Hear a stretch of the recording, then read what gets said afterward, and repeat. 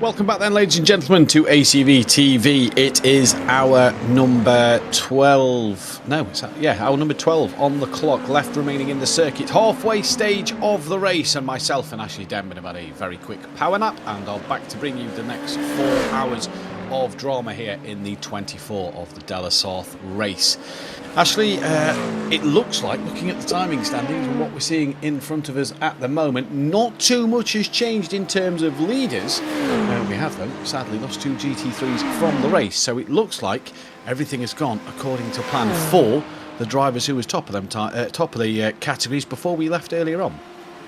It certainly does look that way. I am still very much finding my bearings here after waking up from my nap. You've come out of this way better than I did. I can hear it. I tell you now, I haven't. I am struggling. I'm on my second coffee of this half an hour I've been awake. So. Oh dear. I mean, okay, you've had double the amount of time to wake up. I got up 15 minutes, so I'm like, yep, I need as much sleep as I can get.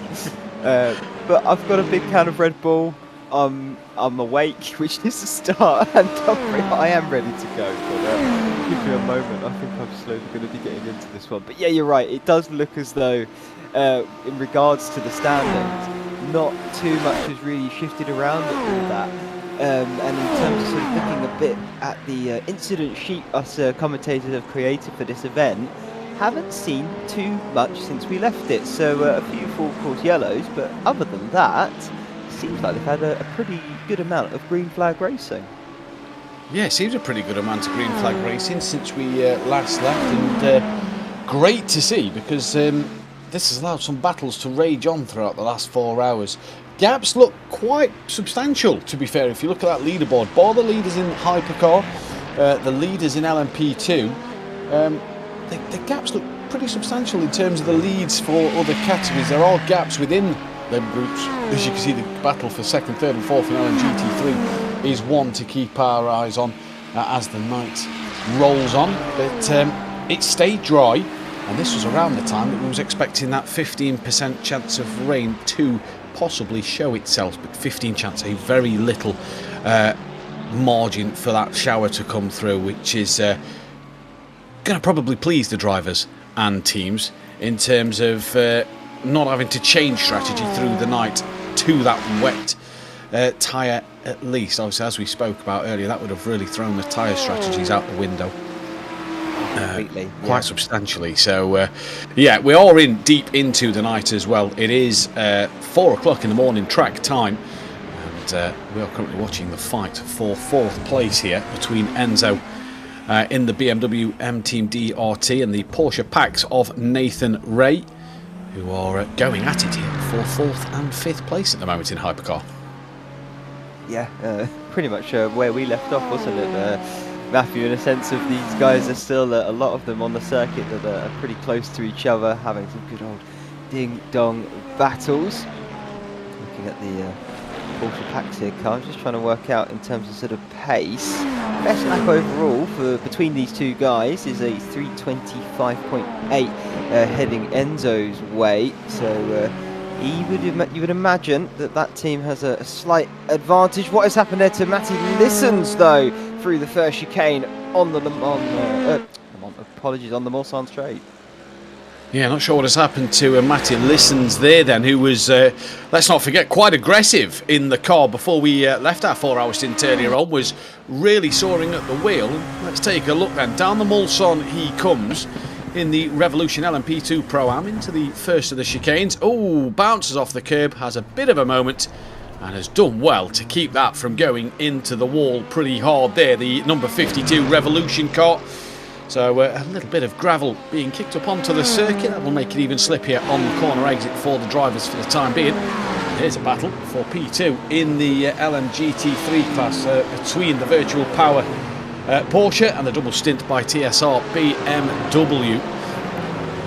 They've came through the ranks a little bit, haven't they? Because we didn't see a BMW within that top 5 or 6 before we left earlier on. So Curtis in the BMW going great guns at the moment.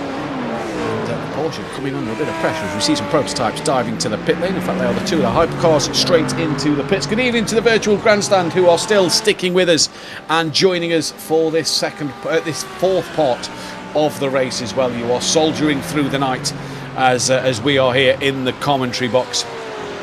Great to see so many comments already rolling in. Yes, Tanner. Yes, Langley. I can see you in there as well. You don't need to keep spamming my name. Thank you very much. But it is great to have you all with us in the commentary, in the virtual grandstand tonight, because you guys may have to keep me and Ashley going a little bit with your comments throughout this next 4 hours before we head over back to Ewan. And I believe Lorenzo will take over the 4 hours after this. And me and Ash will be back to bring you the end of the race later on in the day. But the BMW double stint by TSR have, like we said, Ashley, come through the ranks a little bit to P3 so far. Looking to try and get that P2. Yeah, absolutely. You have a little cult following, didn't you? Yeah, I'm not going to lie. The group of lads that I race with, I've spammed the link in there and said, come and cheer us all on and keep me awake, especially at 3 in the morning. And they're Americans, so it's only 10 p.m. for them, so it's easy. Oh, that's not too cheat code. Yeah, there it is. Not like us here. Well, nevertheless, that's mighty impressive. Actually, done there, having your little following, which is really nice. But yeah, the race itself, you're right. They double stint. They've just been quietly going about their business, haven't they? The other one there is, I would say, is Vulture M Sport, the Thomas Fisher currently at the wheel. They've sort of been quietly going about their business. Team WSR also with the LMGT3. Each of those teams, starting with double stint, they've climbed 17th positions since the start of this race. The same with Vulture M Sport and Team WSR. They've climbed 13 as well. So those three teams, 3rd, 4th and 5th, have had some really impressive races so far, really showing that consistency is key and climbing the ranks. And double stint, they are less than a 10th now between themselves and Virtual Power for 2nd place, and literally neck and neck as they head their way to the next corner. Indeed they do. That was one of the Acura Hypercars just putting a lap on them there. And back to that battle between P2 and 3, you can see a lot of dirt and gravel kicked up onto the track after the Mulsanne corner. Down the down the stretch of straight they go towards Indianapolis. The BMW has actually got past the Porsche now and is running in P2, and you're spotting them two as well in 2nd, 3rd and 5th now. But look at also P7, Ryan Koprowski in the flight level car, also up 12 positions himself, so a good showing from a few of these cars. And through back went Lucas there in the Virtual Power Porsche at Indianapolis, and this is a lovely little battle starting to develop here with 12 hours to go. The Porsche back into 2nd place, and if they aren't careful here and trip over each other, they have got the Vulture M Sport just behind them, who is waiting in the wings to try and pounce on making a move as well. Tristan Engelstad in the Paul Botting M Sport is some 46 seconds up the road from these three, so fair play. And let me just move my timing tower over a little bit. No, we're not getting full pit stop laps at the moment. Obviously, that's because we closed down the timing towers. So, not sure when everybody last pitted at the moment. But the LMP2s and Hypercars are making pit stops. So, I can't imagine we're too far away from the GT3s having to re-emerge into the pits, and the traffic coming through the Porsche curves looking crazy as it has done all the way through this race so far. And there goes the BMW out the way of the BMW Hypercar, who tucks back in behind one of the lapped Aston Martins then. And there's the Acura just behind the Vulture M Sport Porsche. Again, just being held a little bit, but that is the nature of multi-class racing, and that is the nature of the different types of cars, the different speeds of the cars themselves. As the Acura powers through past the three that are fighting for position at the moment.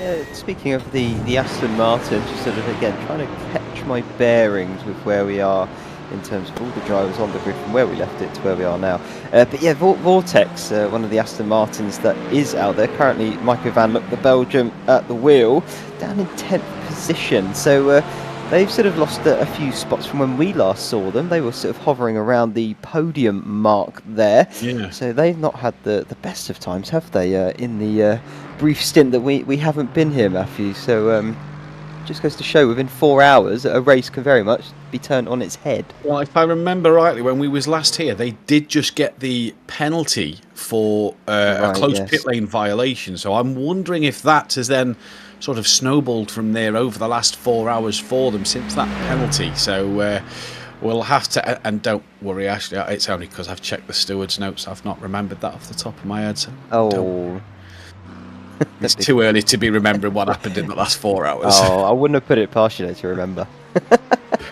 Either way, this is now sort of the steady part of the night session, isn't it? Because they've been used to driving these conditions for a while. Even if drivers have just got in the car for the first stint, they've already had their eyes straight in on the darkness instead of driving at the daytime. So we're kind of in a steady position here. It's going to be the sunrise that'll be the next tricky challenge for the drivers in this race as the sun starts to shine through the windscreen of the cockpit. So for these drivers at the moment, they're in a nice rhythm. They've had a good amount of green flag racing so far since our last full course yellow. So they're in a nice flow at the moment, the teams and drivers so far. Yeah, they certainly are indeed. And that obviously comes down to the fact that we've had, by the seams of things, a lot of green racing action as Charlie Rudd for the HRC Gamma Sim car. They're up there in 7th position, just finding their way through the gravel on the Mulsanne corner. And there's Ryan Kopowski for Flight Level as well, also finding their way on a trip through the gravel. What has happened there for each of those drivers? I'm assuming slightly different things because they're different corners. Yeah, I'd assume so. And what has happened to the HMRC Acura then, this one of Charlie Rudd? They was running on the podium earlier on in the race and have fallen down the order to 7th place. And this is coming into Mulsanne corner. Just missed his braking zone, locked up the brakes, and off he goes. Now the question is as well, and obviously me and you won't be able to answer this question, but how deep into the night, or how deep into the strategy of tyres are we in terms of how many usages have they been on this car for? That Acura could be on a double, if not triple stint of tyres, and that is what has happened to Ryan Kopowski then, just dropped the rear. But if these tyres are on a triple stint, they could be coming towards the end of their life and ready to give up, especially on that Acura that's just flat spotted the front right. Yeah, that would also, justify, I think, the flat spotting, or I say flat spotting, the locking of the front there. It could have just found a flat spot and just sort of stuck with it, so hence it would be a bit easier to do. But equally, we are a little bit in the dark on that one. Figuratively and literally, just simply because we haven't got the stint sheet and we can't see necessarily how many tyres each team has gone through, so it's a little bit of a guessing game. But I think that also it brings that little bit of mystery into it, doesn't it, Matthew? So we're constantly guessing here in the booth, and I kind of like that. It's almost a bit like Jeopardy. It kind of adds that little bit of curiosity, like you say, towards who is actually on what in this race, and who has what left. That's the biggest question, because we're only halfway through the race. So what teams and what cars have what left? If you are tuning in or haven't tuned in yet tonight, the LMP2s and Hypercars have 15 sets of tyres to their allocation, and the LMGT3 have 16 sets of tyres. So it isn't an awful lot to get through in a 24-hour race. A few double, if not triple stints will be required, especially at this stage of the race during the night time, where the track never dropped. Sorry, I say never dropped. It has slightly dropped below 20 degrees. It is 19.4 degrees Celsius out there, with the ambient being 18.85. So it's not got a lot cooler since we was last here. It sort of plateaued out at 20 degrees as we came off. So it's stayed at a nice track temperature for these drivers to really get into a good rhythm here. Yeah, that will definitely help because constant temperature, and there's no real sudden surprises there with the up or down nature of it. So like you say, helps with that sort of flow state as well. If you know the constant sort of temperature level of a circuit, that really does give you a bit of a confidence boost. At the same time, the only changing factor then, of course, would be the circuit gets more and more rubbered in as the hours tick past. But it's one of those things with the nighttime running, isn't it? You got to keep it on the circuit, of course. That's first and foremost. But you tend to drive a little bit within yourself, knowing that the risks are a little bit higher from your lack of vision, of course. Yes, it is, and you don't tend to see the drivers pushing as hard at night because they don't want to push the limits while they can't really see them at times, and they're just going to take it a little bit easier. So if lap times are a little bit off, it could be due to the fact that tyres are doing a double or triple stint. The drivers aren't pushing as hard with finding their bearings, especially when lapping through some traffic. This is the Porsche that was just leading, but has made a pit stop, and that's put BMW MT top of the timing tower for the moment. And we was just hearing from our producer Samuli in our ears there that we believe we have lost the car number 30, the Fury car, who was leading an LMP2 earlier on when we was in the commentary box. And they are not lapping at the moment on the timing tower and seem to be out on the screens you've just seen there. So a big loss to the LMP2 Pro-Am grid, because the Fury team was one to keep your eyes on as this race developed. Yeah, they really were. They were definitely challenging for their class category win at some point or not. But there they are in the pit lane. So crisis averted, you could argue, for them. But potentially a bit of a loss here. It's an odd one, isn't it? Because if you suddenly lose them, maybe they have found their way back in, but either way, they are slightly further down the order. As that is Jonathan Fujtik from flight level. They've also just found their way into the gravel at the Mulsanne corner. So that corner in the early hours of the morning here for us so far, Matthew, seems to be a little bit of a problem one. Yeah, indeed it does, and one of the heavier, again, similar to Indianapolis, another tricky corner because you're coming from top speed, almost bouncing off the rev limiter a little bit as Virtual Power dive into the pit lane. So the LMGT3s are going to start making their round of pit stops.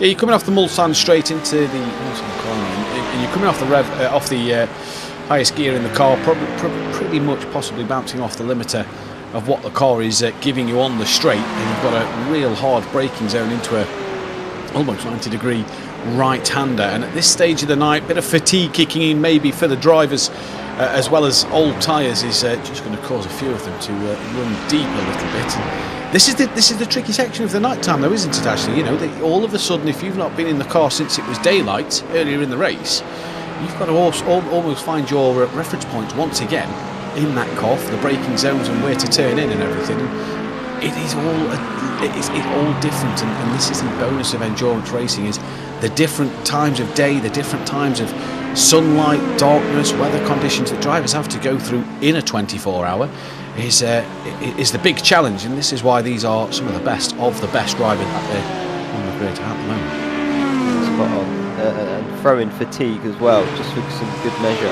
because to me that is the hardest bit about endurance racing, is having the body, the mind fresh enough to be able to calculate all these things going by you at very much incredible speeds.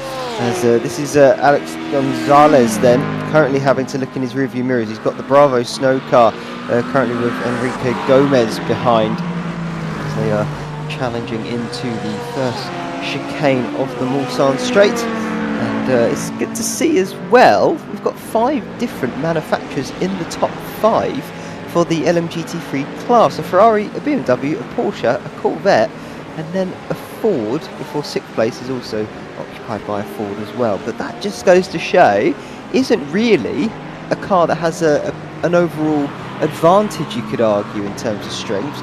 Very evenly matched, which is fantastic to see. Great to see, and I think I remember us saying before we went off air earlier on that the Ford seemed to be coming to life as the night time had started to rolling. That doesn't obviously seem to have been the case throughout the 4 hours that we wasn't here. They are still up there, running 5th and 6th, 2 of the Fords in the Bravo Snow and the flight level cars. Will Robertson in the pits for Westgate in the Mercedes-Benz. He's down in 9th. The highest Aston Martin is Van Luck in the Vortex car. He's P10. The highest McLaren is Mika Takala in the RS Racing car that we saw at that huge incident with Rosso Esports earlier on. And the best Lamborghini is the 967 IRT that brought out the last the last safety car we saw on our stint last time, with a huge impact into the wall. So they're down in the mid-pack area of the LMGT3 class, but Plenty of time left. Plenty of things can still happen. Top 9 car still on the lead lap as well in LMGT3, so good to see that.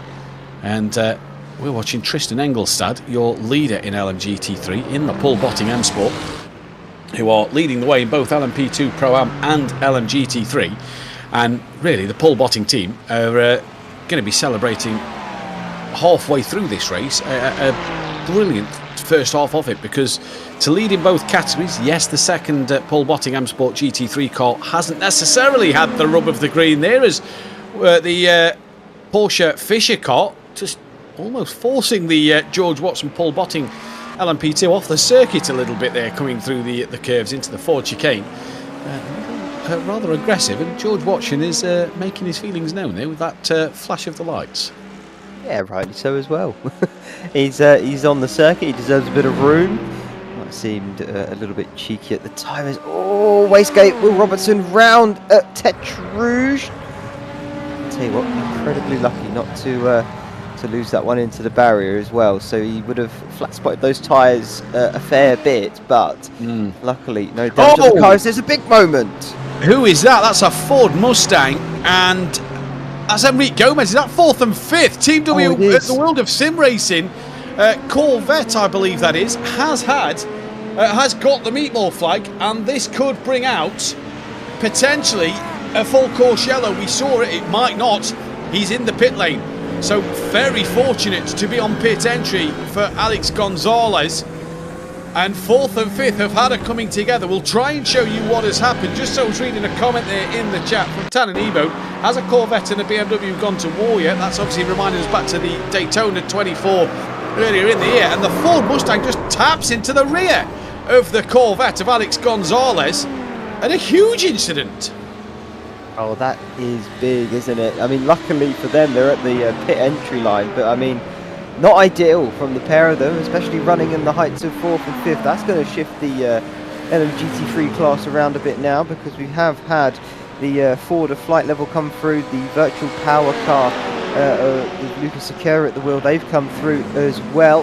And I don't think the next car of Fischer, the Porsche there, currently 8th, they're not far behind either.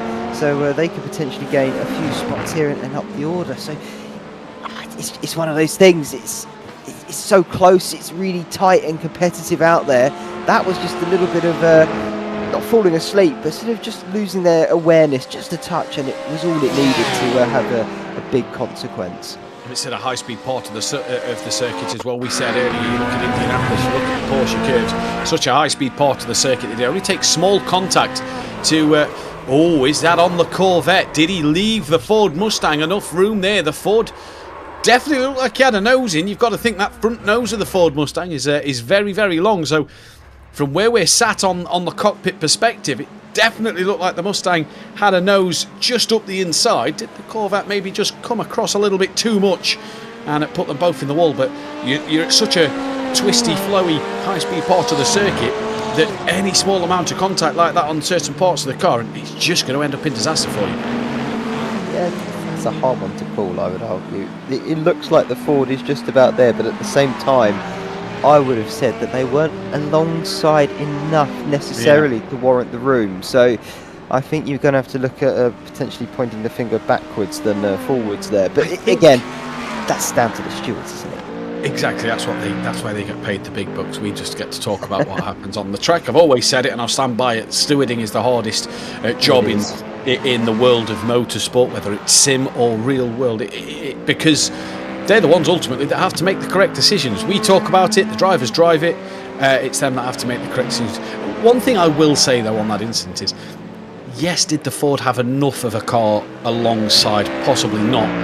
There is still 11 and a half hours to go. So from the Corvette, was there any need to sort of come across a bit like that? Do you know what I mean? It's still a long way to go. You could easily get that position back.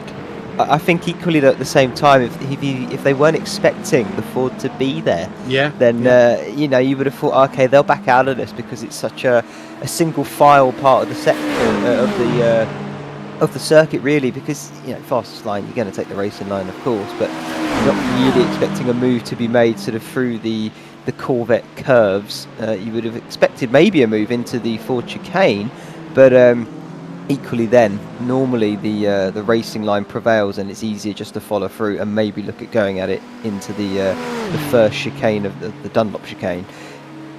It's early hours of the morning, fatigue setting in. The brain maybe just took an extra second or an extra few milliseconds too long to really calculate the distances between them. Contact at the end of the day. I'll tell you the real bonus of it, though, is the fact that we didn't get the full course yellow due to the fact that it was so close to the pit entry. They could get straight in the pit lane. Excuse me, so it's kept us at racing speed. Turn 1, who have just been leading the LMP2 category, we are seeing a disconnection for them. They are out of this race at the moment. They can get back into the race, but they was leading with a good margin in the lead as well. They're now out. So what has happened to turn 1 there? That has put Impact in the lead of this race. And there they are. Bradley Sexton will be licking his lips, I think, at the fact that now they lead in LMP2. 9 seconds clear of NOP, who have really had a topsy-turvy race, to say the least, today. In this one, they've been up and down the LMP2 order as a bit like a yo-yo. Yeah, up and down and all around. They really have had the look of that, but they'll be happy to be back there in the podium spots, and like you said, only 9 and a bit seconds off the leader now of the class, so class and the overall LMP2 category, which is nothing to be turning your nose up at, because that is by no means a small feat, particularly with the caliber of the drivers that we have here today. Tonight as well. That is really impressive, and well, just goes to show again, we spoke about it, Vortex of course sort of going from front to back. I'm sorry to bring them up as the example, but NOP, we saw them at the lowest point, I would say, of their race at the moment when we left them. They're now right back at the sharp end of things in their category, so it really does change in a matter of hours, and we've still got just under half race distance left to go. And again, that's the beautiful thing of endurance racing, isn't it? It can just chop and change as quickly as that. And that is the beautiful thing about this great race that we love so much here. The 24 of La Sarthe is, like Ashley's just said, just over halfway.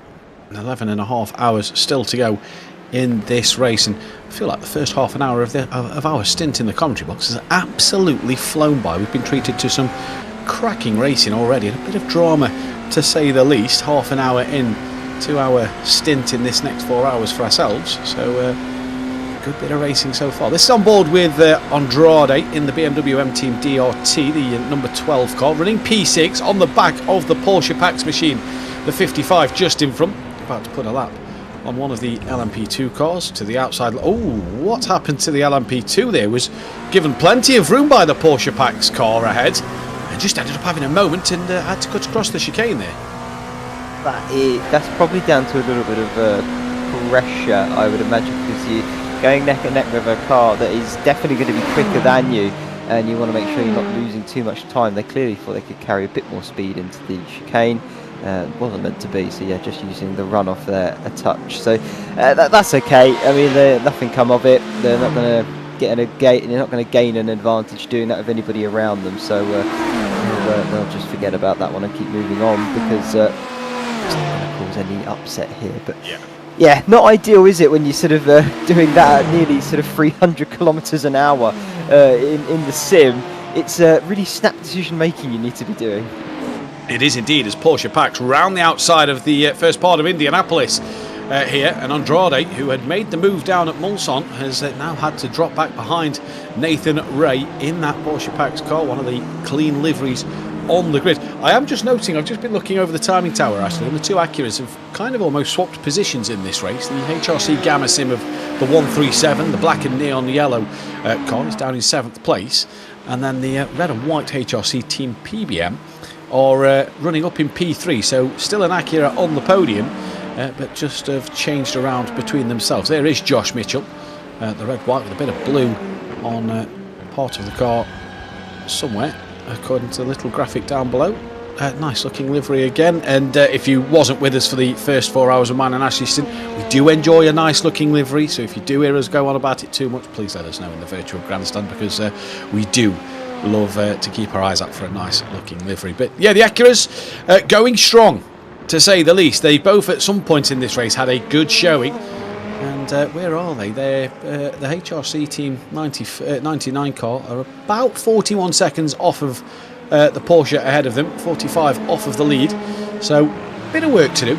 Plenty of time left in this one. And there is Charlie Rudd's black and neon yellow livery, as that is a spinner. The Porsche Project 91. It's had its dramas tonight. Brought out the virtual safety car earlier on in the race. And Aaron Myers there has had a drama down the Mulsanne. What has happened here then? So coming through the first of the chicanes, just drops the rear on the corner exit. Right here to put the power down. I wonder if that is just a case of cooler temperatures and very old tyres that has just lit up the rear a little bit there. Maybe a bit too much acceleration as well on the corner exit. Yeah, potentially looking like that. I think the car might have got a tad unsettled by the inside curbing on the exit as well. So bit of I think a double dosing there to sort of get the car sent the wrong way, but luckily kept it out the barrier, which is a big positive for them in that, because it means that they're not going to have to worry about any more damages to be repaired, just the tyres going a little bit bald. But they'll be fine. They'll keep moving forward with that. But Matthew, I mean, saying about talking too much about liveries, I don't think you can talk enough about liveries. They don't get the respect they deserve sometimes. You can't not talk about art. I'm fully with you on that one, buddy. Fully with you on that one. And do you know what? We spoke earlier, didn't we, about the preparation teams would have taken to get sort of the setup and driver lineup and the feel of each car ready to go for this 24-hour.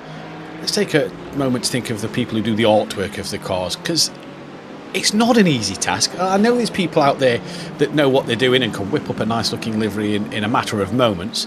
I myself, editing skills are very subpar and cannot do that, as Kyle Burney there in the Ferrari WGR just taking a trip across the gravel trap once again at the exit of Mulsanne. Yeah, the amount of time that goes into liveries and to make them look as beautiful as they do for such a special event, special occasion here, as the 24-hour is. It's always nice to see them do something a little bit different from the norm, if you will, and just put on a nice looking show for everybody to see. Yeah, absolutely. Yeah, couldn't agree more. I mean, that's always the bit I actually look forward to when I do a bit of racing with my own team that I'm a part of. Getting the special event liveries all done and ready to go, because every time we come round to them, we always put on something a little bit extra than just the standard ones we have throughout the season. So it's always a special part, I find, and a really fun process to enjoy. I am having a little look down the sort of spotter's guide, if you will, just to have a good look at which one sort of really does catch my eye. Of course, we've had the HRC Gamma Sim Racing with the lovely neon green over the black. I think that one is very eye-catching. I know you were very partial to the more simplistic sort of looking cars, and I don't mean that in a bad way. That is in a very much as clean, as crisp, and it gets the job done to the T, doesn't it, in a kind of way. The other one that's really caught my eye as I look around and down, I'm looking down because we get a side view but not the front, but the Welch Competitions Lamborghini in the GT3 category. That's another one that's quite eye-catching to me. It's got a nice bit of a gold, red and black all around it. Look at it, here we go. Currently being driven by Luigi Caputi, and from side on it just sort of caught my eye with the gold sort of streaking down the side of the car. Yeah, and for me, you can't have anything better than a nice clean looking livery. Sometimes liveries look a little bit too busy, can be a little bit too much on there, but like you say, the Welch competition car, beautifully done there. Lovely use of the gold and the yellow with that matte black almost on the car, and you have to say that the liveries. I do commentate another series in which, as almost like an award at the end of the season, you get to have your chance at voting for livery of the season. So myself and my fellow commentator on that series enjoy commentating on what livery we think looks the best, and ours is yet to be picked. So what do we know about the liveries, apparently, because ours is yet to win one that we've decided to vote on. But no, a lot of lovely looking cars out there on the grid. I do like the Vulture Motorsports Porsche as well. Kind of gives you that almost that Gulf kind of livery looking car from back in the day, doesn't it? And that's a nice one to keep your eyes on as well. The light blue and orange, very iconic colours to go together, and you instantly think back to the Gulf kind of liveries that you've seen over the years. And again, a very striking livery out there on the grid. It certainly is. I could go a bit more into the colours and what they mean, sort of thing, because the orange and blue, they're sort of opposites on the spectrum of colours. So I don't want to bore everybody, though. I'm sure they're not interested in what colours go well together just because of where they are on the spectrum. But no, they're here to see some motor racing action, aren't they, Matthew? And to see cars going to battle at very high speeds down the Mulsanne and into the chicanes and Mulsanne corner alike. We're currently here on board with 5th place of Alton Andrade in the BMW M Team DRT. Having a good look in the rear view mirror, though, because they've got the Porsche Pax car currently driven by Nathan Ray, keeping them very much company as they find their way through Indianapolis and Arnage. Well, these two was fighting earlier on, so it looks like the BMW has got past the Porsche Pax machine, and Nathan Ray has got some work to do to get that position back. But once again, for you all in that virtual grandstand, we are at a stage in the race where fuel saving could also be an option to, as we've said earlier in the programme, work with all the stoppages we've had. This could be crucial now. A bit of fuel saving here and there at this stage of the race could be crucial for that final pit stop at the very end, as to where it could leave you in the race session for that last 45 minutes, 40 minutes or so with the race to go. Roughly about the stints that these drivers are getting out of the car, as there is the leader, Connor Botting, who has just done a stint in the commentary box. So we've got two of our commentators are also driving in the car. Connor Botting is now in the Paul Botting M Sport Ferrari GT3 and exits the pits, and I don't think they are going to lose a spot in this race after their pit stop and driver change. So Connor Botting just been in the commentary box, and we now get to see him out on the circuit. So Lorenzo and Connor, double duties for them tonight. They're mad. That's all I'm going to say. I really couldn't picture myself going to get in the car right now. We've just had 3 hours sleep and we feel absolutely terrible. These guys are pulling double duty. I don't know where they're sleeping. No. So they must have coffee and energy drinks right next to them. They've probably brought the kettle next to the simulator to keep the coffee flowing throughout the night. Because a mini fridge alongside as well. Yeah, mini fridge for the energy drinks. Yes, maybe a bit of chocolate or sweets just to get that sugar into the system, give them a bit of energy to keep them going. I kind of took a packet of Haribos from the kids' sweets jar earlier on as I woke up, just to sort of give me a bit of a sugar boost to spark me into life. That and 2 lattes later, and I still feel as tired as I did when I woke up. Oh, well, we now know that you're a Haribo guy. I went for the peanut M&Ms. That was my poison. I'm a chocolate guy over sweet guy, but sadly we're only down to the sweets that are left. So yeah. Poor planning. That's what I'll say.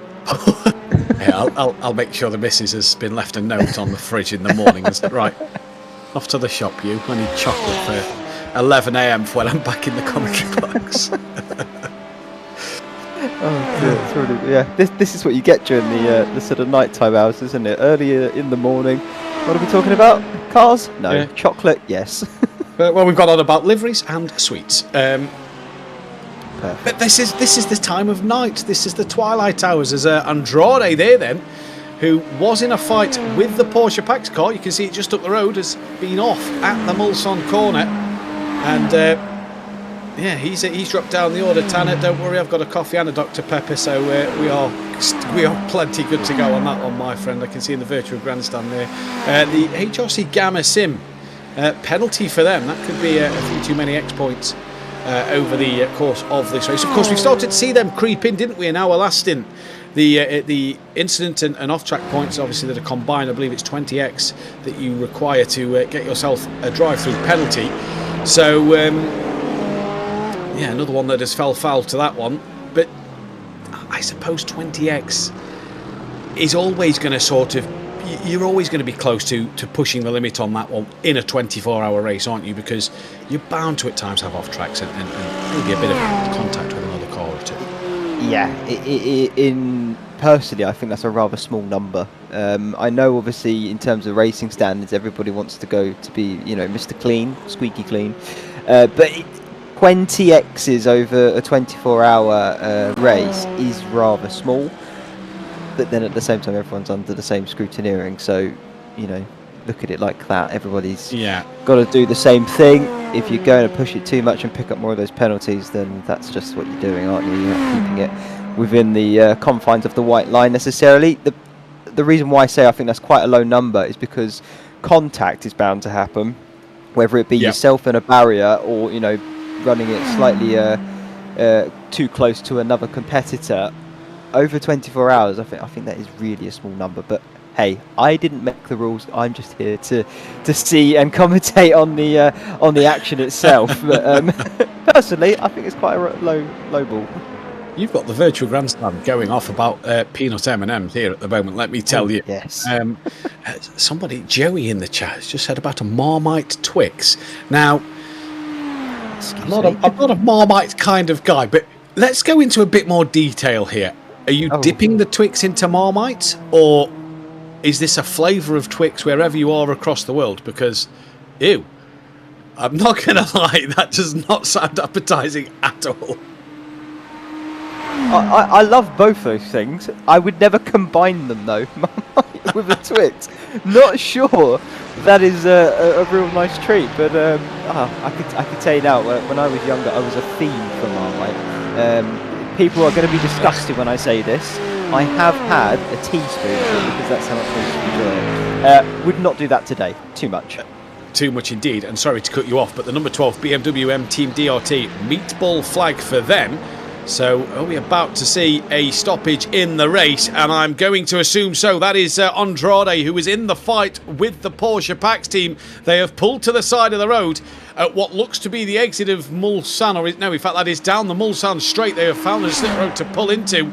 And they will obviously be waiting to request a tow. The incident has already happened there as we try to find a replay. Excuse me. Excuse me again. Wow. Oh, yes. Heavy into the wall through the middle part of the chicane there. And what exactly happened to Andrade? This is a little earlier down the run towards the chicane. We'll see on board. It just went deep. From just the brief snapshot of it, it looks like they've just gone deep and hit the wall. Yeah, let's take a look then. So, get the first part right. Yeah, too much speed. Too much speed. Got it bang on for the first part, but just carried too much speed into the second part of the first chicane. And that could bring out potentially the virtual safety car, if not the full course yellow in this race at the moment. They'll obviously be requesting a tow, and that is the Porsche Project 91, Aaron Myers, whose rear end for the second time in this race for this car has detached from the rest of it. He's fortunately though right on the pit entry line and can get himself into the pit lane, but that is the second time as we do enter full course yellow here at the 24 de la Sarthe, and Aaron Myers can probably count his good fortunes ish there. What has happened to him? Through the Porsche curves he goes. Got a feeling rear got on the grass a little bit there. It looked like rear went light as he got on the grass, and heavy into the barrier backwards, and off comes the rear part of the car. Second time in the race they've had a mistake and the rear has fallen off the back of that thing. Yeah, that was getting too close to the grass there was never going to go well, was it? And yeah, they certainly found out why. Yeah, I think that's the second time at a minimum, I'm going to say. I think it might be 3 times now that they've been missing the rear wing of that car, and that really isn't doing justice to their pace here, because they were looking to be one of the favourites and the sort of pace setters in the hypercar class. So it's been a real shame and disappointment to see the team unable to sort of keep it hooked up and all together, because they were running in the highs of third. They even took the lead overall in the early parts of this race. So they were right there and poised to do well here in this race, and it's just not come to fruition for them. And we still got that BMW Team DRT out on the circuit, I believe, or have they now finally been given the tow? It looks like they've just made it to the pits. In fact, now there they are. Big meatball and damage to that car as well. But Yeah, that's the fatigue kicking in there, Matthew. Yeah. That is all that was. Definitely so. And running a 3 or 4 man team, you've really got to get your rest and sleep in to recuperate that energy where you can. And if you're in a 3-man team, splitting that over 24 hours, you put in a good few hours in the cockpit, each driver is. So to get that full rest and recovery, you've got to make sure that you are 8, 7, sort of nailing 6, your sleep when you 5, get to bed. 4, I know it took me a little while to nod off 2, 1. when I went to bed earlier on. So if the drivers are just struggling to just drop off to sleep a little bit, that just takes away from the rest they're getting for when they come back into the sim. But like you say, and the other thing as well is, so easy in the night time, isn't it, to, if you are already feeling a little bit fatigued and tired, to just kind of, while you're driving through the darkness of a circuit, just kind of, it makes you almost feel a little bit more tired than what you possibly are, because the night time's there, and it's kind of like a false sense of security almost, if you know what I mean. I think I do. maybe I'm a bit too fatigued to work that one out right now in my head. It is at that point, honestly. I'm being serious with you. It's, I feel like I'm slowly waking up, but it is taking me a bit to get there as we get back under green racing conditions now. And so we may even see a move here a bit further down the order in the LMGT3 category. I say further down the order, it's the battle for the podiums. Apologies, no. There's another car off! That is the revolution of Matty, who has been... Where is he going here? Oh, he's trying to turn it around into the pit lane. Yes, he was off at the final corner. That will hopefully keep the full course yellow at bay. But Matty's been very aggressive throughout the night. Aggressive in a good way. Not against other drivers, but just the way he's been attacking this circuit tonight. And what has happened to Matty here? So he's just put a lap on what looks to be the BMW M4 just behind him. And into the Ford chicane, and just got on the curb a little bit too much and straight into the wall.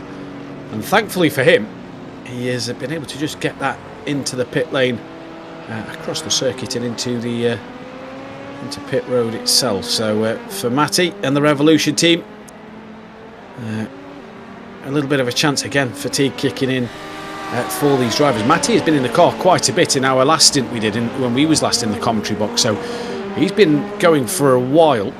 Where is the Porsche Fisher car? Is the same driver still in there? No, I'm not seeing the Irish flag out there. Where are they?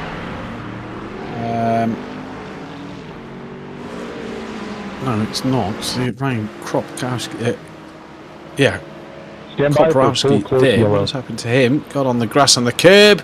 Rear goes around through the Porsche curves. Starting to see a lot of these issues now, Ashley, with drivers.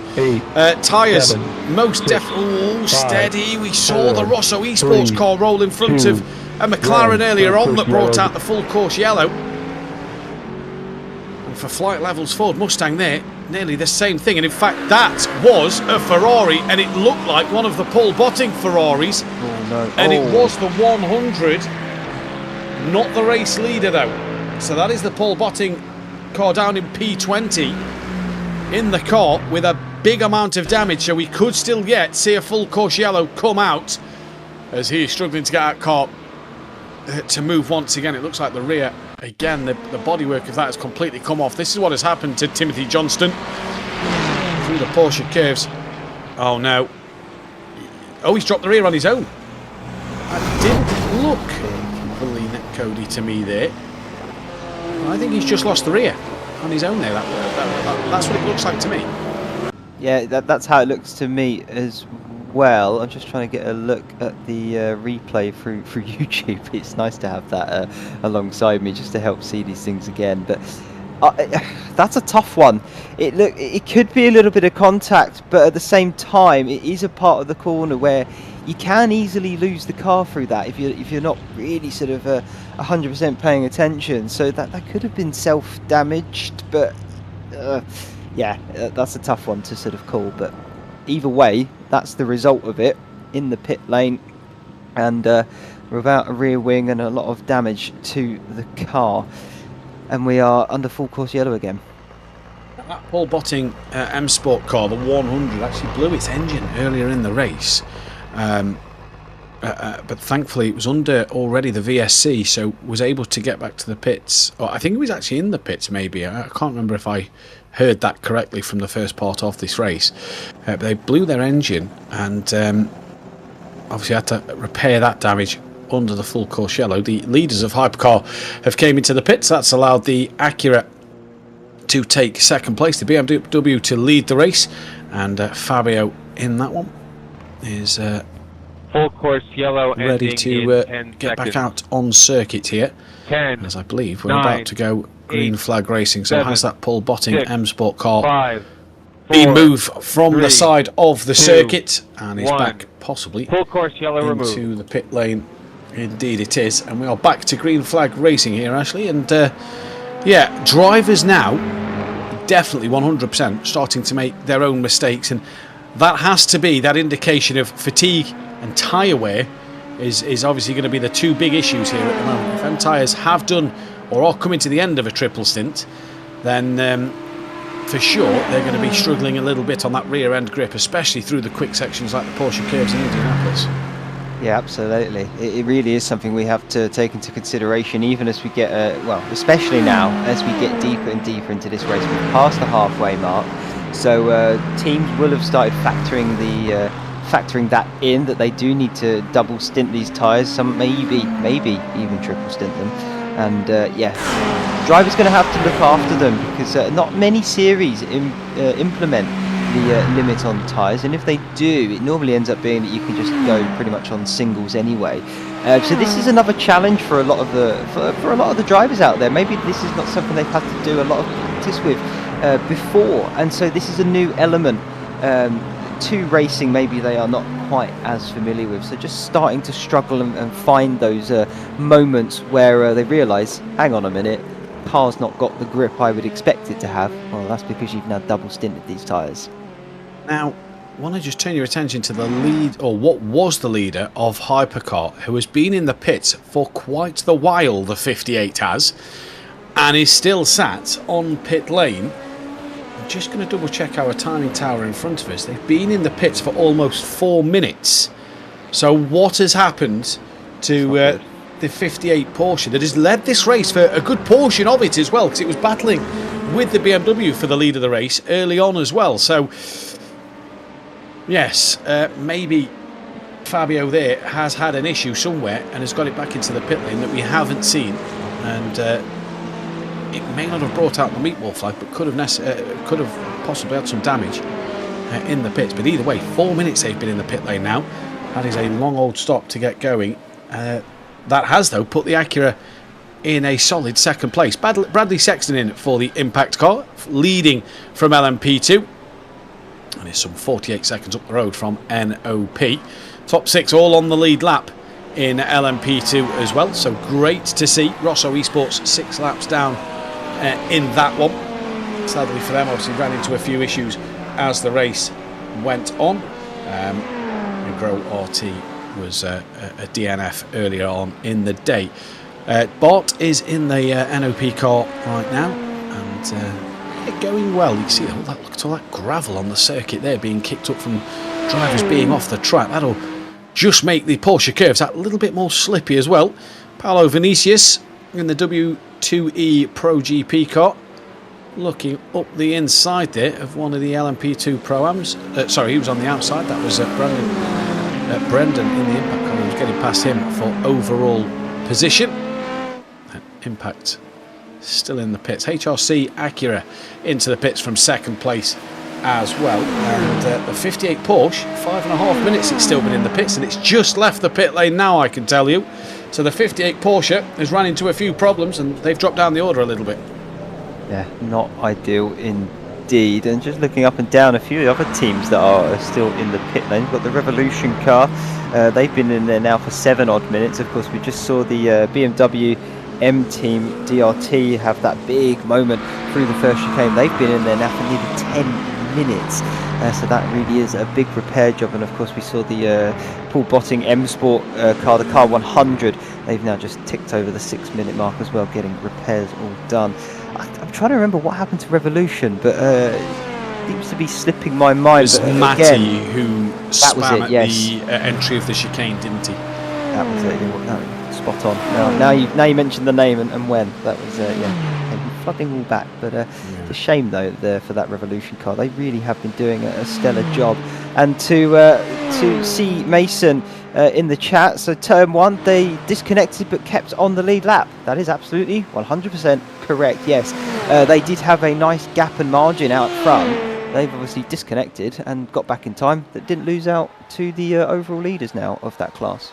You know, what has happened to Ryan Koprowski here? The flight level LMGT3 meatball flag to their name. And we've seen them have a few dramas. This is coming on to the Mulsanne. Oh, big wiggle, hard into the wall, backwards at the opening part of the Mulsanne straight. And a real tank slapper there, because that one just kept twitching and twitching and twitching. He just could never catch it. And off into the wall goes Ryan Koprowski there. And I believe that could also be a DNF as well, because they look like that isn't requested a tow. It looks like they have parked it for the day. I was going to say they definitely didn't request a tow for that one. How quick it is that they got back to the pit. So I think the stewards are going to be hot on that one pretty quickly to see what has come of that. But like you say, maybe they've decided to give that one up completely. But we'll keep an eye on that one, see what they decide to do. In the meantime, we're going to jump back into the action. Currently now in P9 is Vortex Racing. That was Joran England at the wheel, but we're going to then switch back over to the 967 IRT car, the Lamborghini here. We saw them have a big moment during our previous stint, didn't we, Matthew? But they've got back into this race. They're climbing the order once again, but now they're having to do some defending.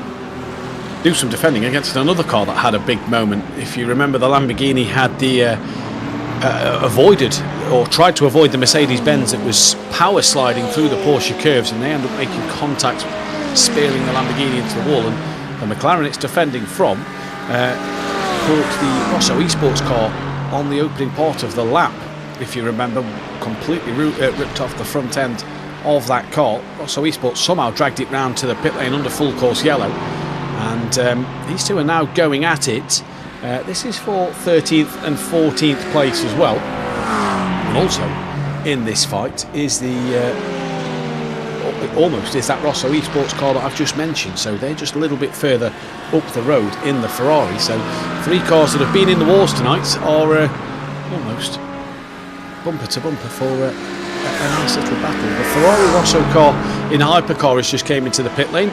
If you have just joined us for the very first time, they have been the pace setters all week in Hypercar of the Ferrari Rosso team, the number 50. Sadly today have had their fair share of dramas, none more so than the incident under the safety car. I can't remember exactly what happened off the top of my head, so forgive me for that one.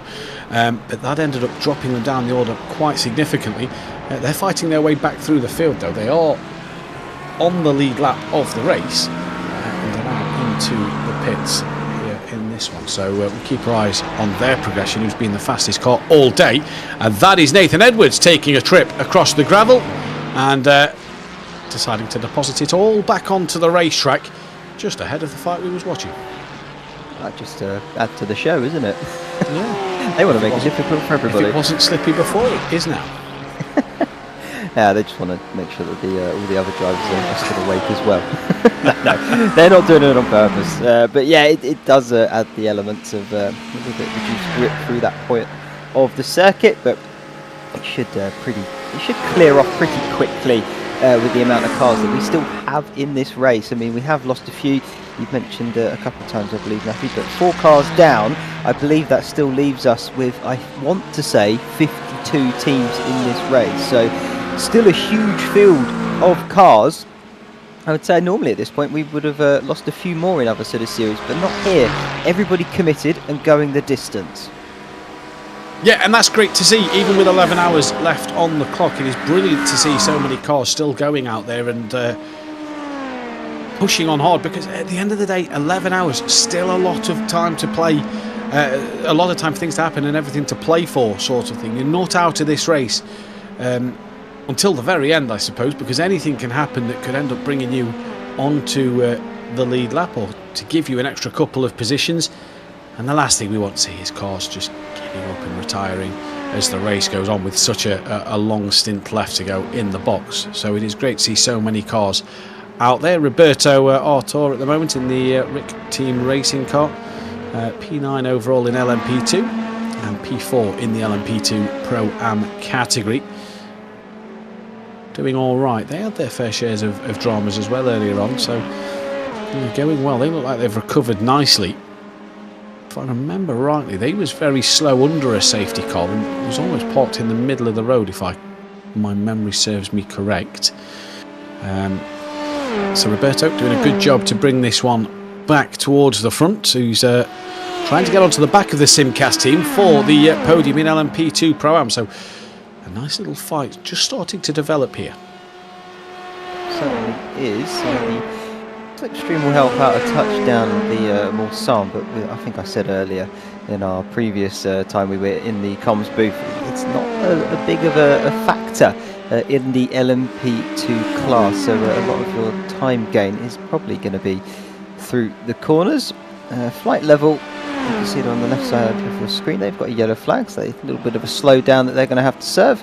Revolution still in the pits, and actually I say that they've just left the pits, so finally done and dusted with all their repairs, getting back into the action, as well as the Paul Botting M Sport, the LMGT3 car number 100. They've also just exited the pit lane too. So everybody back out onto the circuit. No cars in the pits for repairs at this present time. And so let's see how long we can stay going green. I think we did have a rather long green stint when our colleagues were in the booth here, Matthew, and that's sort of as what has split the field up a little bit, isn't it? Because we do have a bit of a gap between some of the drivers now and teams, but all in all, still very close. Yeah, and this has been one of the beautiful things about this race. It seems like the first opening 4 hours was almost incident packed and a lot of VSC's full course yellows to talk about. In our stint, we didn't have too many. A couple towards the end as, oh, that is a Ford Mustang, and that is now that can't have been what happened to the 58 Ferrari. Oh, so that is what happened to the 58 Ferrari at Porsche. Seems very little touch on the wall there for such a long pit stop for Fabio. Yeah, very I just watched the replay again. had to take avoiding action of that Ford Mustang in the middle of the Porsche curves, but I can't understand why that is costing 5 minutes in the pit lane though. We only kind of pushed the wall a little bit. Yeah, I can't quite see it on the car there as they venture back in as the Cadillac iBack car, Max Doman. They have got a meatball next to their name, 8th position. They've also led this race at one point during it, not for the longest amount of time, but we have now under full course yellow conditions again, because it looks like that Cadillac is struggling under its own power. Look at it. I think it is crabbing rather violently when they do move, trying to see if they can get it there. Well, I don't think you're moving that. No, I think he's just parked that in the wall waiting for the tow. We'll try and see what has happened. Here we go. So Max Doman here. Oh my! Oh, and he's helped. No. He tries to slow down to avoid the spinning. He'd have probably been better off keeping it pinned down the Mulsanne. And nothing the bit... Oh, yeah, that is... that's not how it was designed to go down the Mulsanne straight. Let me tell you that one. Yeah, probably for the best that he's pulled that one into the barrier and requested the tow. But that looked like it was all on, I believe, the Porsche Fischer. Got into the back of the BMW, the Porsche Fischer Hypercar, into the back of the BMW M4. I couldn't quite see which team that was. It might have been off in the S's. Here we go then. This is on board. It is off in the S's. Stuart Leslie didn't just get to see them trees was just in the way. But from behind. 10 seconds. Yeah. 10, oh, the hit was 9, from behind. Oh, I thought he hit the BMW. 7, 6. Well, the BMW was 5, disgruntled at the 4, at the 3, Porsche for sure. And 1. yeah. Full course See if yellow. we take another look at that one, Samuli, if possible. It looked as though, yeah, it was I'm just looking at it from my YouTube. Here we go. We'll get a view of it here again. It's the car behind. Look, they avoid the BMW. No, look at this! Bang! Oh, there wow! it is. Yeah. So Max Doman has slowed down to try and not have a contact with the spinning BMW M4, and gets a real hit in the rear. from the hypercar behind, and well, a hypercar caused the incident with the BMW. One took avoiding action. Was the engine gone there as well? There was a lot of smoke. Could have been from the rear tyres, obviously with them bent and all out of shape, but a lot of smoke on that car. Max Doman there, a big pit stop coming their way, and I wouldn't be surprised to see a penalty for that Porsche Fischer car. I don't think there's a lot the other hypercar could have done to avoid Max Doman there, because Doman slowed down to avoid the incident as he's come round the little bend, hasn't he? So he may have been just slightly unsighted on that. Yeah, definitely, and of course the incident happening in real time for them, so there wouldn't have been a yellow flag or a caution being thrown up there, other than maybe the spotter in their ear trying to sort of tell them that careful around the next corner. So you can't really fault the hypercar coming through. It is a bit blind. It is really rapid, particularly for those high downforce machines, and it probably all would have happened a little bit too fast in terms of the action, and it just wouldn't have been able to react in time. So no, I wouldn't put it down to the hypercar. Good strategy from Lucas there, as he just allowed the LMP2 car to get past to try and hold up the Vulture M Sport Porsche ahead as they come through the exit of the Porsche curves into the Ford chicane now, and that's put Lucas's virtual power Porsche under the rear wing of the Porsche in front as well, but not close enough. So if he did just let the LMP2 through to try and disrupt the Porsche ahead, it didn't work massively, and they're both gaining on the double stint by TSR BMW with Curtis here, who we're on board with. So this is 3 for second, third and fourth in LMGT3, so a podium fight and a top 2 fight as well, between the front running cars, who are a little bit off the pace of Paul Botting. One thing I've noticed, by the way, and I've looked at the timing tower we have in front of us, NOP stopped a lap before impact and have jumped them by 20 seconds through that strategy. NOP are your leaders in that LMP2. So we spoke about their topsy-turvy race that they've had here tonight. Well, they've now got a pretty comfortable lead and could just focus on putting some laps together and trying to extend that gap a little bit more going into the next few stints here. But Bart at the moment doing a terrific job in the NOP LMP2, and this is where we used to see in this team, isn't it? Running at the front of the pack. We used to see that on the European Sports Car Championship that we normally see. And NOP showing us why they are back-to-back champions in that by leading this race so far at the moment. And they now have Bart at the wheel, a very accomplished, very skilled driver. So it's in capable hands, shall we say, that car. So yeah, not a huge shock that they've managed to fight their way back to the front, but now they really have got some talent and skill behind the wheel. So hopefully they'll be looking to try and open up that gap to the impact car now, to see if they can really drive home a little bit of an advantage for themselves. But yeah, what a topsy-turvy race for them. Like we said, we interviewed them earlier. They were sort of running on a little bit of a high. They were up in the podium spots. After we had the chat, they dropped all the way, I think, pretty much to last in their category. Yeah. And now they've risen from the ashes like a phoenix right the way back to the top. So really has been all sorts of topsy-turviness for the team, but they'll be riding high once again right now. I'm just seeing a message come in from Chris Cadiz in the commentary chat that we have on Discord available to us, saying that the 58 story is pretty huge. They've led the majority of the race, and we saw the incident that put them into the pit lane for over 5 minutes, and I'm still baffled as to why that has taken them 5 minutes in this one. But here we go. Race on for the P2 car in LMGT3. The double stint by TSR. Curtis Treiber here, piloting the M4. Under pressure now from the Porsche as they come through Indianapolis. And it's the Porsche of the Vulture M Sports orange and blue liveried car that is really trying to attack. And he's almost doing a double job here, one eye on the rear view mirror and one eye in front of him to make sure that the Porsche behind isn't attacking and he can fully attack Curtis ahead in the BMW. So game on in LMGT3 for second, third and fourth. We are an hour into this 4-hour stint in the box. Where has the time flown already? As the Porsche now decides to pull out, and is he going to have a look up the inside maybe at the first part of the Porsche curves here? Does go for it later on the brakes. Lovely looking move there from Thomas Fischer. And moving up into P2, that is a cracking move from the Porsche driver. That was very nice indeed. Yeah, hats off to you, sir.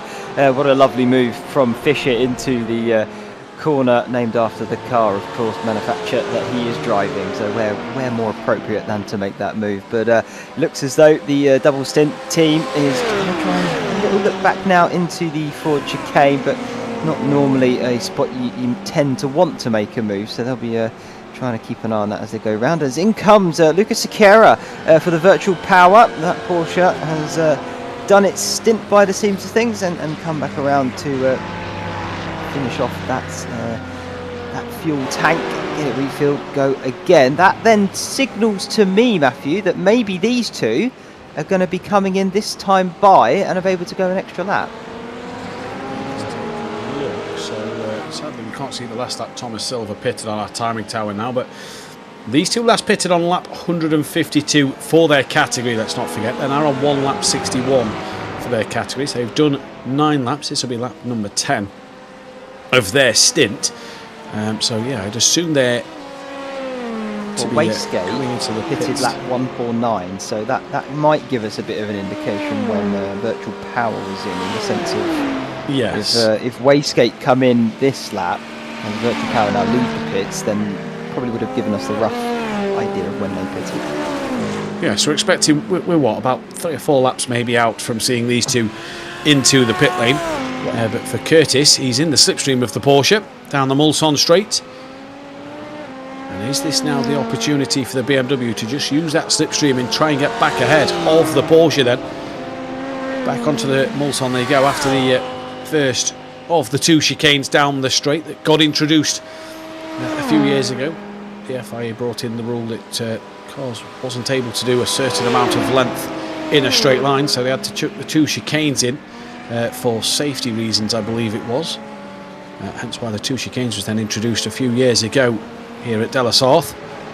And Thomas Fisher doing a good job. Looked a little wiggly though on corner entry there. Maybe just got a bit too much on the curb on what he would have liked. Prototype coming to the left hand side of them two to put a lap on them. And BMW hasn't let go of this one, has he? Wants to fight this one back and try and get that P2 position back on the road, but not have to do it in the pit lane. And fair play to them as they come through down into the Mulsanne corner. Porsche very much the late breaker there. You just see him pull away a little bit under the braking and has managed to get a better exit as well. As such is the traction of the Porsche out of corners, especially the slower speed corners. That Porsche gets the traction, rear engine car obviously, so the power straight down at the weight more onto the rear, allowing for the car to just grip up a little bit better than the BMW. But look at the slipstream the BMW has got here.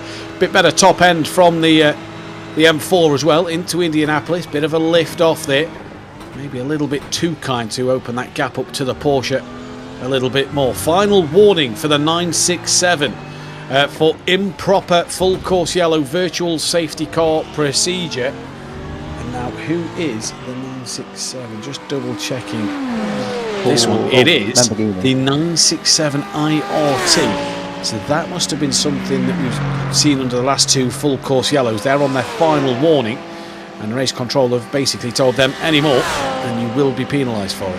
Westgate now into the pits, so that's an indication of roughly when they pitted from 149 into 161. So yeah, so I reckon we're about 4 or 5 laps out from seeing second and third into the pit lane. Yeah, agree. I'm going to bring you back on your comment. A few years ago they put the chicanes in. I think a few decades ago they put the chicanes in. I think we're talking the 90s, like 1990. I think the chicanes had to be put in due to the insane speeds that the cars were getting up to at that point in the history of this circuit. But I think if I find my notes very, very quickly indeed, it used to be sort of the Jaguars, I believe, back then, or indeed sort of looking at the Mazdas and getting into the... 1989, yeah, you'd be correct. Yeah, a few decades ago, yeah. just a few years, no biggie. A few years, yeah. No, don't worry.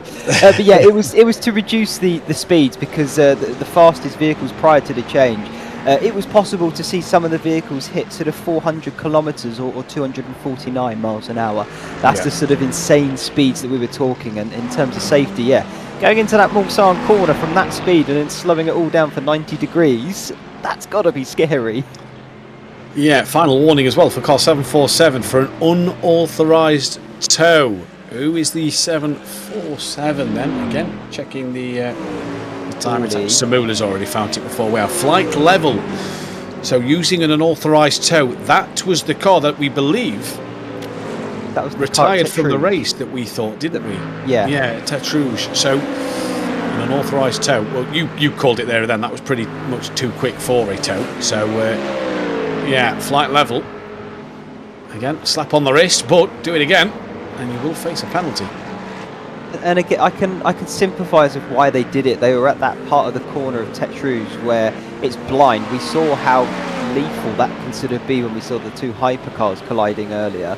And they just wanted to get out of the way as quick as possible. So I can sympathise why they would have done that illegal tow. But it's against the rules, and the reason being is to increase the realism here. If that was, of course, the real world, you can't just, poof into thin air and immediately get out of the way. It would have caused probably a safety car at that point of where they were on the circuit. And I can sympathise 100%, but we're trying to keep within the rules. So got to have a slap on the wrist and a penalty going their way. Indeed. So just looking to see if we can try and get an interview in here in a few moments' time, and I'd quite like to speak to the 58 hypercar that was leading the race and find out exactly what has gone wrong. Oh, look at this, they're still going at it a few laps later. This is Thomas Fischer, Vulture M Sport, and they're still going up against the double stint car, currently Curtis Treiber at the wheel there of the BMW. Now into... No, go ahead. I've just read what Samuli's put in the broadcast team chat. Appropriate number for the flight level, 747. That Mustang might not look like the size of a Boeing 747 compared to some other GT3s. Samuli's cracking jokes at 4 in the morning. You can tell who's had a bit more rest than others. Sounds like he's got some proper sleep there. What does that feel like? Samuli bringing us the jokes at 4 in the morning. You'll love to see it. Sunrise, what time are we expecting the sunrise around this circuit? Because that's going to be the next challenge for these drivers, I assume. But yeah, you're right, actually, these two, the BMW has not given any let up here, has it, on the Porsche? I would argue it's going to be within the next hour or so. The reason why I say that is when I look out of my window, I know I'm in the real world, but the timing will be the exact same for France here than it is for me here in Denmark. I'm getting sunrise about now, but I'm a bit more further north in the northern hemisphere, so I get it a little bit earlier. Give it an hour, I reckon we'll start seeing the sun come up. To be fair, I've just looked out my window and it is here as well, actually. It was dark when I woke up. The sun is now starting to, or it is lighter here. Yeah. So to peak. I assume we're going to get the sunrise within before the end of our stint, which we are almost an hour and a half into it. That feels like it has flown by. I don't feel like I've been awake for nearly 2 hours at the moment, because it has flown by, this hour and a half, and still plenty of action that we have seen out there on the circuit at the moment. The Vulture M Sport with a bit of a slowdown through the first couple of corners, and that has allowed double stint by TSR Curtis Treiber to go around the outside and reclaim second place. And now the Porsche gets the slowdown penalty and has to do all that hard work once again. I tell you what, I know these guys are fighting. They're not really going at it super hard at this moment, but I think there is a secondary reason potentially for that. The gap between them and the leaders, as I might come back to that point, because what has happened to Rosso Esports under the Dunlop Bridge, they've gone deep at least. That looks like the car's okay, but having a moment and going off the circuit there. So Rodriguez, the Brazilian, have they just potentially come out of pit lane, or at least maybe on their first few laps here in the car? That's too much curb. She went, yeah. I'm just double checking. Last pitted on lap 149. So they've done 11 laps on this set of tyres. So yeah, just maybe a little bit too much curb, and the tyres and car just decided to say no thank you. The point I was trying to make before we saw that was the gap between these two, which are fighting for the podium, and the overall leader of their class. That's been steadily coming down. It's been about a few seconds per lap, but when I last checked it, we were looking at sort of 23 seconds between second and first. It's now 17. It's just dipped into the 16s. And this is what we don't know, isn't it, at the moment? The tyre strategy here. If the leaders have done a double or triple stint, these guys might be on a bit fresher tyre, and that might be why, as the Paul Botting M Sport leader is coming towards the end of its tyre life and getting ready for a fresh set of boots on the car, these two might just be starting to game. So this is the sort of ebb and flow of this race in terms of where cars are going to be able to gain over the others in this race, due to the different offset of tyre strategies that we're going to be seeing here, as Thomas Fisher creeping under the rear wing of the BMW as they approach towards Indianapolis. Is he going to fancy a brave move around the outside to give him the inside line for the second pod? I don't think he's close enough to do that at the moment. Stop go 30 for the 54. We'll find out who that is in just a moment, as through Indianapolis comes Thomas Fisher in third place in LMGT3. Sun does appear, the track does appear like it looks a little lighter to me as well, so Sunrise definitely starting to come around, and Thomas Fisher tucks back in behind. But the 54 stop go penalty for major avoidable contact. That is the that is the car of our fellow commentator Lorenzo. Yeah, the Ferrari W2E Pro GP Hypercar there. So penalty for them. Yep. I'm trying to remember exactly what it was for, but major contact. I think that was out of Tête Rouge where we saw the two, the Hypercar and the LMP2 car coming together, but I'm not too sure. Either way, the stewards see it in that light, and they've dished the penalty out as they see fit. So they'll have to come in to serve that one, and just to put a bit of a dampener back on their day, because they have fought really hard in that team, and I'm sure Lorenzo's going to be very proud when he gets back into the commentary box and can sort of tell us all about it, because they fought their way back pretty much onto the lead lap. They're not quite there, but they're getting close to it, and so they really have been putting a fight and trying to get back into this race as best as possible.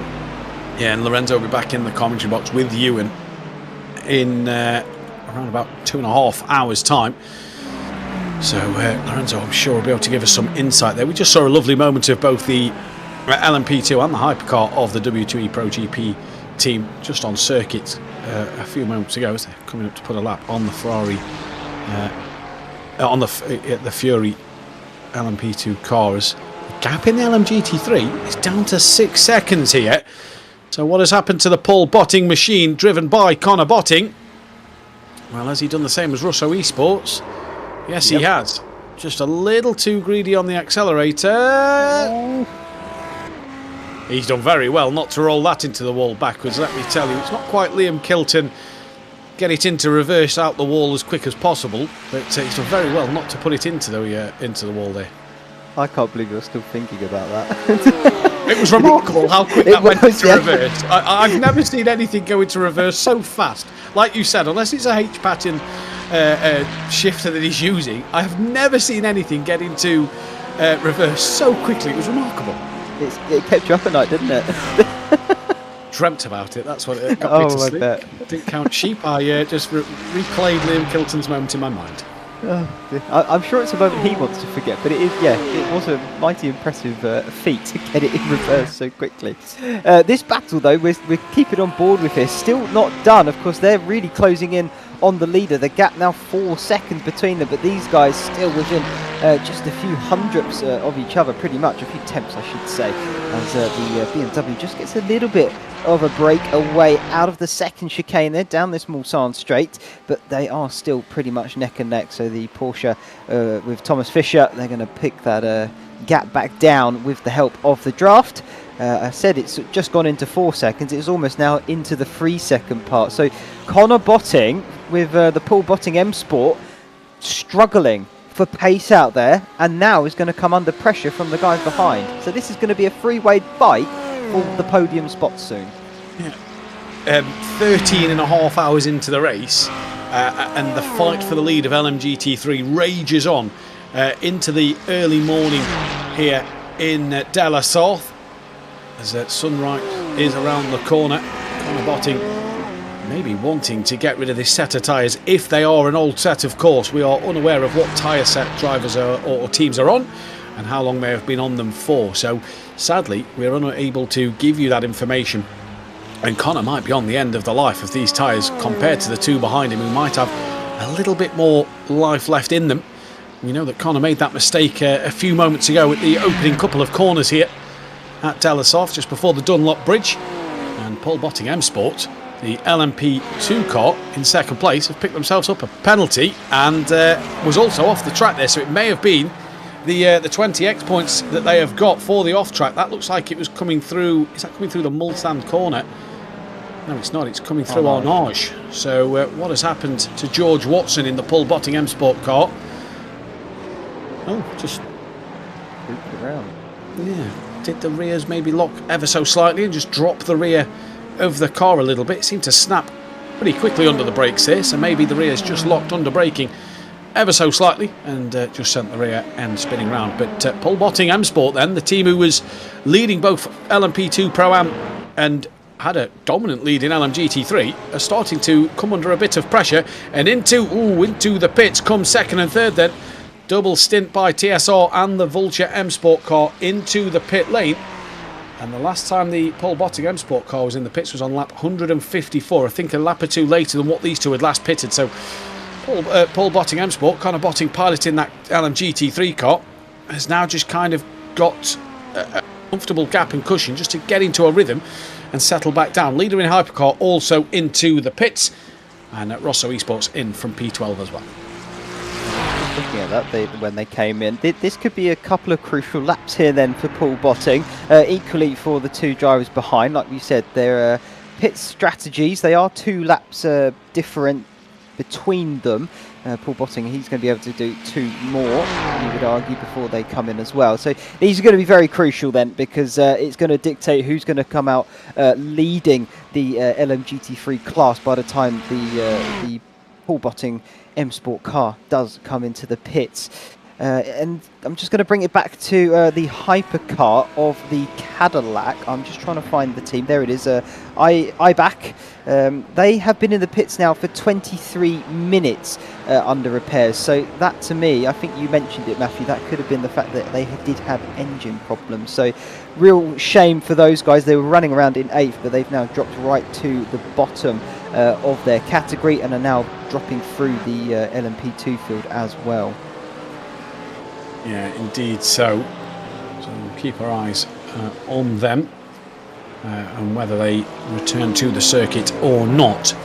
But for Thomas Fisher here, they've came out the pits, lost a couple of seconds in the pit lane to the BMW in front. They've got to reclose that gap once again. About 3 seconds difference is the gap between the Porsche and the BMW. You can see the BMW just at the bottom of your screen coming through, and they managed to have a bit of a better pit stop there then. And here's a little fight in the hypercar class, and this is between the two leaders for hypercar then, Josh Mitchell and in the Acura, and then the BMW driven by Raphael Lippi, side by side. And I believe Raphael has just exited the pit lane.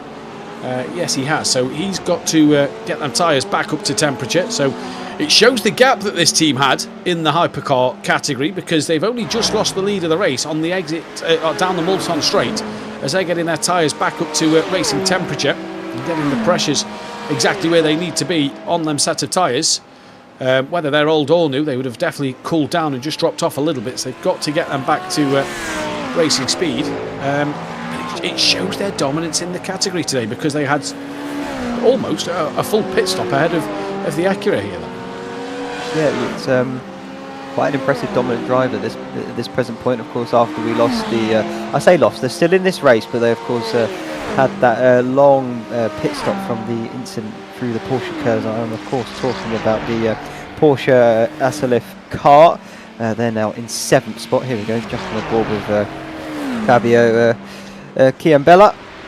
And they're, like I said, still in this race, but a bit battered and bruised. But they are still on the lead lap, which is the main thing.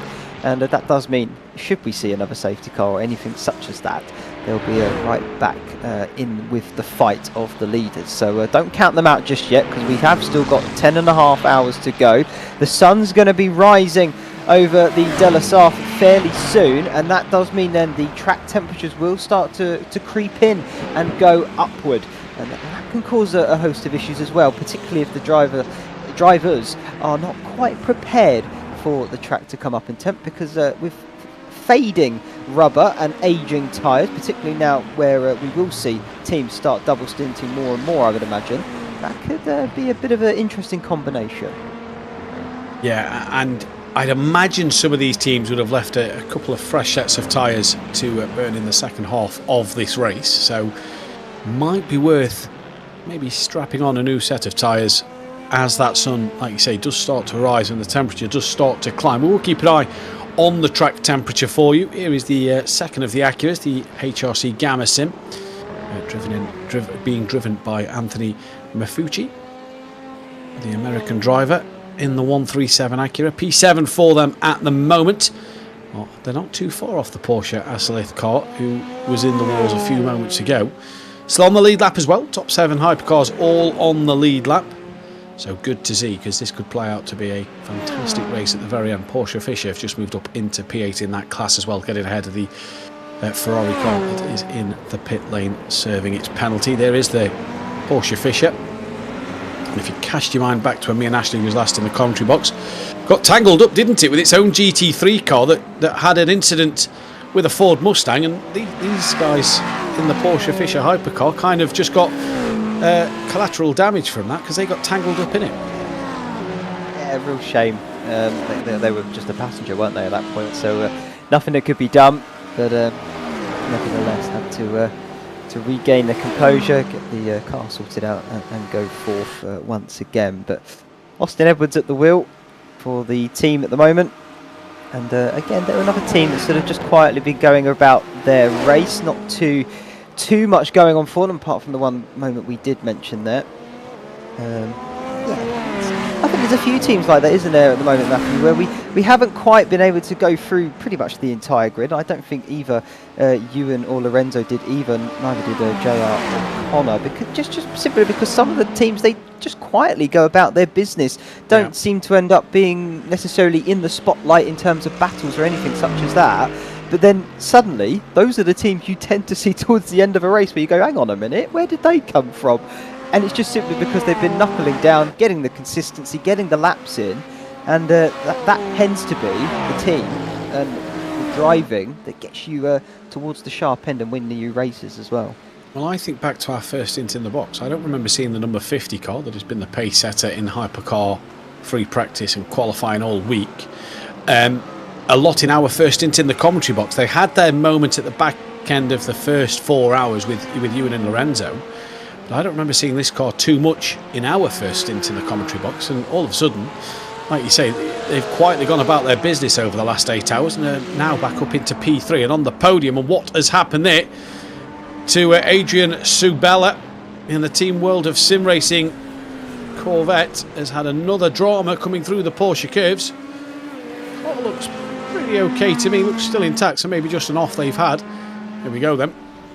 Aging tyres, track changing and evolving as we go through the race, and yeah, it just drops the rear and round she goes. Them tyres wouldn't have liked that at all, and quickly manages to pull back off the circuit as it rolled back onto the track. Chris in our chat, he said he wants to recognise car number 99. I'm just trying to see. That is Josh Mitchell there, leading the overall race at the moment. They have started all the way down at the back after failing to set a time in qualifying, and somehow they've worked all the way up to the sharp end and are leading this race currently, albeit we know that they have got to do a pit stop fairly soon, and that will promote the BMW M Team BSS. But still, nonetheless, don't take it away from them, because they have climbed the tall order and are doing the business as well. I would argue that they are still in this fight as they now come into the pits, albeit the strategy is a little bit out of kilter with the team they could be going up against.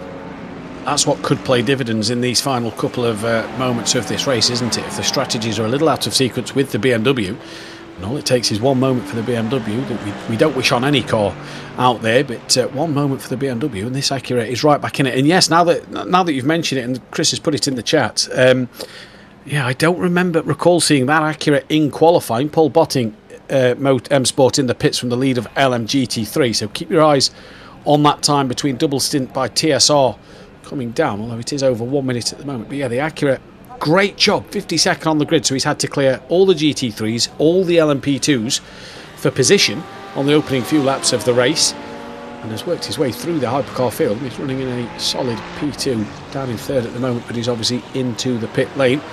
And out the pits comes Paul Botting, M Sport, with Connor Botting in the car, and that gap is under 2 seconds to the BMW, so it's a lot closer now than what it was before the BMW went into the pit. So BMW has worked really hard on its latest stint to close that gap down to the lead in LMGT3 even more. Yeah, this is going to be a crucial moment in the race, I think, here, particularly for the Paul Botting M Sport car. Are they going to fight, or are they just going to say, you know what, we're on cold tyres, or maybe slightly colder than what they were if they're on the same set, or are they just going to let them trail on by and say, you know what, we'll hash this out later on? Because here comes the BMW, going to go down the inside. I think this is going to be a fairly clean, easy overtake for them before they even get to the braking zone. Yeah, the warmer tyres of the BMW playing dividends here with the Ferrari. Just got to get its tyres back up to temperature out the pit lane. Pretty neck and neck between the two of them, and the BMW just chops across a little bit there and in the braking zone, which you're allowed to do. You're allowed to come back, provided you do leave that car's width on the outside line where you're coming back to open the corner up for you. Impact in the pits from the lead of LMP2, so this could put NOP back in the lead there. And a replay of what has happened to flight level. He's got a Ford Mustang in front, and I believe that's the Rosso Esports Ferrari just behind. Oh, and another big snap from the Ford Mustang, and does just about keep it out the wall there. And as we know, they're on a final warning for an illegal tow that they just had earlier on in this last hour and a half. So yeah, let's see what happens to them. But that's a couple of moments they've had like that now, where it just seems to snap mid-corner on them. That's some serious confidence rejoining the circuit as well by them. Clearly the spotter doing their bit and saying, you know what, full on clear track, go for it. So yeah, they've rejoined without a hitch. But we are here with Thomas Silva, Virtual Power. They've jumped their way up into second spot, so ahead now as well of the Paul Botting M Sport car. And I wonder what happened to the Vulture M Sport, the other Porsche car, being driven by Thomas Fischer, because I thought they were the car that was going to be next around past the Paul Botting team should it, on this warm-up lap for them. But they've dropped to fourth. So where has that Virtual Power car come from? Seemingly from nowhere.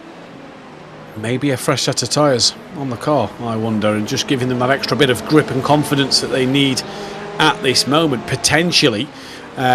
In the, like you say, in the Virtual Power Porsche. But Thomas Fischer is only 3 seconds off of Paul Botting's Ferrari, Connor Botting's Ferrari, sorry, further up the road. So still in this race, but like you say, Thomas Silva has worked his magic here and has somehow come from absolutely nowhere into a fight for the lead in LMGT3 with 10 hours 20 minutes to go.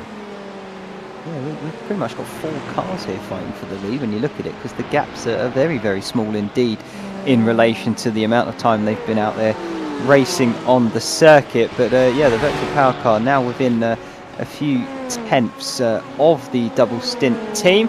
And here comes then Thomas Fischer with the Vulture M Sports Porsche, trying to make their way around Paul Botting M Sport car. Should be nice and easy there through the Corvette curbs. And I'm sure going to get it done under braking into the Ford chicane. Yeah, going to just sweep slightly across, open up the corner a touch, try not to scrub off too much speed. But job's done, and up into the podium spots. And within a space of a lap, the Paul Botting M Sport, they've gone from first to fourth, Matthew. But that's how it kind of works, isn't it, in this kind of racing? They're still trying to get the tyres up to a good temperature. Like you've said, that you're on full throttle for 85% of the lap, so at times, being in the straights isn't going to generate the heat in that tyres that you'd want through the higher speed corners. So they're just trying to get that car back up to speed fully with the tyres and the temps and the pressures. So Connor Botting here, we saw was losing a bit of pace towards the end of his stint. If this is a fresh set of tyres on that car as well, and it may be just going to take a little bit longer to get them into the right window for them to come alive. But they are on a a different strategy. They will pit later than the cars in front of them. Vulture M Sport there have just got a bit of a slowdown to serve, and they've done just that. That may hurt their progress down the Mulsanne a little bit, and I believe we've got a side-by-side bit of action I saw at the bottom of the screen for the lead in LMGT3, and indeed we do, because Thomas Silva has just got the nose of the Porsche in front. The BMW trying to brave it out on the brakes, but yields that position to Thomas Silva, and the Virtual Power Porsche leads now in LMGT3 with just over 10 hours to go, and from really nowhere after an earlier pit stop than these four, the other three around him, Thomas Silva finds himself leading in category, but has that double stint BMW right behind him. And we saw from the last time the BMW got passed by a Porsche down the Mulsanne, he did not let it go until their pit stops, did he? So this is going to be an interesting one to keep our eyes on through the night. Certainly will be. Well, you say into the night, we're getting into the morning now, so sun slowly coming up and not quite showing its face at the moment. But I mean, looking at the strategies there, it's a couple of laps they've pitted before, let's say, a double stint and Vulture M Sport. 4 laps, but equally 4 laps around here, that's 4 minutes a lap. That is a big chunk of your fuel load when you are going for such a long time around here. Yeah. So actually, those 4 laps might not sound like a lot, but that is quite a big fuel difference. Huge fuel difference when you think about it. And yeah, like you say, it's almost going to make the BMW not worry too much, is it, the team of the double stint by TSR, because they know that they're 4 laps better, or 4 laps longer into the race, should I say, over the Virtual Power car, so that position will come back to them.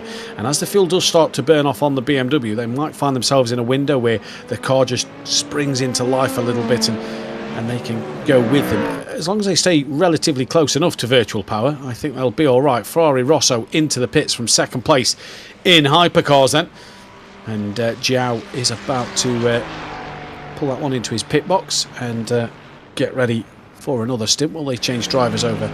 We'll keep our eyes on that. But here is Murray Adams in the Acura that should take back that second place in the hypercar class, and the overall lead of the overall second place of the race as well. Murray Adams has taken over the Acura since its last pit stop, and into second place it will now go as it crosses the start finishing line here, and yeah, off we go for them.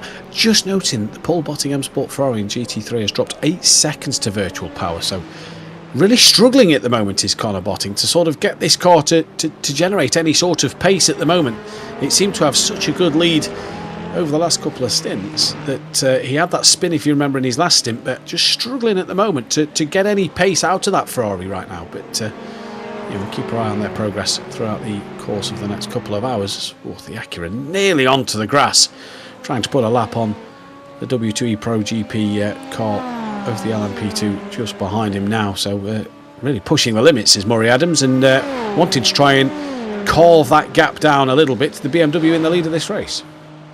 Yeah, I'll give Connor the benefit of the doubt though. He's done 4 hours in the comms box. He's jumped out of here and he's jumped into a car. So I think we'll give him a grace period there, because the team that he's driving with, they've done a stellar job and they are still in a fighting position. Don't take that away from them at any point in this. Of course, losing a little bit of ground here, but that can easily be made up later. And again, talking of the strategy, they are the last to pit out of those top 4 teams, so they're now running with the heaviest amount of fuel, the newest tyres as well. So that warming phase, the other teams have already gone through that and are now up to full speed. I think this second lap, by the time they get to the end of it, Connor should also be back up to full racing speed as well. So yeah, it gives and it takes away at the same time. You're always sort of up and down, chopping and changing like that. So keep an eye on them. They'll come back into this a bit later on in the stint, and I'm sure they are still vying for that lead. Yeah, I'm sure they are, and it's not out of it by any stretch of the imagination. On board then with Raphael Lippi, your race leader in the hypercar and overall in this one at the moment. The team BMW M team by BSS leading the way, and they've done a cracking job, because they've they've been the ones to take the fight to the Porsche Aslith car throughout this one, and now can just try and get into a nice rhythm. They've got 1 minute and 2 over the Acura in second place. We know that these will pit. Oh, what has happened here? That is the Ferrari VIM car of Thomas Martin, and then the Paul Botting 100. So the car that is down in 20th position in LMGT3 have had a coming together. That looks like it's through Arnage, I do believe. Yes, it is. What has happened here? Thomas Martin just going to try and look up the inside. And that's clumsy. That's what I'm going to say. I Yes, think that, yes. that's 50-50, but it's clumsy. yeah, on both parts. Yeah. Yeah, I'd Absolutely. agree with you there. Timothy Johnston there just turning in a little bit too early, and you can argue then that the Ferrari Hypercar as well just possibly stuck the nose in when he could have had. He had that long stretch of straight before the Porsche curves to put the lap on the Paul Botting M Sport car, who's really bidding the wars tonight as the number 100, hasn't it? Blown engine and then a few little dramas here and there elsewhere. Has kind of put a dampener on their night, but they're still running around, still rolling around the circuit, and see if they can pick up a couple of places towards the end of this race. 3 cars out in LMGT3, so they are technically the last of the runners in GT3 at the moment, but obviously not last in classification due to the fact that we have lost 3 other cars in this race.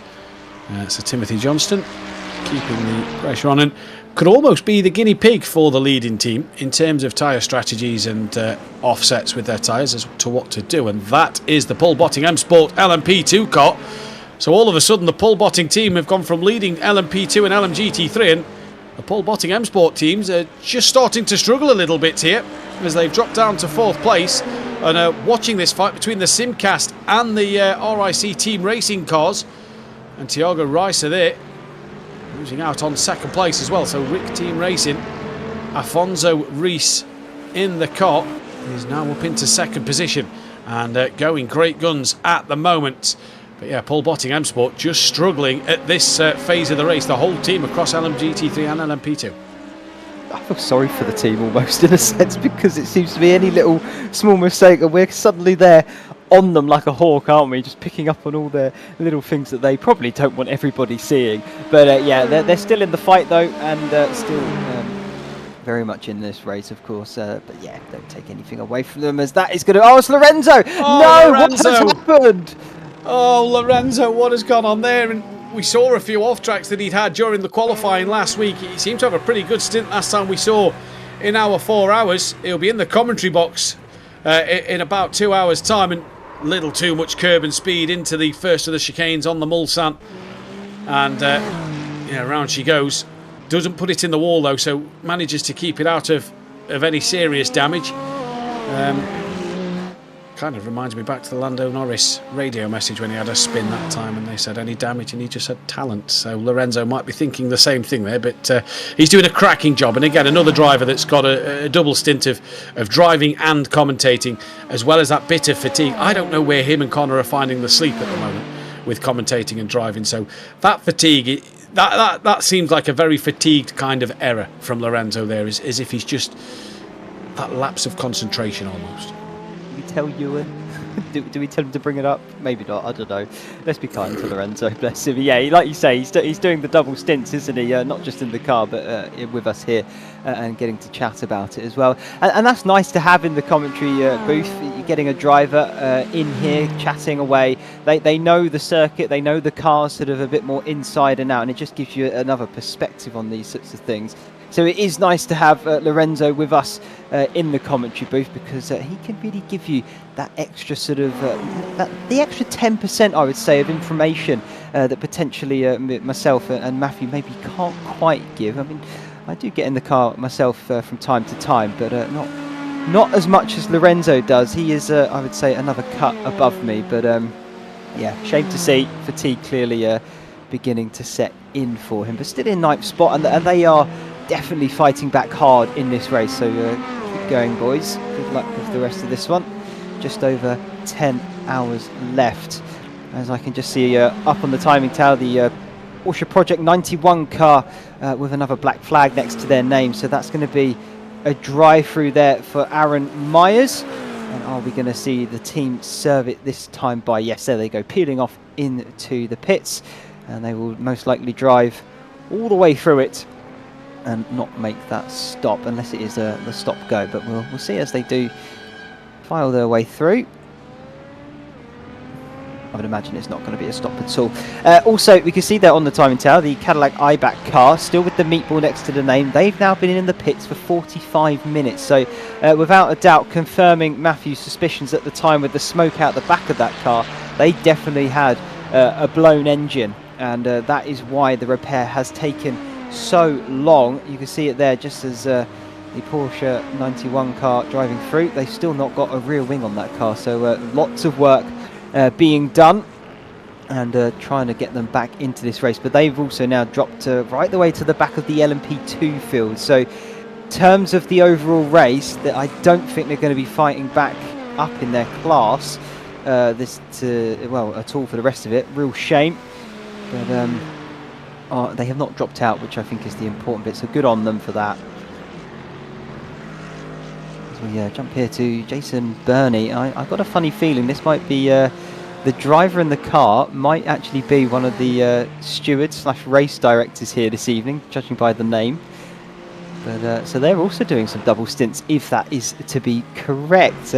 Team for themselves, they're currently in 16th, so not having the best of luck with the race. But again, another team that have not quit and are still going strong, you could argue, throughout. But yeah, a little bit further down the order, not seeing too much of these guys, as there are a few other teams out there that we've not seen an awful lot of. That's a big off there for flight level with Kikoa Lyset. That has completely lost the front bumper. No lights on the car. Still going to be crucial as well to have the lights at this point of the race. And they've passed the pit line entry, and they almost got collided there with the GT3 out of the Ford chicanes. That is a huge moment then in this LMP2 class.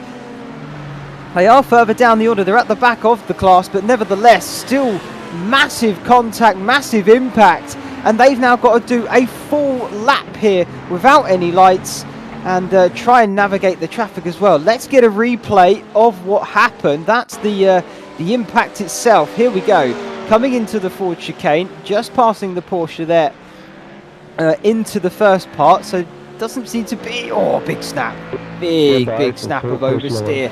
And yeah, could not catch that one. The wall far too close for any corrections to be made and to try and catch it. This is the point of view of that GT3. Wow, that is some serious reaction times there from the 967 IRT car. Jorge Santamaria, well done for not causing another collision, as we've got a full course yellow. Yeah, full course yellow, obviously for the lack of lights on that flight level car that we are on board with at the moment.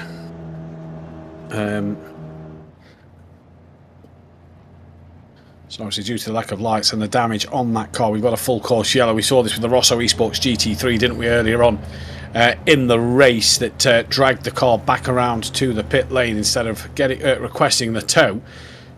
Made their pit time a little less, but obviously it cost them a while to get around. But while this is under full course yellow, they're not really going to lose anything. Is Lyset in this car, running P8 and last in the LMP2 Pro-Am category, and hopefully drag this one back. This is the leader in that category, the Velocity Vanguard team, who's actually just behind the flight level car on the track at the moment. You can see them there as well, near the McLaren. Please pull over. And they are going to pull that one off, are they, to request the tow? It looks like they are.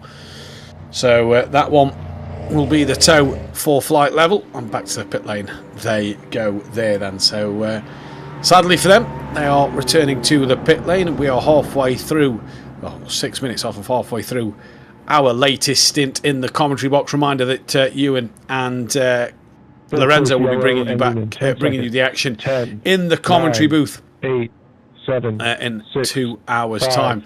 4, The 3, penultimate 2, 4 hours of 1. the race before Full myself course and Ashley yellow will removed. be back for the final 4 hours of the 24 De La Sarthe here 10 hours remaining in the race, and we are back to green flag racing once again as Flight Level have got back to the pit lane through the tow, and we go back to racing once again. What has happened to the Paul Botting M Sport LMGT3? They are 20 seconds off the back of the Vulture M Sport GT3, I'm noting, so they've lost a lot of time somewhere, and a potential, that seems a lot to have lost over the last couple of minutes though, doesn't it? 20 seconds. It does seem a lot, but if I look at their last lap times, you've got the front three leaders, 3:55, 3:55, 3:56. Connor Botting for the Paul Botting M Sport 3:59, almost a flat 4-minute lap. Yeah. So that's 4 seconds over the course of a lap. It's been a few laps since we last checked in. I would say it tracks out. You'd be right there, Ashley. You will be right there indeed. The gap's come under a minute as well in Hypercar for the lead. It's under 50 seconds as well now. They pitted 2 laps separate from each other. The BMW leader pitted on lap 182. They're on lap 189 now. So that gap's come under 50 seconds. So Murray Adams, we saw, was really throwing the Acura around. He's trying to chip away into that gap a little bit more, it would seem. But Connor Botting, after his stint in the commentary box, double stinting here in the GT3 and doing a terrific job as well.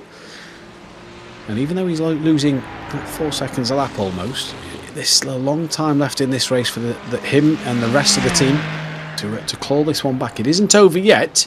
20 seconds sounds like a lot, but it's a lot for a normal sprint race or in an hour to get that done. This is 10 hours left on the clock, so 20 seconds behind could easily turn to 20 seconds in front and flip on its head by the end of this one. Yeah, certainly can do. The interesting thing for me in the Hypercar situation is actually the Ferrari Rosso there, third, but they pitted out of second place, but they seem to have dropped back a fair chunk of time. I say that, I think the timing tower may have somewhat corrected itself now, so yeah, it did a little bit, but still they've dropped back a fair margin from the HRC team.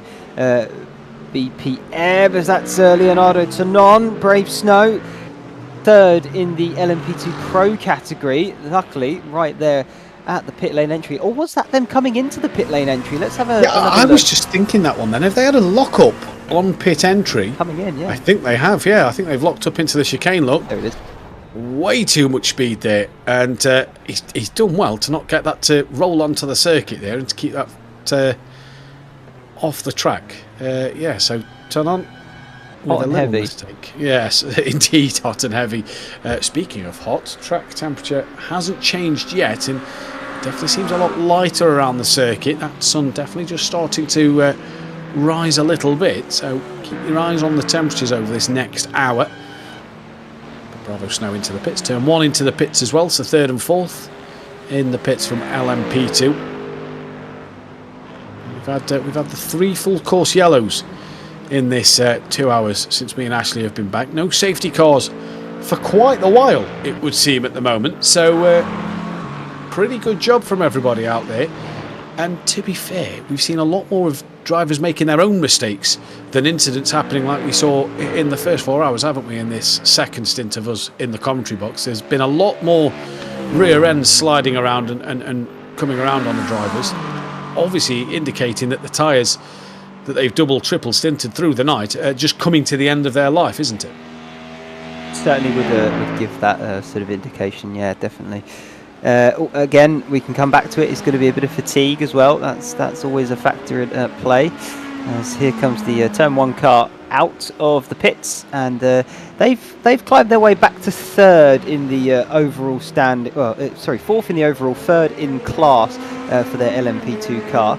After they had that disconnect as well earlier on, Matthew. So they've been able to get back in this and not be completely stranded, shall we say, with that disconnect. So fair play to them. They've done incredibly well here. And of course, they were sort of leading the class as well. So you could argue they've been a bit of the pace setters. And when I look at their best lap times, I actually think they have the fastest lap in class. So definitely a car to keep an eye on, because they are only 2 minutes off of their class leader in Bart Mattia in the NOP car. So all it takes is a safety car, or maybe just consistent lapping a little bit quicker. That gap could come down. Yeah, indeed, it could. You're quite right. And turn 1 have been the team to watch, haven't they? There's Paolo Vinicius, P4 currently in that LMP2 category, so they're in a fight with turn 1 at the moment, just in the slipstream behind them, and the slipstream not as effective in the LMP2s, as Ashley has mentioned several times throughout the race so far. And you can just see there, as opposed to the GT3s that really do seem to gain in the tow. It's coming, but slowly for Vinicius here. You might want to just wait till after the second of these chicanes here down the Mulsanne to maybe attack into Mulsanne corner at the bottom of the straight. Oh, apologies there. A slight little yawn. We're back to bed in 2 hours, so let's not worry. There goes Paolo Vinicius looking to that inside line, being squeezed all the way. Bit of contact maybe from the two of them. And for Paolo Vinicius, he's trying to get the move done on the turn 1 machine. The Brazilian versus the Frenchman, and into the Mulsanne corner. There you go. And Paolo Vinicius gets the move done. But I'm sure the team there, a flash of the lights from turn 1. I think it was a bit 50-50 there. I think it was a bit of both there. He was definitely squeezing Paolo to the limit. Just on that line, I'd say, of the limit of squeezing. But yeah, both making contact. And Paolo has just disappeared for the time. But no, he's reappeared now. I think they're there, yeah. Just a blip. No biggie. Still in the race. You can see they're there, right back in front. But yeah, that was a bit cheeky, I would argue, there from turn 1. They've just come out of the pits as well, so cold tyres on their car. So Alicia Lindell at the wheel. I would say, I don't know why you're fighting it all that hard, particularly when the car passing you has definitely been out there for some considerable laps longer, so less fuel in the car. They're going to naturally be quicker because of that. And of course, you are still in the heating phase of your tyre run. So I don't know why it was so hard fought, but clearly felt like it was necessary. I'm just looking on our commentary notes here. The last virtual safety car / safety car was at 16 hours 33 minutes left on the clock. So we've had a good portion. We've only had full course yellows since that moment. We've had a good portion without a safety car here. Like you say, all it takes is a safety car to just bring everybody back into play against their rivals on the grid at the moment. But yeah, for turn 1, out the pit lane, just a little clumsy at this stage of the race. And again, they might just be, you know, if that's going into the last hour and you're trying to defend your position into the last sort of stint, last couple of laps of the race, I understand that. But with 9 hours to go, as that is off in the S's, who has gone off. I believe in the S's once again. So yeah, the BMW M4 looks okay. Looks like he's managed to keep that one out the wall. I believe car looks fine from what I can see at the moment, so they might be able to carry on their way. So here we go into the Porsche curves. Michael Garone coming through, and we're just going to go light on him through the left-hander. Yep, there we go. And oh no, he hasn't kept out the wall. Huge hit into the front end, and that's the downside of running a black livery car, as it. The sun rises, you can't quite see the full damage all the time on that, and it looks relatively unscathed, if I'm being honest. It was a hard hit into the wall, but yeah, it doesn't look too bad, does it? No, the positive thing, it's not a positive thing, but the only positive thing from that is he hit it fairly square on the nose, so he wouldn't have bent any axle rods, I would imagine, or suspension damage, so it would just be probably a bit of a loss of downforce, maybe a bit more of an understeery car now, and maybe a bit of loss down the straights in terms of top end speed. But I mean, look at it, it looks pretty much brand new, I would argue. I'd love to be able to bounce off a wall at that kind of speed and have an alright car. Normally that's not the case for me if that's the issue, but yeah, he's done quite well there as Michael. So off in the S's, that's our second trip off in the S's that we've seen anyway throughout this race. Down in 19th place at the moment. Great to see a lot of these cars still going, even though they're multiple laps down in this race, isn't it? That's the joyful thing here. I think coming back for our second stint in the boxes, we're seeing so many cars still continuing on it. The amount of teams that could have quite easily have parked up and said, nah, that's enough of that. They're continuing to go. They know that there's still a long way left there. Anything could happen to change their fortune in this race. And it is brilliant to see. This is the Cadillac car. Nicholas Steinbrenner, who we believe blew the engine after a big incident coming onto the Mulsanne Straight. And was in the pits for over 20 minutes, I think it was, Ashley, that you'd said earlier on. It got all the way up to 50. 53 there we minutes, go. 36 seconds. There you go. Yeah. It was definitely a blown engine. So they've continued. Look, they could have easily have popped that into the garage, as I've just said, 10 laps down on the car in front of them. But it's track time. It's a learning curve. And we don't know what's going to happen in the race. No, you don't. The only thing I did mention it, I think briefly, as you ran for your own personal pit stop. They are at the back of the LMP2 category in terms of position wise, so they are considerably off their own car class in terms of the actual overall race. So I think in that sort of setting, the only way back into this is if we get a really, really long safety car period and they are able to just go for the pass round many times. But I think unfortunately their race is scuppered and done. They're just going to be in this one for pride, I think, at this point. Pride, track time, learning curve. Maybe they have another 24 that they're participating in later in the year, or right around the corner. Who knows, that they are possibly just wanting to learn and develop as drivers, I suppose, to go into future events and take the knowledge of this one forward and learn from mistakes and take the positives of what they've done tonight going forward. Flight Level have finally left the pits after a lengthy pit stop in LMP2, just the 11 minutes 11 seconds that they've been in the pit. No, it was 11 minutes, I do believe, that they was in the pits. So a lengthy pit stop for Flight Level, and they're back out on track going around once again. And you're quite right, the Cadillac that we've just been on about is actually only ahead of this LMP2 car on screen now. It is behind all of the others out there as well by some 7 laps from the lead LMP2 car. So yeah, it's got a bit of work to do to get onto the in the overall classifications, to get up there with the rest of its hypercars ahead of the LMP2 categoried machines. So hopefully for the Cadillac, no more misfortunes. Rick Team Racing back into the pit lane, and they're in for their latest stop, signalling the next round of pit stops for the LMP2 cars. In comes the Rosso Esports LMP2 as well. Car number 15 of Luis Nassari into the pit lane once again then. Quite rightly so. And yeah, just sort of looking up and down the field in general, sort of the hypercars, the LMGT3s, LMP2s, the gaps have really started to begin to open up now between each team. So at the moment, there's not too many battles on the timing tower that I can see. I think the closest one is actually still in the LMGT3 class, which is between the leader, which is now double stint by TSR, and Vulture M Sport. There is some 5 seconds between those two, as I actually do see Impact in the LMP2 class. Ethan Lawrence is a second, just over a second ahead of Bravo Snow, currently being driven by Leonardo Tonon. So gaps opening up, but this now is, I guess, after so long green flag action and only really having a few full course yellows, just a couple of minutes apiece, this is sort of what we would expect from some multi-class endurance racing action as the gaps begin to open, and yeah, the strategies come more and more into play. I believe I said it in our first stint in the commentary box that with such a lengthy period behind the safety cars and how many we had in the first stint, first 4 hours, that it hasn't had its time to sort of allow the drivers and allow these cars to just kind of spread out a little bit like you'd normally see in a 24-hour race. Whereas you kind of get that feeling now. We've not had a virtual safety car or a safety car since since 16 hours left on the clock, so almost 10 hours ago.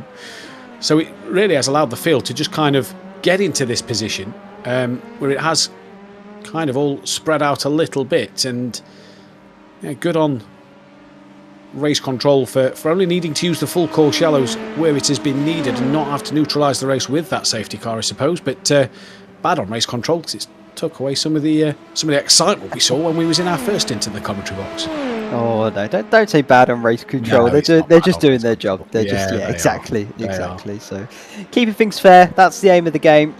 And then let the the drivers and the teams do the rest. Of course, they will try and maximise every little aspect of this race themselves, whether it be down to strategy or the the minute inputs that the drivers do lap after lap after lap with surgical precision to maximise their pace. As into the pits now comes Seth Newfield for the BMW M Team TSR, currently in 5th, as also the HRC Gamma Sim coming into the pit lane as well. They're 6th position. So this is a battle here, actually, fairly close in terms of time, and it's going to be who's going to get the quicker stop here, Matthew? Go on, have a bet.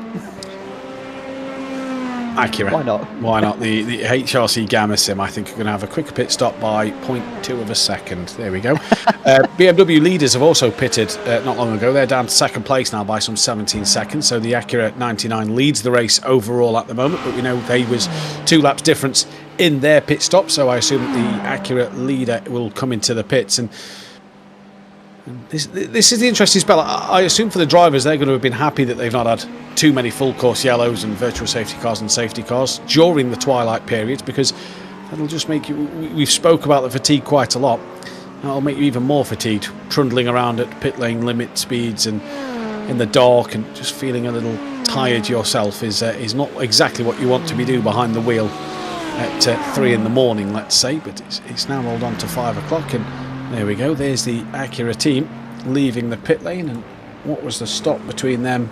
It wasn't 2 tenths, it was 2 seconds. The Acura team. I got the 2 right. We'll take that one. That's a win. We'll take that one as a win.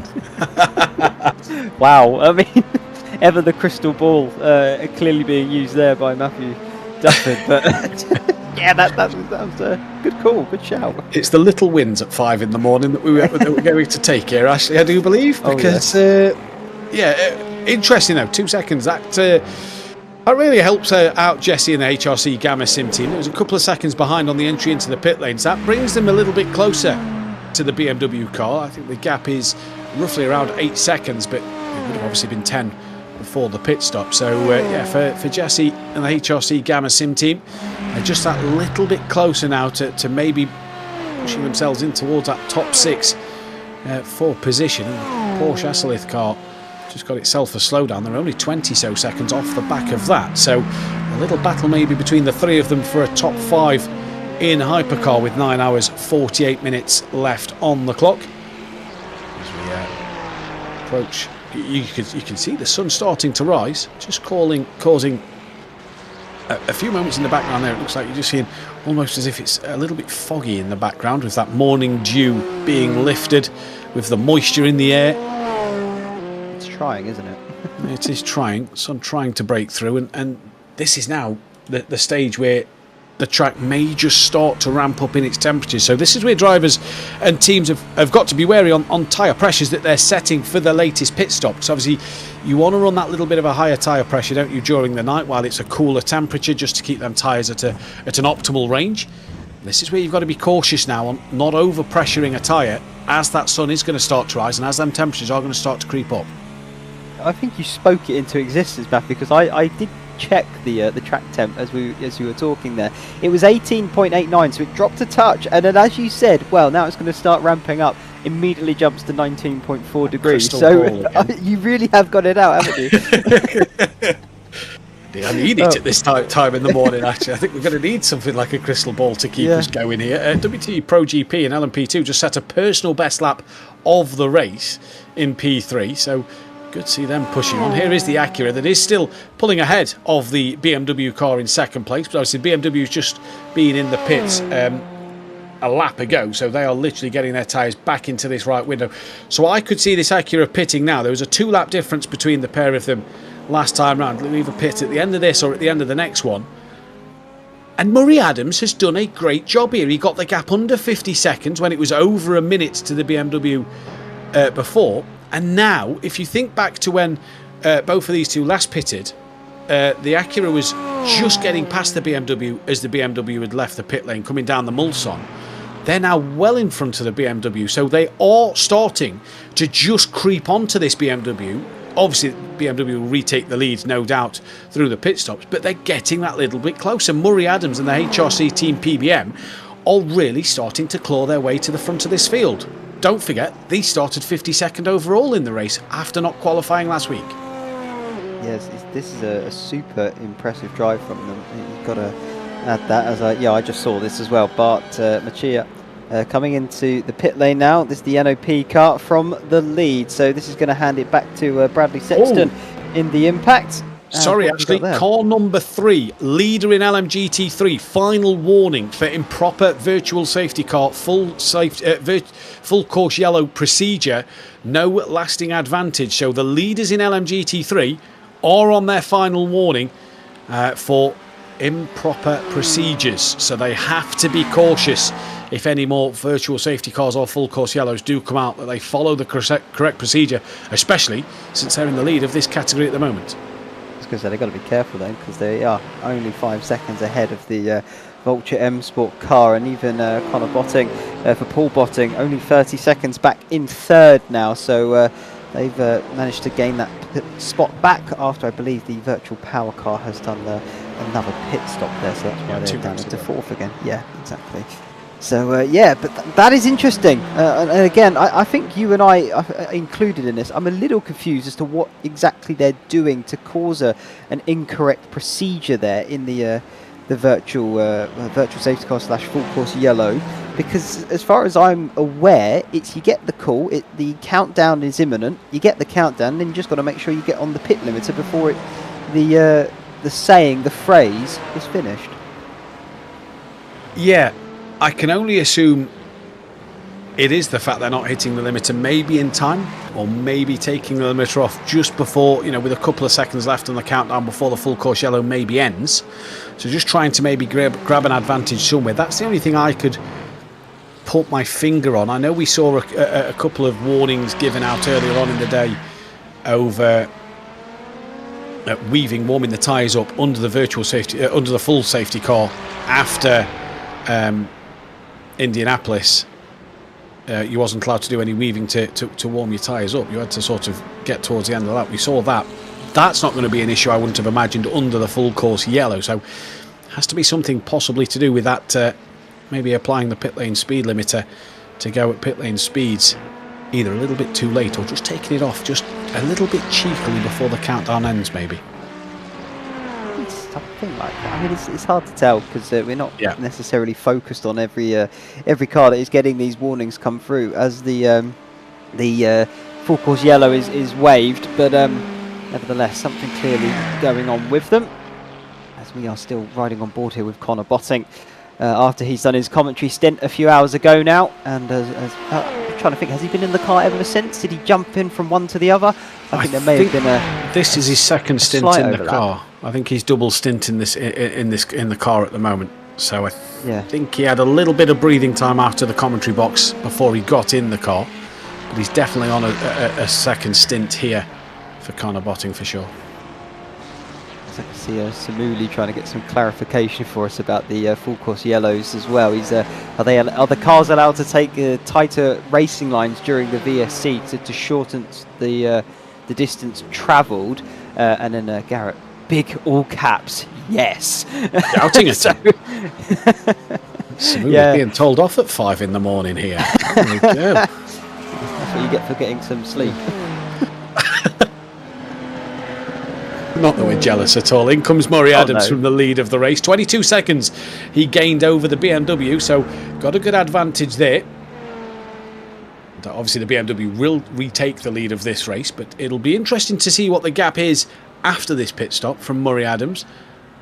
About 30 seconds, I reckon. Will Murray Adams continue on a second? He's really been driving the wheels off that Acura to bring this gap down, because it was well over a minute. The lead for the BMW after what happened to the Porsche Aslith car, it was well over a minute. I think over a minute 30 if I remember at one stage, and they've got the gap under 50 seconds. So Murray has definitely driven quite comfortably. And Raphael Lippi retakes the lead of the race, and Tesserage, there you go now. The BMW M Team BSS going about its business quite nicely in this race this afternoon, or this morning should we say. well Depends over. where you are. Yeah, it depends where you are, actually, good point. Well over half distance. And, the gap's 44 seconds, and it is still Murray Adams behind the wheel. So gap has come down a little bit because it was only just under the 50-second mark. So, Look at that, Matthew. The stop. Ferrari Rosso managed to get past in this pit phase as well. Yes. So they've jumped up to second when HRC team BPM have rejoined. They're now in third. They are.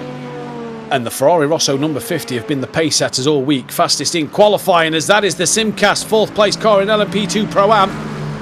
He's not doing nothing to celebrate just yet. He's obviously had an off-track somewhere, and that is through one of the chicanes on the Mulsanne. And for Christopher Strasmore, what has happened here then?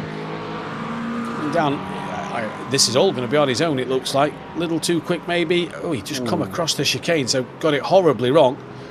And lights up the rears to spin the car around and get it back going the right way. And Fair play, though. He continues. Yeah, kept it pinned. Nearly as good as Liam Kilton. You're not going to get it beat, are you? You really have set him on a pedestal. You will. It was phenomenal. I don't think you will. If you missed it, go back to part 2. Watch the entirety of part 2. Liam Kilton had a huge moment through Indianapolis. Bounced off the wall.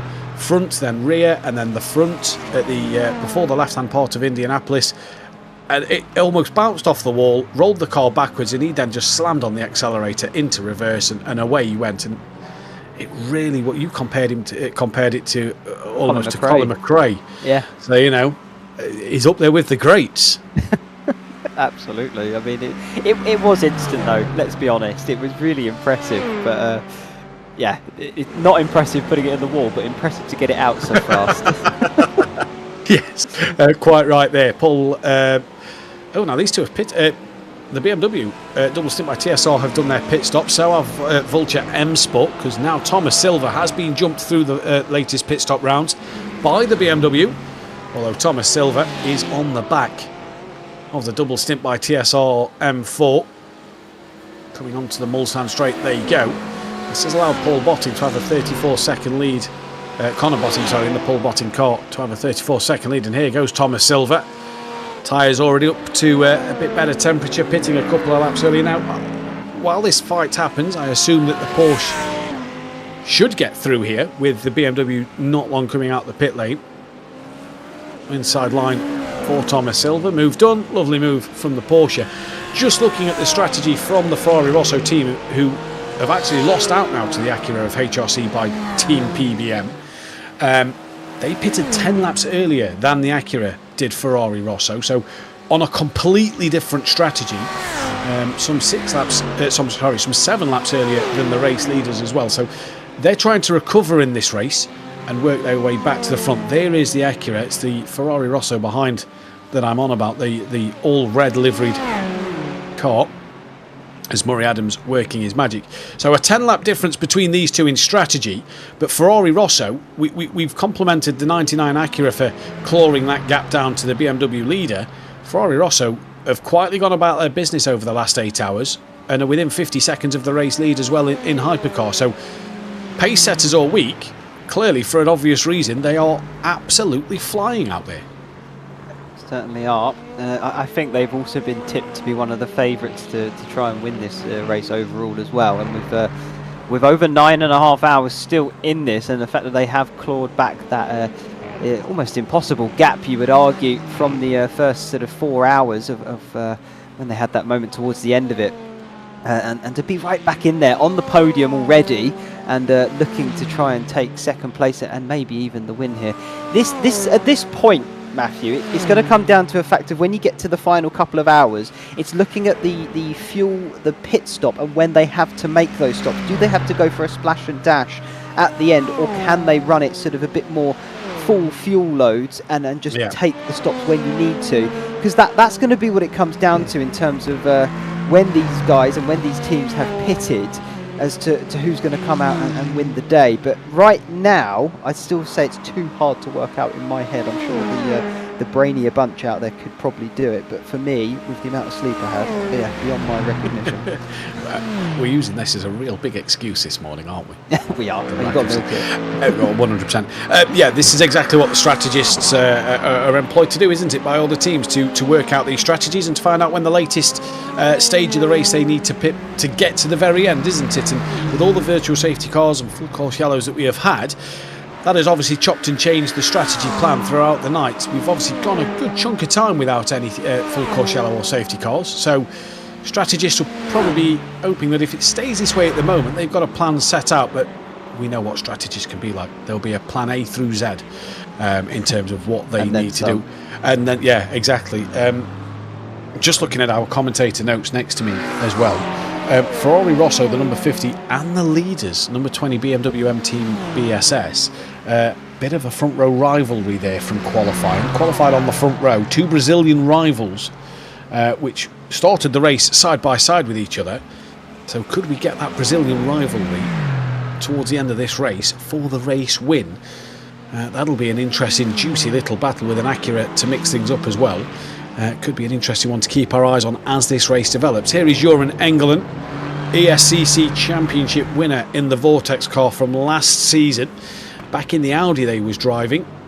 They didn't obviously fancy the Audi this season in the European Sports Car Championship. All here today for the 24 de la Sarthe. They're a lap down, but are on the same lap as Westgate for P7. Race isn't over for them though. They can easily get a lap back, like Ashley said before. A safety car, they could get the wave around and almost go back onto that lead lap. Or all it takes is a couple of dramas for some of the lead cars as well. So you're in England. No slouch behind the wheel. A very capable and quick driver behind the wheel of a GT3 car. And I'm sure the Vortex team will be slightly disappointed at where they are at this stage of the race, but also fully confident that they can claw some positions back by the end of it. Absolutely. I mean, that team is pretty stacked, I would argue. Micah Van Luck, Lucas Romano as well, and the fourth driver that they have as well. The lettering a little bit hard to see. I'm trying to zoom in so I can see it. But I think it's oh, that's a hard one to pronounce for me. Looking at it, Decloit, I think I'm going to go with. But yeah, each of those drivers are very well accomplished in their own right, and of course on a team altogether, you would have argued at the start of this race probably one of the teams to beat. But alas, incidents and moments have dropped them down to 8th, so they are slowly clawing their way back still. But yeah, it's one of those things, isn't it? That's the fun part of endurance racing. I think we've already said it a few times, Matthew. But just because you're the favourite and tipped to be one of the guys competing at the front end, you've still got to have the consistency and to avoid any incidents, whether it be your fault or not, that may come your way, because the chances of them happening are rather high normally, even with the star-studded cast, you could argue, of this field. They are still prone to mistakes. It will happen. Yeah, and not only their own mistakes, but being caught out in other people's mistakes, especially with over 50 cars on the grid. I do believe we still have over 50 cars still running in this race at the moment. So, yeah, when you've got such a stacked grid, and we've had as many safety cars and full course yellows as we've had that obviously will bunch the pack up together under the safety car, it will cause that bit of you can sometimes fall foul of a bit of a domino effect of incidents at times, and if Vortex have been caught up in a few of them, well, that is the way the cookie has crumbled for them. You've just saw coming under the Dunlop Bridge there, the sun rising, and will be just glaring through the windscreen as Lorenzo's had another trip into the gravel trap. Again, it looks to be on the chicane at the Mulsanne, and he's had another moment into the wall. Hard he goes, and let's hope there's not too much damage on that Ferrari hypercar for Lorenzo and the Ferrari W2E Pro GP car. And sadly, the meatball flag has came out for them. Could this provide us with a full course yellow? So sadly for Lorenzo, who's got a stint in the commentary box in an hour and a half's time. Let's see what has happened here. He might be a bit quiet in an hour and a half's time, but yeah, I'm sure he still has plenty to say. Oh, yeah, that's just a simple. The rear didn't want to keep going with what the front was trying to make it do. Didn't hit the wall there though, so it's going to be as they rejoin the circuit here, back out on the exit. Oh, it's a big tank slapper as well, trying to get under power. And that is what has caused the contact there for Lorenzo. And the car number 54 in the wars once again. And oh wow, look at that, left hand down, almost 90 degrees. Yeah, big damage to the front of the car there, crabbing down the start straight. You can see the steering input, like you say, 90 degrees almost to get the car to go straight. Fair play to Lorenzo for trying to drive this one back to the pit lane, because he's got half a lap to do, or just under half a lap to do. He's trying to stay out the way as much as possible, and I believe we're going to get the full course yellow shown here while Lorenzo is circling the circuit at the moment with such a badly damaged car. 5, 4, 3. It is a danger out there, particularly going over the grass, isn't it? I understand you want to keep off the racing line, but you don't want to, of course, cause a spin from being on the slippery stuff. As they're, full course yellow now to neutralise the field, and so that he can safely get that car back to pit lane. Find a spot to safely pull off and tow. Updating our commentary notes for when you and Lorenzo themselves take over. And I'm sure Lorenzo would love to read full course yellow with 9 hours 30 minutes left on the clock. Due to his own little incident. But yeah, I tip my hat to him for trying to pull this one around, because that cannot be an easy car to get around. He's gone through Arnage, hasn't he, now? So he's coming towards the Porsche curve. So nearly at the pit entry. Still just a little bit to go at the moment, running in P9. Ferrari Rosso have taken advantage, and I think he's going to pull that one in to call it for a tow. So he's tried to do the best job he possibly can. Oh, okay, he's even reversed it in between the barrier. Wow, fair play. Commentator, driver, gentleman. Gentleman, that's the word, yes, well done. Lorenzo there. Brilliantly done for him. So that'll be towed back to the pits, and they'll have to wait for their full course yellow be done. This will get the full course yellow 10, 9, out the way, 8, and we'll be back 7, on the road 6, 5, momentarily 4, 3, for 2, the restart of the race. Removed.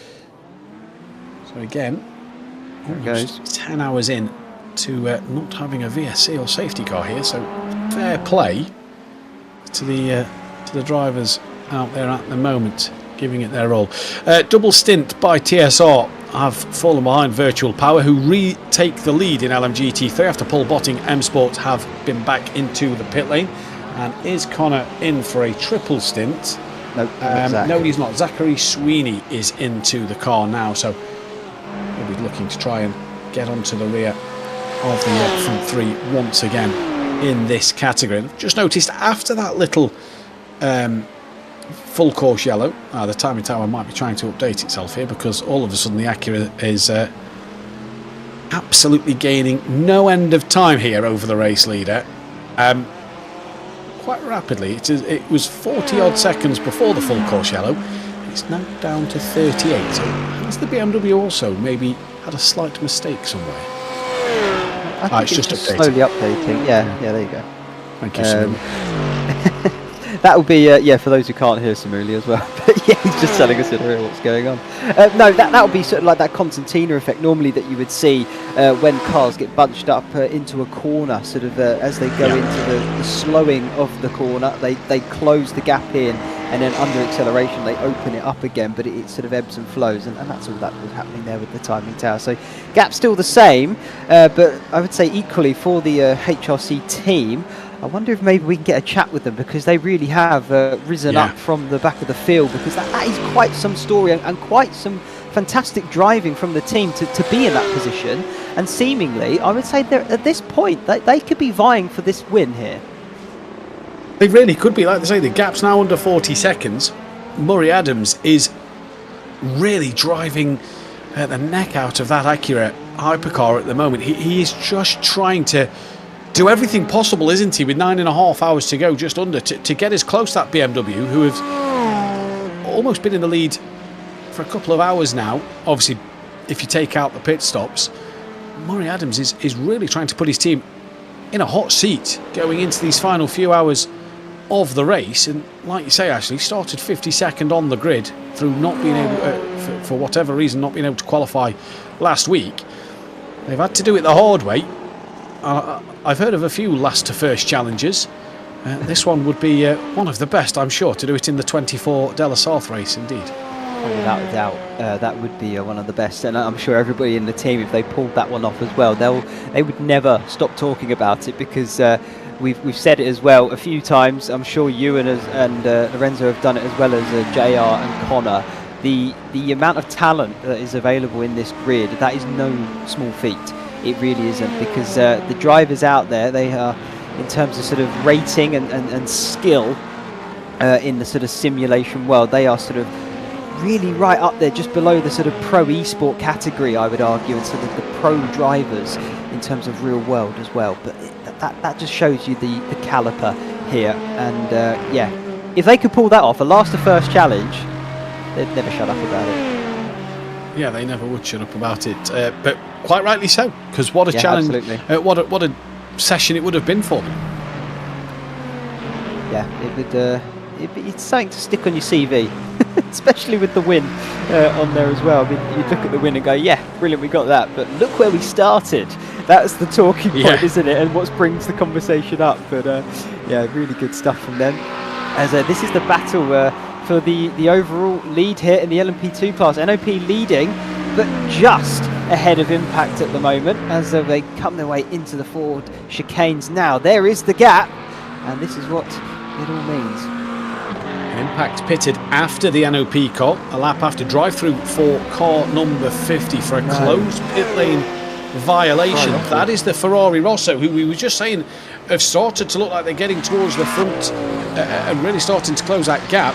Now have that drive-through penalty to add to them as Impact look to make the move. Corbin Lenaway does make the move in the early parts of the lap on the NOP car, and Ryan Gill could do nothing about Corbin Lenaway's attack there. Impact lead in LMP2 with a fantastic move, and they pitted some 4 laps ago, so their tyres a little bit fresher and the car a little bit heavier than the NOP one. But Corbin Lenaway was not hanging around there. He wants that lead and wants to sail off into the distance. Of course, we don't know if they're double stinting the tyres or not, but either way you look at it, Impact setting the pace, and have got back into that top spot as well. And I've just looked a tiny bit further down, turn 1, currently in P3 there. They've also really been amping up the lap times here, and they're up into 3rd now in class, so they're still closing in. Lap after lap, they're bringing that gap down. It's under a minute there from the overall leader of Impact now.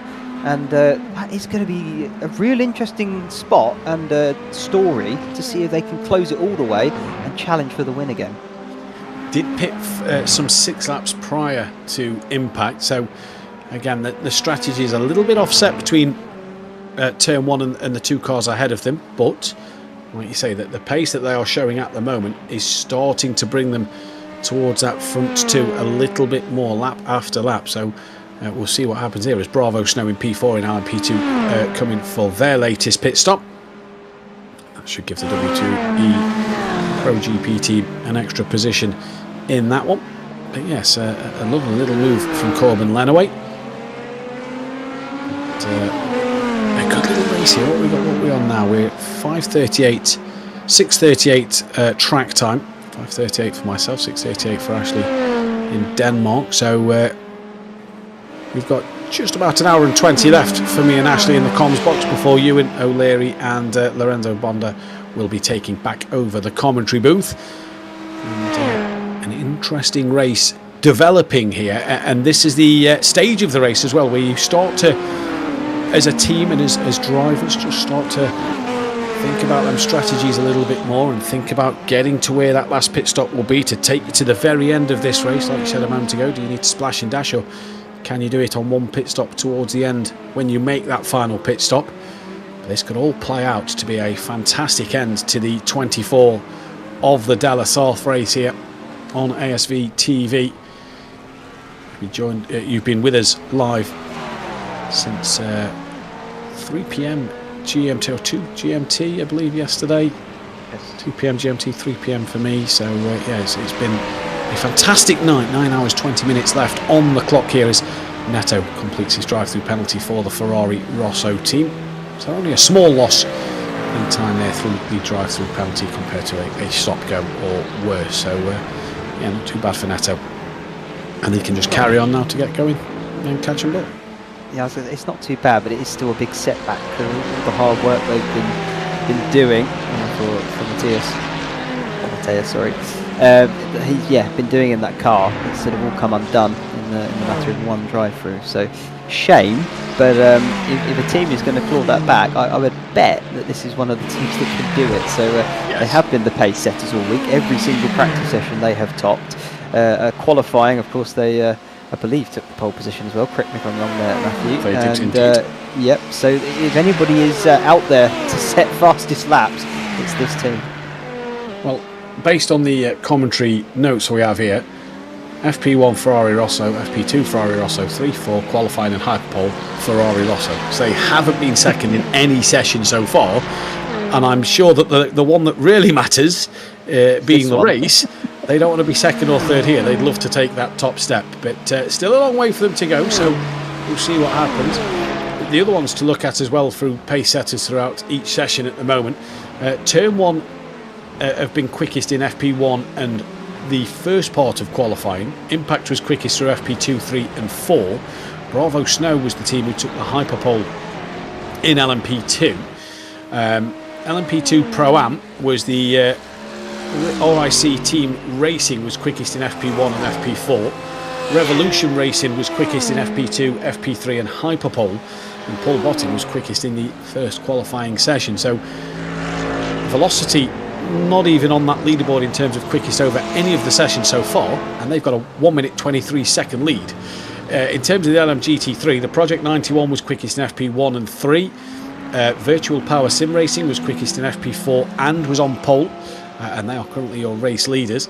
And then Rosso Esports quickest in the first part of qualifying, and Gowan Racing quickest in FP2. Gowan Racing sadly have retired from the race in this one. So it just goes to show that practice and qualifying, it doesn't matter what lap time you set, because by the time we get to this 24, anything can happen, anything can play out, and you might not be where you exactly thought you expected to be based on your pace in all the testing sessions.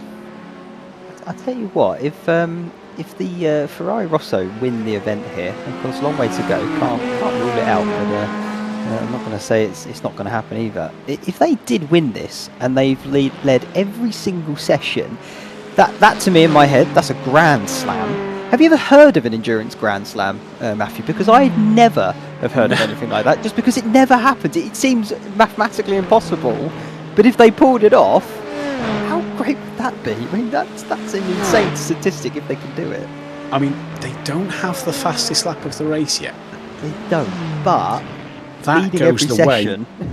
Yeah, in terms of leading every session, 100%. If they got the fastest lap, which is a 3:24.657 in the hypercar class, done by Lorenzo's Ferrari W2E Pro GP car, the Ferrari Rosso have only done a 3:25.1. So if they do get the fastest lap, win the race, the ultimate Grand Slam of 4 practice sessions, a qualifying, a hyperpole, a fastest lap and a race win, Ferrari Rosso can leave with their held very high, to say the least.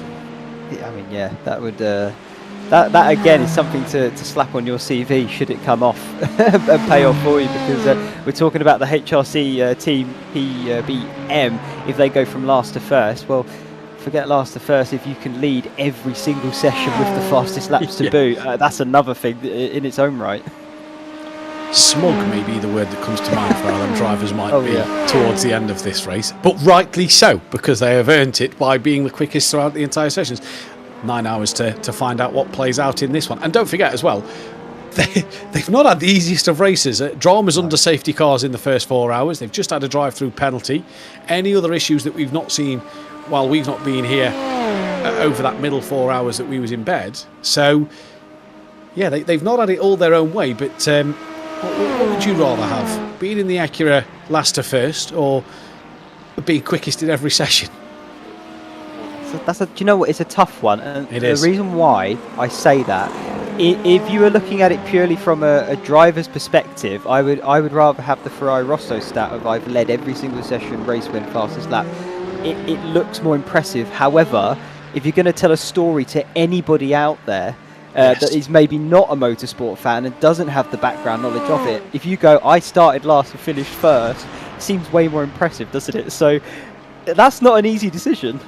No, it's not. And I suppose, again, if you speak to somebody who doesn't know motorsport too well, I led every session, won the race and got the fastest lap, people may think, well, you've led from the start and just absolutely dominated, you know, and it's what a boring race for you. Quite the opposite for those who's obviously been tuned in watching the entirety of this race. But yeah, very tough one. Last to first, you've had to overtake everybody, whether it's been in the pits or however it's been. Leading every session has been rather the opposite, but Ferrari Rosso have had their fair shares of overtakes to make, because they wasn't anywhere near the top 5 when we was in our first stint in commentary, so they've had their fair share of ground to make up. We're on board with Murray Adams, who's still got that gap around that 38-second mark. That was a nice lap there from Adams as well. well. A little bit quicker than the BMW, some 2 seconds faster, so yeah, quite nice there. Absolutely, closing that gap. But it's sort of ebbing and flowing between them, but a bit up and down. I'd say at this point, when they do make the pit stop again, they'll the BMW team they're going to be some 10 sort of seconds, I would say, behind the HRC team. But equally, then they'll have, of course, the cold tyres, so that gap would open up a bit. So I'd say the gap has pretty much stayed about the same. You know, a touch here, up and down there. But both of the teams setting very consistently very similar lap times. And so at this point, hard to say who potentially is going to win out. But I think these two teams are the teams to keep your biggest eye on in terms of the overall race win. But again, still an incredibly long way to go. We've seen leaders come and go in terms of the incidences and things that have happened. Of course, we did see the number 50, the Ferrari Rosso, they were leading at some point. We had the Porsche Ace-Lift, they were also leading, and had that moment where they had to make some repairs as well. So you never know what's going to happen and what's around the corner. You don't indeed. And when you look at our timing tower, and I believe the live timing tower has been posted in the broadcast as well, it says plus 15 next to Murray Adams as name for 15 positions games. That is in terms of his class. Remember, he did start 52nd on the grid, so he's gained 50 places in this race to be second overall, which is a little more impressive when you look at it. But yeah, what was the gap, I think, before the HRC team pitted out? It was around 22 seconds they was in the lead over the BMW, wasn't it? Yeah. After the last round of pit stops before they pitted. So it'll be interesting to see where Murray Adams has got the car when them pit stops come around again, to see if that gap is any bigger than 22 seconds, because that'll be a bit more of an indication as we see a fight here in the LMGT3 category, the Ferrari Rosso LMGT3. Just making a move there on the 967 IRT Lamborghini. I've just saw Revolution in LMP2 Pro-Am, fastest lap of the Pro-Am race, as that is the Team World of Sim Racing in 11th, making a mistake coming through the second part of Indianapolis, and into the gravel he goes. Car looks okay from what I've seen so far, but a bit of an off they've had. And how far ahead of the Rosso Esports are they? So 2 minutes 18, so lost a bit of time. Not going to hurt them massively at the moment, but they won't want to keep having dramas like that.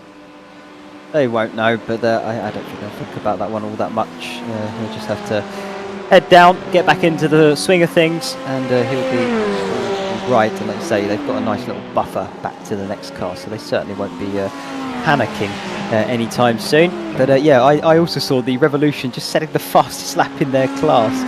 That is quite some impressive feat. It's a shame, though, that they are a few laps off, as that is Mika Hakimi then for the Poised by VF team.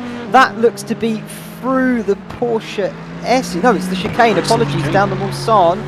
I think that's the first one, isn't it? So getting it a little bit wrong. What happened here then? Breaking into the first part of the chicane. His rear just went light as he turned into the corner there. And around she goes. Yeah, a little bit of a strange spin that, because we've seen drivers have the dramas at the second part of the chicane, haven't we, when they've just carried in a little bit too much speed. And for Hakimi there, the Malaysian driver, just getting it wrong at the first part of the chicane. But again, he's got a good enough gap over the World of Sim Racing, who's just made their own mistake, so it's kind of plateaued out a little bit. As here comes the Lamborghini, great little dive up the inside through the Mulsanne corner, and through goes Santa Maria in the 967 IRT Lamborghini. A lovely move on the Rosso Esports car. That was, you could argue, textbook down the inside later on the brakes going for the gap opened up. And yeah, lovely little move there by the Spaniard. I wonder though, I'm going to see the Ferrari try and find their way back now into Indianapolis. Slipstream in full effect. Are we going to see them pull out? Yes, we are. Goes for the long wait for the first part. Are we going to see them try and go for the lunge into the second bit? No, the Lamborghini going to cover it off, and Santamaria wise to it. Yeah, very good defending indeed. So now going to let the LMP2 car go. Are they going to get in the way? Oh, maybe just a touch there. No, there they go, they're through. A bit of time there a little bit, hasn't it, off the back of the Lamborghini. And while you were saying that, actually, I've just looked at Revolution's fastest lap, 3:37.961. The next best time is a 3:38.127 done by the Fury car, so a couple of attempts quicker than that. The lead cars in front of them, all their best laps are in the 39s, so they were some 1.5 to 2 seconds faster than every car in front of them's best lap in this race at the moment. Apart from Rick Team Racing, who's just put Alfonso Reese back in the car, so I don't know if that's updated for his fastest lap times. I'm sure that's changed to a 3:38.1 now, but there we go. Tri-State's picked up a penalty in this race. Obviously too many X points for them in this one then to pick up that. LOP have got a bit of a slowdown, and BMW Team TSR in the pits from Hypercar. So yeah, lovely little race developing here. 9 hours 9 minutes left on the clock. Me and Ashley will be live for the next hour and 9 minutes before we head back over to Ewan and Lorenzo. And in comes the Tri-State car from P5, and that is the Ferrari Rosso for Hypercar off, I believe, at one of the chicanes down the Mulsanne, and it is the second of the two. And the dramas continue for the number 50 car. They just can't catch a break, can they? They really can't. Here we go. We'll get the replay. What happened to Neto then? Coming down deep into the braking zone. I would imagine it is too much speed trying to be carried. Yeah, the rear went light there.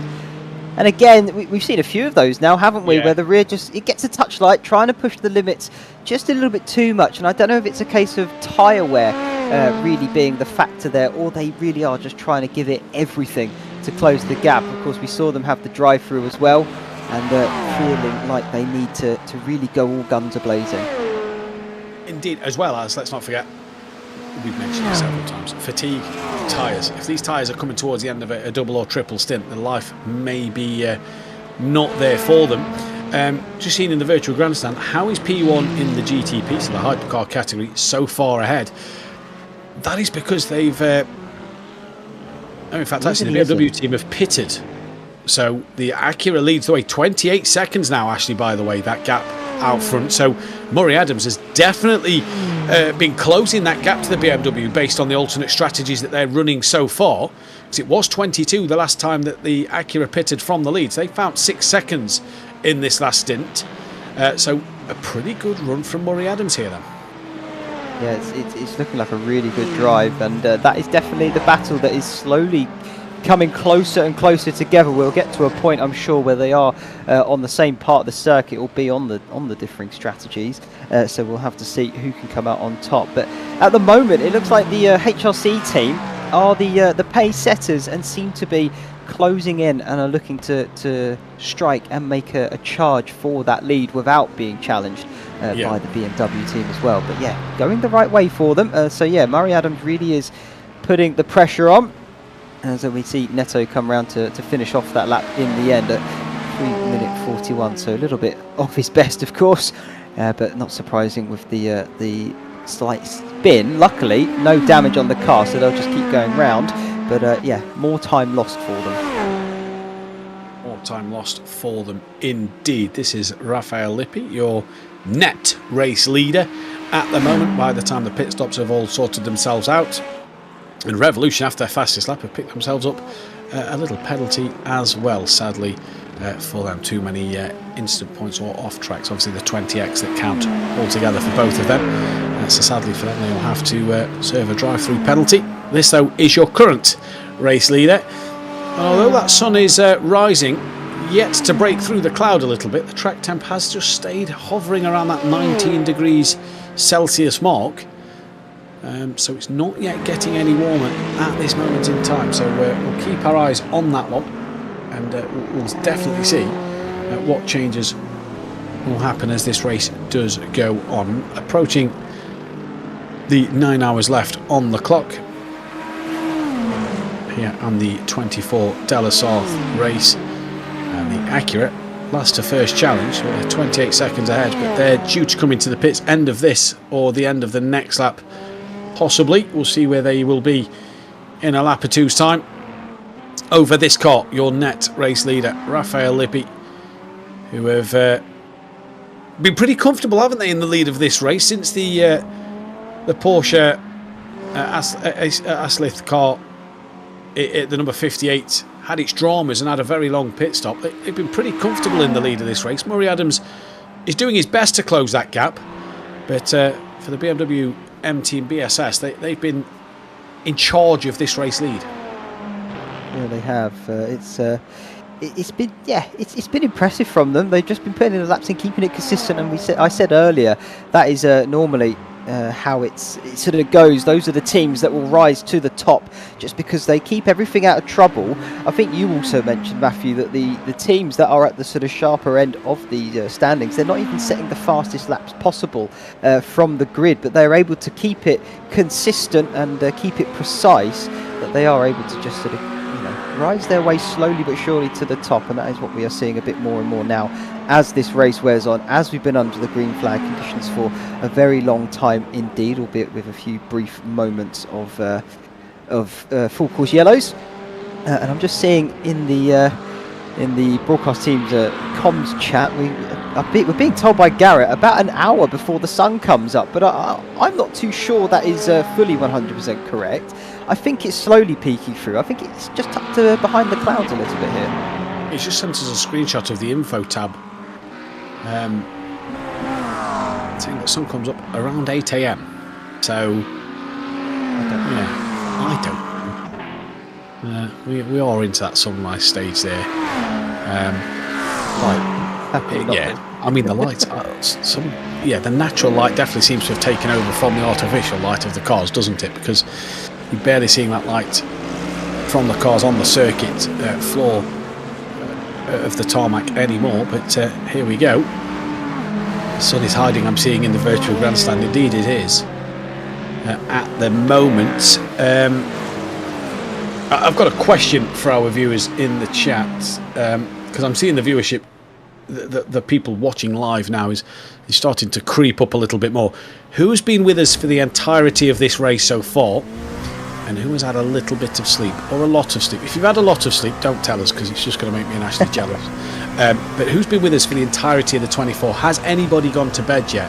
That is something I'd like to know. See how many people have been to bed or not, because if you are a hardcore fan of this 24-hour event, and fair play to you for sticking with it so far. And I mean, it could even be team drivers or strategists who have been staying up and just are in the YouTube chat every now and again. Just there we go. Mason, 0 sleep. Well, full respect to you in this one. And another one, I've been in the race the whole time.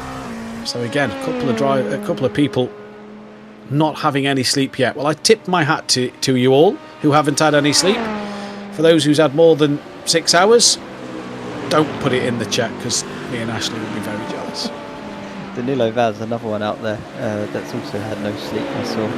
I think he's also part of the team here, helping us keep things running smoothly. So he really has been putting in a shift, also in and out of the car himself, I believe. So sleep. I don't know what that is. It seems to be for the weak, a lot of them are saying, in the virtual grandstand as well. I love that virtual grandstand. That is an absolute brilliant thing. I'm going to have to start using that, because that is really fantastic. You can have that one. Oh, thanks. I'll use that, definitely. The battle though for P4 rages on here, Matthew, because this is between the Porsche Sarthe and the Porsche Hypercars. It is indeed, and Corbin Lenaway is just on the fastest lap in the LMP2 with a 36.7. So the LMP2 starting to get to their quickest stages of the race, it would seem. But yes, you're right, the Porsche Sarthe car, who has led the race for the majority of this 24-hour, is going toe-to-toe with the Porsche Hypercar. So the two Porsche Hypercars here are going at it for P4 and P5 on the circuit, in the BMW M Team TSR. Only a few seconds behind them. And you have to say the Porsche Sarthe Porsche A Sarthe, sorry, with that long pit stop that they had, a little unlucky for a very small incident that we saw on the replay a while ago. But they are also another team to keep your eyes on. 3 minutes 21 off the lead of the race at the minute, but are another team to watch for. Can they get back onto the leaders by the end of these next 9 hours is going to be the biggest question for the number 58, driven by Davide Occhetto, doing wonderful things at the moment. Looks like they've actually pretty comfortably ahead of the Porsche Pax car now, doesn't it? And pulling away ever so slightly. They got the move done and just said bye, see you later. 1.5 seconds down the road already, the Porsche A Sarthe car. So clearly a bit of a pace difference there. I have seen also when they last pitted, and the Porsche Pax lap 205, the Porsche A Sarthe lap 196. So actually there is quite a bit of difference in the fuel load. So weight on board and no doubt as well, the amount of grip from the tyres will be a different stage also. So yeah, that doesn't quite tell you the full story, does it? But the A Sarthe car just darting off almost 2 seconds already between the pair of them. As I would imagine sooner rather than later, we're going to see the overall leader coming in along with the Porsche A Sarthe car, because they have pitted on the same lap 196. As currently Murray Adams, the overall leader, is on lap 207, and he is sort of making his way, I believe, up towards Mulsanne corner now. Yep, there we go, jumped on board with him just as I said it. And yeah, I was bang on. Look at that, straight into the Mulsanne corner. So I was guessing that, looking at the amount of percentage they completed a lap, but I got it bang on. I'm very happy. Yeah, crystal ball, you've got your crystal ball out now, haven't you, to see where drivers are on the circuit. Drive through for car 38, that is the Bravo Snow team in LMP2 for an incident responsibility, and the Tri-State car in LMP2 pro-am of Stephen Selby is off at the first of the chicanes down the Mulsanne straight. Looks like he's managed to keep it out the wall based on what we're seeing there, so hopefully Stephen Selby is able to just get that round, complete the drive through and carry on his way. This is what's happened. Too much speed. Too much speed again. Yeah, we've seen that a few times already now. Oh, he's done well. He's done very well. We saw the big impact there for one of the prototype cars earlier on in the race, who hit the wall there very, very hard, doing a very similar thing. And Stephen Selby, that's the screeching mooses of Joshua Crane having a moment out the second chicane there then. So the screeching moose Corvettes. Let's see what happened here. Another similar thing, too much speed. Yep. Late in the corner, but yeah. Yeah, that's an odd one. Yeah, that was. Got onto the dirty part of the circuit. There's a lot of gravel on the track there, so possibly just got onto the dirty part of the circuit, put the accelerator down, and the car just didn't want to comply with him there. Right, leaders into the pits in Hypercar, and he got the gap up to 33 seconds before pitting, wow. So heck of a job from Murray Adams, and Josh Mitchell is going to take over that car now. And there then was Raphael Lippi, who will retake the lead of this one. But what will the gap be after the Acura comes out the pits? So 11 seconds since his last pit stop, he has gained over Raphael Lippi's BMW then from the last stint before this one, when he's decided to come into the pits. So a good chunk of time that Murray Adams has pulled back over his two stints here. Yeah, that is really impressive driving. I'm actually going to ask, I'm going to try and at him here. I really would love to have a chat with Murray Adams to see if we can see how he was feeling in the cockpit of that car, and try and have a word to see what his thoughts are of the race as well so far, because he really has done a mega stint there, and it would be lovely to hear from them and to see what they're feeling, going forward deeper into this race, chances of the victory. Surely at this point they must think that it is on. Oh, 100%. 35 seconds with 8 hours 57 left on the clock. 100% they must think it's on, because and they've done really well. Let's not forget, 52nd on the grid if you're just waking up to join us in the commentary box. 36 seconds is not a lot of time, and if the Josh Mitchell now can pump in the lap times that Murray was just producing, as there's been an incident, and that is Lorenzo's teammate in the LMP2 category with Nathan Edwards in the Project 91 Porsche. what has happened there. That's through Indianapolis as well. So let's take a look at what happens. Murray Adams is awaiting. We'll bring him in just a moment. So the W2E Pro GP LMP2. Oh no, the Porsche's lost the rear all on his own. And a little bit of contact, but the LMP2, they're just nowhere to go. Looked like he just sort of followed him in, didn't he? Wasn't really... I think maybe just sort of expecting nothing to come of it, but luckily very minimal contact, so it all seems to be okay, and everyone back under steam again. I'll tell you what, Matthew, why don't we finally bring in Murray here, have a quick chat. Murray, first of all, sensational stint out there. I really feel you've brought your team into contention here today. How's it going for yourself? Yeah, thank you very much. Thanks for having me. Yeah, we've had a fair kind of share of trouble early in the race, but yeah, we're right back in it now, and we really feel like we've got a lot of pace in hand, and the strategy is working out really well. It certainly seems to be doing so. I mean, you're in a bit of a titanic battle here with the car number 20, the BMW team. What is the strategy call here? Do you feel like you're making the right ones at the moment, and maybe have an advantage going into the closing moments of this race? But I mean, still 9 hours on the clock. Is it too hard to tell? Yeah, I think it's difficult to tell at the moment. Like when we lost 7 minutes, maybe 2 hours in, and we kind of thought we were largely down and out at that point. But we've pushed really hard. The raw pace has been really, really strong, and I think we've managed to call the strategy really, really right. I went for a quick nap earlier on, and Josh and Ollie were absolutely killing it out there, and I think they managed to they managed to escape the pits and get 0.2 of a second ahead of the leader, keeping on the lead lap. So we got the free pit stop and then a full lap back, and that was the whole time. When we were 7 minutes down and almost 2 laps behind, was just, all we need to do is get on the lead lap. Just get on the lead lap, and we'll deal with it from there. So, yeah, the other guys have done an amazing job. Josh is in the car just now, and Ollie's away to sleep. So, yeah, it's tough as a 3-man for sure, but I think we definitely have called the shots right, and I think we seem to be a bit ahead on fuel and tyres compared to others. It certainly is looking that way. Talk us about starting from the back of the grid. Of course, I think either you've missed qualifying or something didn't quite go right your way. How's that been? Yeah, that was a bit of an admin error, to be honest. It was just a little admin error. There was the wrong team got registered basically. So I kind of thought we were the GT3 car, and obviously we're not, and yeah, so I think obviously having started right at the back, Josh did a really, really good start and got through the GT3 traffic within about 2 laps, I think. So, and yeah, I think to be able to get through the GT3 traffic so quickly, you know, when the full courses and things came out, we were then able to push and kind of get onto the back of the be able to get onto the back of the pack. So yeah, I think overall just really, really good.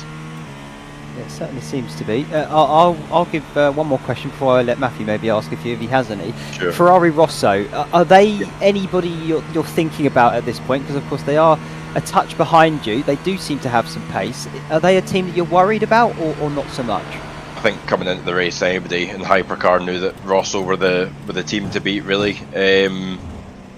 You know, especially Lucas. He was biblically fast in practice, and you know, at times was literally seconds up the road than everyone else. So, you know, I tried holding him off a little bit more in my earlier stints, but he was really fast. I think I probably had slightly better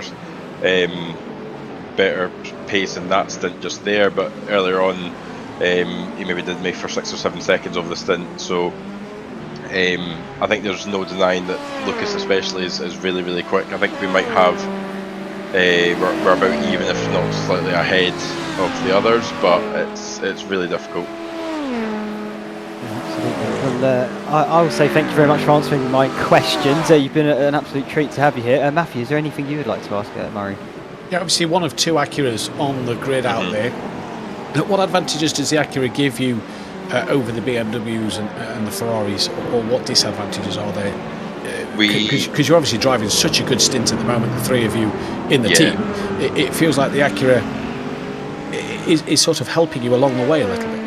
Yeah, so I was kind of looking at this earlier on, and if we look at like the fastest sectors, we're down all the way through till the end of the Mulsanne. We are almost a second down compared to the Beamers and the Ferraris. Like we're about 3 or 4k down straight line. A lot of those guys are kind of ticking 330 into Mulsanne 1, and we're maybe 327, 328 at best case scenario with a bit of a helping hand from someone else. But we're light on fuel and we're quick through sector 7. So I think that's the two main things. Is that, you know, I'm not sure how. You know, I did some own testing, and those guys are consuming probably in excess of at least 0.4 to 0.5 a litre per lap more than what we are. So yeah, I think we're light on the fuel is the main thing, and the boys especially, like I eat tyres. I really struggled to keep the tyres alive, but the other guys have done such a good job at doubling, tripling sets of tyres. So yeah, I think, you know, from a kind of endurance point of view, we're strong, but I think on raw pace, I think definitely I'd much rather be in the Ferrari or the Beamer. Yeah. Are we expecting to see you back in the car in the next 8 and a bit hours, or yeah, I'll still got plenty to do. So yeah, basically we kind of went front end heavy with Josh, and we're going back end heavy with me, and Ollie's doing a bit of both. So yeah, I've still got plenty of driving to do. Well, we'll let you get some rest before your next set of stints, buddy. Congratulations on the back-to-back double stints. Great pace from you, and hope to keep it up in the race. Thanks very much, guys. Really appreciate your time. Thank you. Cheers, buddy. Murray Adams there from the HRC Team PBM. Currently running second place in the hypercar category then in this race. This is on board Matthias Netto. As you can see, the fog definitely just... the mist, the early morning mist as the sun burns through at the moment, definitely starting to play its factor there. And Ashley, while you stepped away for a quick pit stop yourself, Murray was kindly making us aware that he'd done some private testing in the BMW and Ferrari, and they use 0.3, 0.4 litres of fuel more than the Acura. So the Acura being able to just go that little bit longer in its stint by being a bit better on its fuel economy, but it is down a couple of kph in the straight. Interesting. So, well, it's nice to hear that there are some differences between the cars and manufacturers, as you would rightly expect there to be. But clearly, the fuel economy, the deciding factor for them there, which is interesting. You would have thought the overall top speed might have been the one for them, but I guess you can dial that in with the setup, can't you? Take a bit more off the rear, maybe sort out some of the aero balance just to gain that back, but and then you do suffer in the corners potentially. So it's a balancing act, isn't it, Matthew? It's so hard to judge. We said it in our first 4-hour stint. You know, you've got to balance it, the car itself, but also between 3 to 4 different drivers. Yeah, excuse me, and that's the interesting point of the 24-hour race, isn't it? Of the difference in the cars to what you have to try and do and make up throughout the entirety of the 24. A drive-through penalty, I assume, for possibly the 20x points being reached by Velocity Vanguard, the leader of LMP2 Pro-Am. Jed Eller piloting that machine at the moment, and they've got time to spare, but the drive-through's just going to allow the likes of the RIC Team Racing car to just gain a little bit over them through the drive-through in the pits.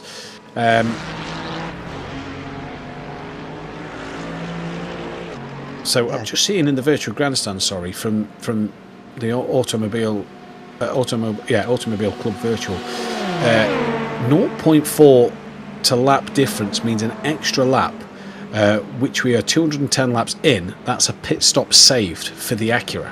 Wow.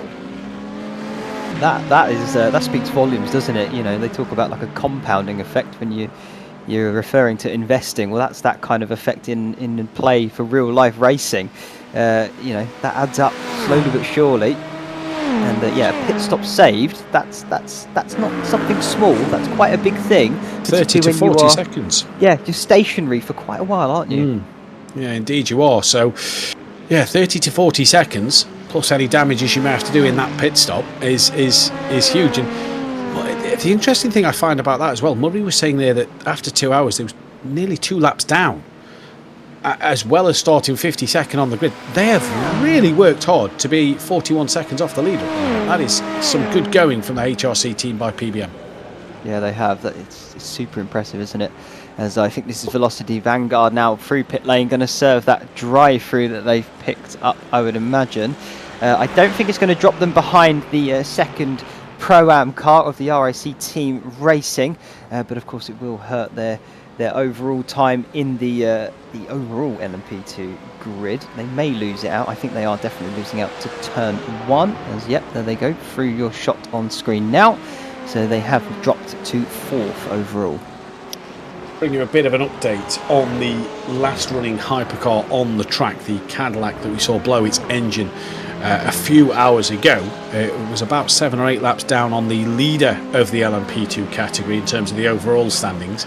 It is now just past the Rosso Esports LMP2, running in 7th place in LMP2. So they are starting to get their way through that LMP2 traffic and find a few laps over the LMP2 cars to be able to get there on the overall classifications, which is just a bit of sort of pride for the team to after the engine blow, which was caused by a huge impact that they had earlier on, like I said, a few hours ago in the race. A huge moment, left the car crabbing on the rear end, and it blew the engine at the same time. So they're working their way back through the field. And good to see them still going here with 8 hours and 44 minutes left in this race. They're trying to get back onto the lead lap. Some 6 laps down on the leader of Corbin Lanaway in LMP2, but no doubt they'll get that back as this race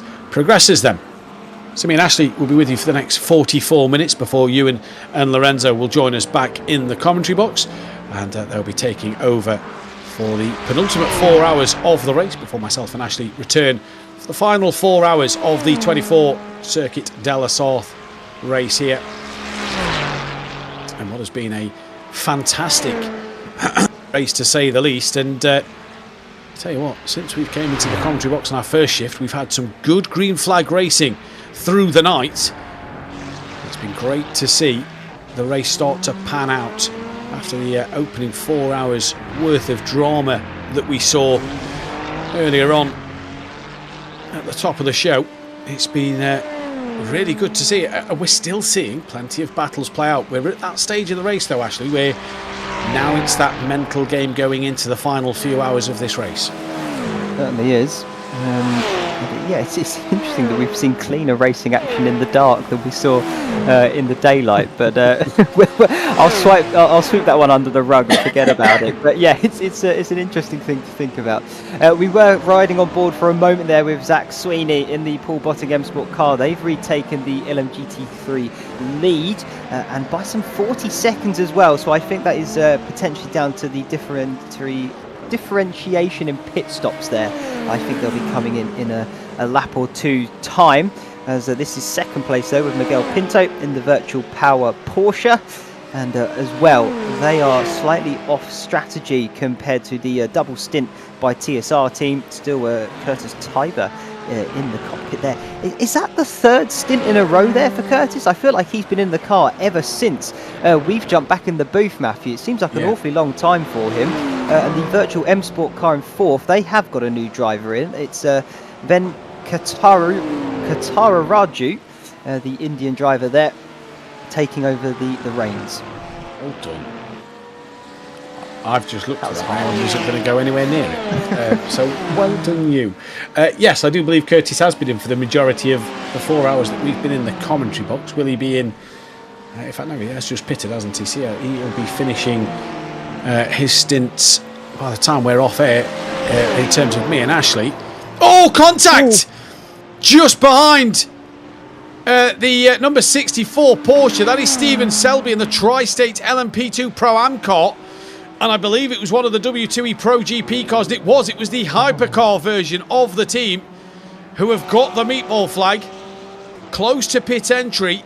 And are we about to once again go under the full course yellow? Let's take a look at what happened here. Hypercar looking to put the lap on. Oh, wow. Big impact into the wall. Huge. Absolutely. Well, big enough, yeah. Got the meatball flag, so that car is in desperate need of some repairs then. I'm trying to have another look at the replay on my open YouTube. It really was just a touch, wasn't it? Nothing really in it, but enough to spin the cars round. And yeah, the Ferrari W2 team still out on the circuit, probably going to request the tow. I would imagine they can't go under their own power there. So if they are still on the circuit, this may be another full course yellow. Very surprised we've not seen it be thrown at the moment. It's been there for a while, and like you say, very small contact, but at the quick twisty Porsche curve section of the circuit, it only takes a little bit of contact on the right part of the car to have a big incident like that. 8 hours 40 remaining on the clock, and still no news from race control. As I say that, they appear now, so going under the full course yellow, I do believe, while we get Stand by for a virtual safety car. The Ferrari, no, virtual safety car, we're being told from our producer. So we're going under VSC for this one, not the full course yellow. Well, the VSC naturally brings out the safety car after it. So here we go, Ashley, for the final 40 minutes, provided we get under green flag racing before me and you go off of air and go back to bed for a little bit. 7, this puts 6, everybody back 5, close together. 4, I'm going 3, shopping. I have to go get the food 1. shopping. Sleep is for the week, as a lot of the other drivers have said. As there it is, virtual safety car in full effect. So this is definitely going to reset the field, bunch everybody up, because we'll have to go to a full safety car afterwards, and that will absolutely bring everybody back together. We should also see a few teams get the pass around as well, so we may see somebody like the HRC Gamma Sim get that lap back. Maybe this will give Porsche Asserlift the rejuvenation they need going into the final 8 hours as well. So those sorts of things that have not gone the right way, this could be something that brings everybody that we saw fighting at the front back into play, and this could be huge here for the Asserlift team, especially because they've been fighting it back, clawing it back pace-wise. They've been really on it and doing some good laps out there. This resets the field though. They could be in a shout. It could indeed, as well as Bravo Snow in LMP2, Tri-State in LMP2 Pro-Am. And I'm just going to look down the field in LMGT3. This brings the like of Vortex as well. It was a lap or two down. This could allow them to gain a lap back over the leaders as well. They're a lap down, so this could allow Vortex to also get onto the same lap as the leading cars in LMGT3, one of the front runners in the European Sports Car Championship. Vortex, the defending champions from last year. So this brings a lot of other teams into play throughout the night. Being told that Chris did 2 stints, Curtis is back in, so it was Chris who's done 2 stints in the car we've just mentioned in GT3. So yeah, Vortex here, amongst other teams, could be back on that lead lap with 8.5 hours to go, but the VSC has fallen, and let's see what this is going to do now. We will await for the safety car to come out with 30 minutes left. 37 minutes left in our stint. I get the feeling that we might not be at green flag racing by the time me and you hop off air. Potentially not, particularly when we do. Yeah, we'll get that full safety car as well, and that will. Yeah, we've said it resets the grid. But yeah, I think you're right. I think this may be it for our green flag racing of our time in the bid. I think we've been very fortunate, haven't we, Matthew? Because we, indeed, I think, had the vast majority of the green flag running in this series and event that we've got going on here. So I don't think we can really kick up too much of a fuss about that one. But yeah, this just changes the whole dynamic of the race. This really does, because the drivers are not going to have to push the tyres so hard again, so it helps anybody or any team out there that have been potentially struggling with that. The other crucial point is the time of day that this is happening. We're at that point where I think in the next sort of half an hour the sun will get out from behind the clouds and that track temp will start rising. So this is the last time we're going to have these cool track temps before it starts shooting back up. And that's going to be, you know, might play a little bit of havoc on the drivers when we go to green again. And that's going to be something Ewan and Lorenzo, I think, will get to experience. It's going to change the way the track handles the characteristics of the car. Could see a few more moments coming up still. It could change the complexity of this race, couldn't it? You know, with the track temperatures just starting to rise, it could really throw a spanner in the works for a few teams here. Ferrari Rosso back into the pits under the VSC, clearly feeling like they want to get the car topped up with fuel and ready to go for a good full stint by the time that we go back to green flag racing. So it'll be interesting to keep our eyes on the different strategies that teams are now going to play out. But yeah, like you say, within that next half an hour, towards the end of our stint, that sun rising and breaking through the clouds and just going to start to warm up the track a little bit more is going to play an interesting role in this race. And this kind of helps drivers who possibly have, because Murray said himself in the interview just a moment ago that they have triple stinted tyres through the night. So if teams are coming towards the end of a triple stint on tyres, this kind of allows their tyres to just have a breather while they're on the edge of giving up before they need to come into the pit lane and get rid of them. That might have been what Ferrari Rosso have just done, you know, put a fresh set of tyres on just before the sun breaks out, so that they've got a fresh pair of boots on the car while you're rolling around at pit lane speeds. So yeah, we'll wait to see. Sadly, we don't have tyre information available to us, so we're unable to tell you what tyre they have, if they've taken a new or put a used set on. But yeah, this could be an interesting call for teams at the moment. Do you go to a fresh set of tyres if you have them now, while that sun is just going to start to break out over the next 30 to 20 minutes time? Then you've got a nice fresh set of rubber underneath you whilst you've been rolling around at safety car speeds. That could be a useful thing to have on. Or do you wait until that sun has broken through and put on the fresh tyre there? That's going to be another interesting stage of this race. But yeah, for sure, we're at a very interesting period of the race where the track will ramp up in temperature, no doubt, as the hours roll by. Corbin Lenaway in the chat says hi from car 6 cockpit. So Corbin Lenaway in the virtual grandstand from his car. So there we go. Wow. I tell you what, in regards to sort of pits, I've just seen it. I saw the Ferrari Rosso car just exit pit lane. They pitted this lap because the pit lane under the VSC is open. Of course, it's not a full course yellow, full-on virtual safety car, so they can come in and get a cheeky little stop here.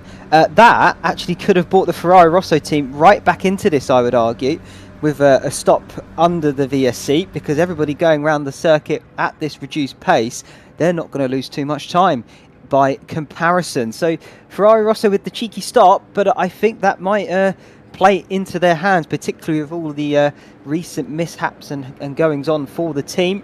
Yeah. Drive through, and so I think that could have brought them right back into this. I fully agree with you. I think you might be right there. I think that's an interesting call from the team, especially if they filled it up with fuel and changed tyres as well. That definitely could really play into their hands. The Porsche Pax team have now pitted. Very surprised to have not seen the leaders in to do a similar thing. We've seen P3, 4 and 5. Obviously the Ferrari Rossos have pitted, 4 and 5 in Hypercar and now in the pits. We're seeing the Vulture M Sport in LMGT3 in the pit lane as well. So this is going to be an interesting race to see play out now for the cars that are pitting under the VSC. I am surprised that the 2 leaders in Hypercar haven't pitted, just to top up the car of fuel and maybe put them fresh tyres on, like we've said, as them temperatures will start to climb in the next half an hour. So yeah, very interesting.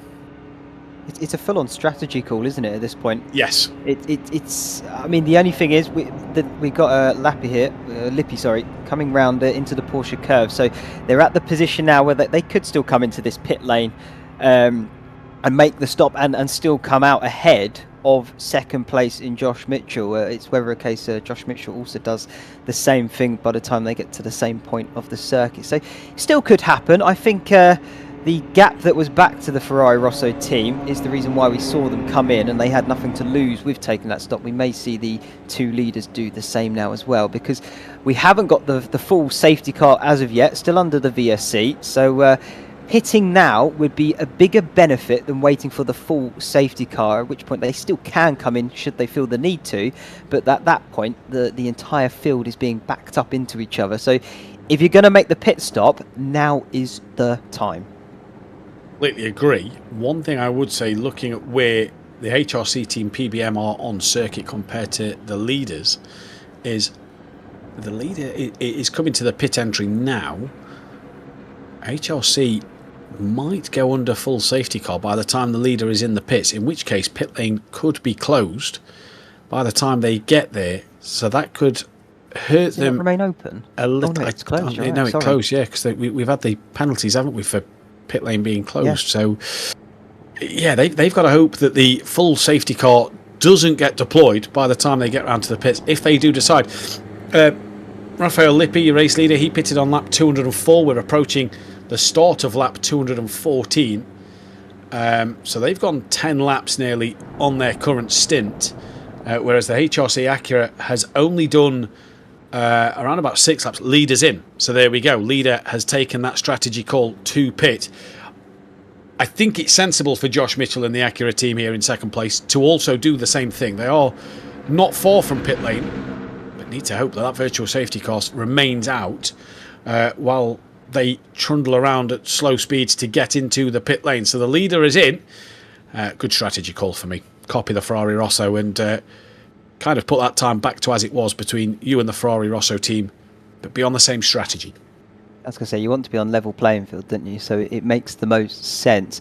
I'm just trying to work out how long the VSC tends to stay out for. I believe it's the duration of 2 laps. So 2 full laps around the circuit. I think the HRC team are going to be able to get in under the VSC and not lose out from it changing to a full safety car, because I think we do have 1 more lap under this VSC. So I think it's going to be all neutralised in terms of strategy for each of the teams at the top 3 there of the overall, and they should all be on pretty much the same lap and strategy course. It's going to be an absolute sprint when we do go green again, but looking at it, I think the timing tower might be having a moment. No, it's not. Sorry, the BMW team, they've changed driver. They've put Lucas Murno into the car now, so a change there for the leaders.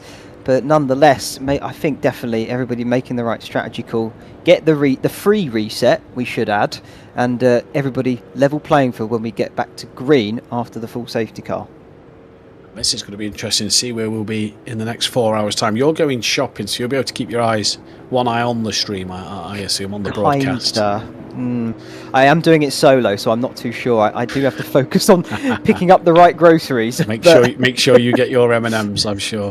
But yeah, yes. I'm sadly going to be jumping straight back into bed and falling asleep for a couple more hours. Not sad. No, I'd rather do that. Yeah, I can imagine. Especially seeing as you were saying just before we went on air earlier on that you was at work all day yesterday, so yep. 3 hours sleep in almost a 24-hour period has been a pretty long day for yourself. But look, race has been neutralised. We're all going to be on the same strategy. By the time this gets green and underway, Ewan and Lorenzo will get to see the drama unfold while temperatures are rising at the Circuit della Sarthe. There is Matthias Netto in the Ferrari Rosso car, currently running P3 overall. HRC Team PBM, where are they on the track? Just coming towards the pit entry now. I assume we're going to see that pit entry, pit lane sign message coming up next to their name. There it is. So in they come. So yes, everybody has decided to take the same strategy, and good call from everybody there. Nobody's trying to take that last little gamble and try and risk something with 8.5 hours left to play. Lorenzo and Ewan will be with you in 27 minutes time. I assume we're going to see them pop up in the broadcast booth too in a few moments to get themselves ready to go. A big round of applause for our producer. You can't hear him, but Samuli, I believe, is done for the day today, so he can enjoy some nice rest in bed and chill out, do what he needs to do. So thank you, Samuli, for the brilliant pictures you brought us over the course of the race, the 8 hours you have given us so far. It's been fantastic. Good effort from yourself. I think everyone in production, to be honest, not Yeah, just Samuli, the whole team. big hands, the whole team, even the stewards. While we're in this sort of down period, the stewards, they of course, donate their time as well to this, so that they have a live stewarding panel for this race, and it it's not a small thing to do. That's a big job, a lot of pressure as well on you to make the right decisions, the right calls, and not try to upset too many people in the process. It's going to happen because nobody wants to have a result swing one way or the other because of it, but they're doing the real hard work behind the scenes that nobody sees, and they deserve the praise just as much. Indeed they do. The Porsche Fischer car of Austin Edwards has had is that pit exit? It is. So Austin Edwards has exited the pit lane, and well, I never. Do you know what it looked like, Matthew? It looked like he exited pit lane for, okay, I can turn the limiter off, realised, hang on, no, I can't run the VSC. Yes. Turned it back on, and it's locked the axle. Yeah, I was about to say the same thing. It is, yeah. And he has clipped the wall as well, so may have had a bit of damage as well. Automobile Club Virtual in the chat saying, and I helped. In fact, they screamed it at us in the virtual grandstand. Danilo saying, shout out to Garrett and Samuli, 2 goats. What about me and Ashley? We're going to have done 12 hours. We're going to have done half of this race by the end of play here. Me and Ashley have really dug deep to find this one, especially Ashley, who's only had 3 hours sleep over the 24-hour period, so fair play to you. 3 hours and a Red Bull, that's all I need. 3 hours and I've had 4 lattes. Yeah, and your M&M's, yeah, I've had 4 lattes, a bag of Haribos, and 3 Dr. Peppers. Dr. Pepper, yes. I can't beat it. I'm just about to finish my 3rd, and half tempted to get to 4th during this safety car, but I'm going to bed in 25 minutes, so I don't really see the point at the minute. First lap of If we list the names of has people who concluded. worked in this event for the last 2 months, it would be a monologue. Indeed it would. It'd be a long credit scene to put at the end of the screen, let's put it that way, as we just had a message here from Race Control. I'll be told Omet as well has already done 8 hours of production overnight, and then she's got another 8 hours coming up as well. So Samuli's kicked back and relaxed in this one, arguably. We've done 12 hours commentary by the end of the play. Omet would have done 16 hours worth of production. Samuli's had his feet up, nice and easy. Good job. Oh dear. Well, by comparison, yes, but I tell you what, I do not envy that position, because it's a lot of work. Not just making sure you keep an eye on all the battles, but he's making sure all the the virtual safety car signs come up, making sure the timing tower's running. Everything that you see on your screen now is all thanks down to one person, and that is the producer. Currently Samuli. In a moment it will be Omnet once again, so without them the series really wouldn't be able to produce the pictures you're seeing. And this is the thing that people don't realise, actually, as well, the behind the scenes that they don't see. Race Control, all the things they're looking at for the stewarding. Samuli and Omnet, who are the producers of today, who as much as we've got multiple screens and we're looking at multiple bits of information, timing tower, rules and regulations, entry lists and the spotter guide and all sorts like that, the amount of stuff that Samuli and Ommet have had to look at for replays and battles, incidents happening out there on the circuit, obviously making sure everything that you see on the screen is the correct piece of information. It is a tough job to do, and a lot of work goes into it, so fair play to everybody behind the scenes, Ewan and Lorenzo, as well as JR and Connor, for being in the commentary booth as well. It's been a great production, great show, and still 8.5 hours left of it. I've just seen Matthew Danilo in the virtual grandstand. He says there's no Dr. Pepper in Brazil. Well, I can scratch that country off my bucket list, because if there's no Dr. Pepper, I don't want to go. I really wanted to visit Interlagos, but it turns out I don't want to anymore. I tell you what, I used to travel to Switzerland a lot for some work I used to do.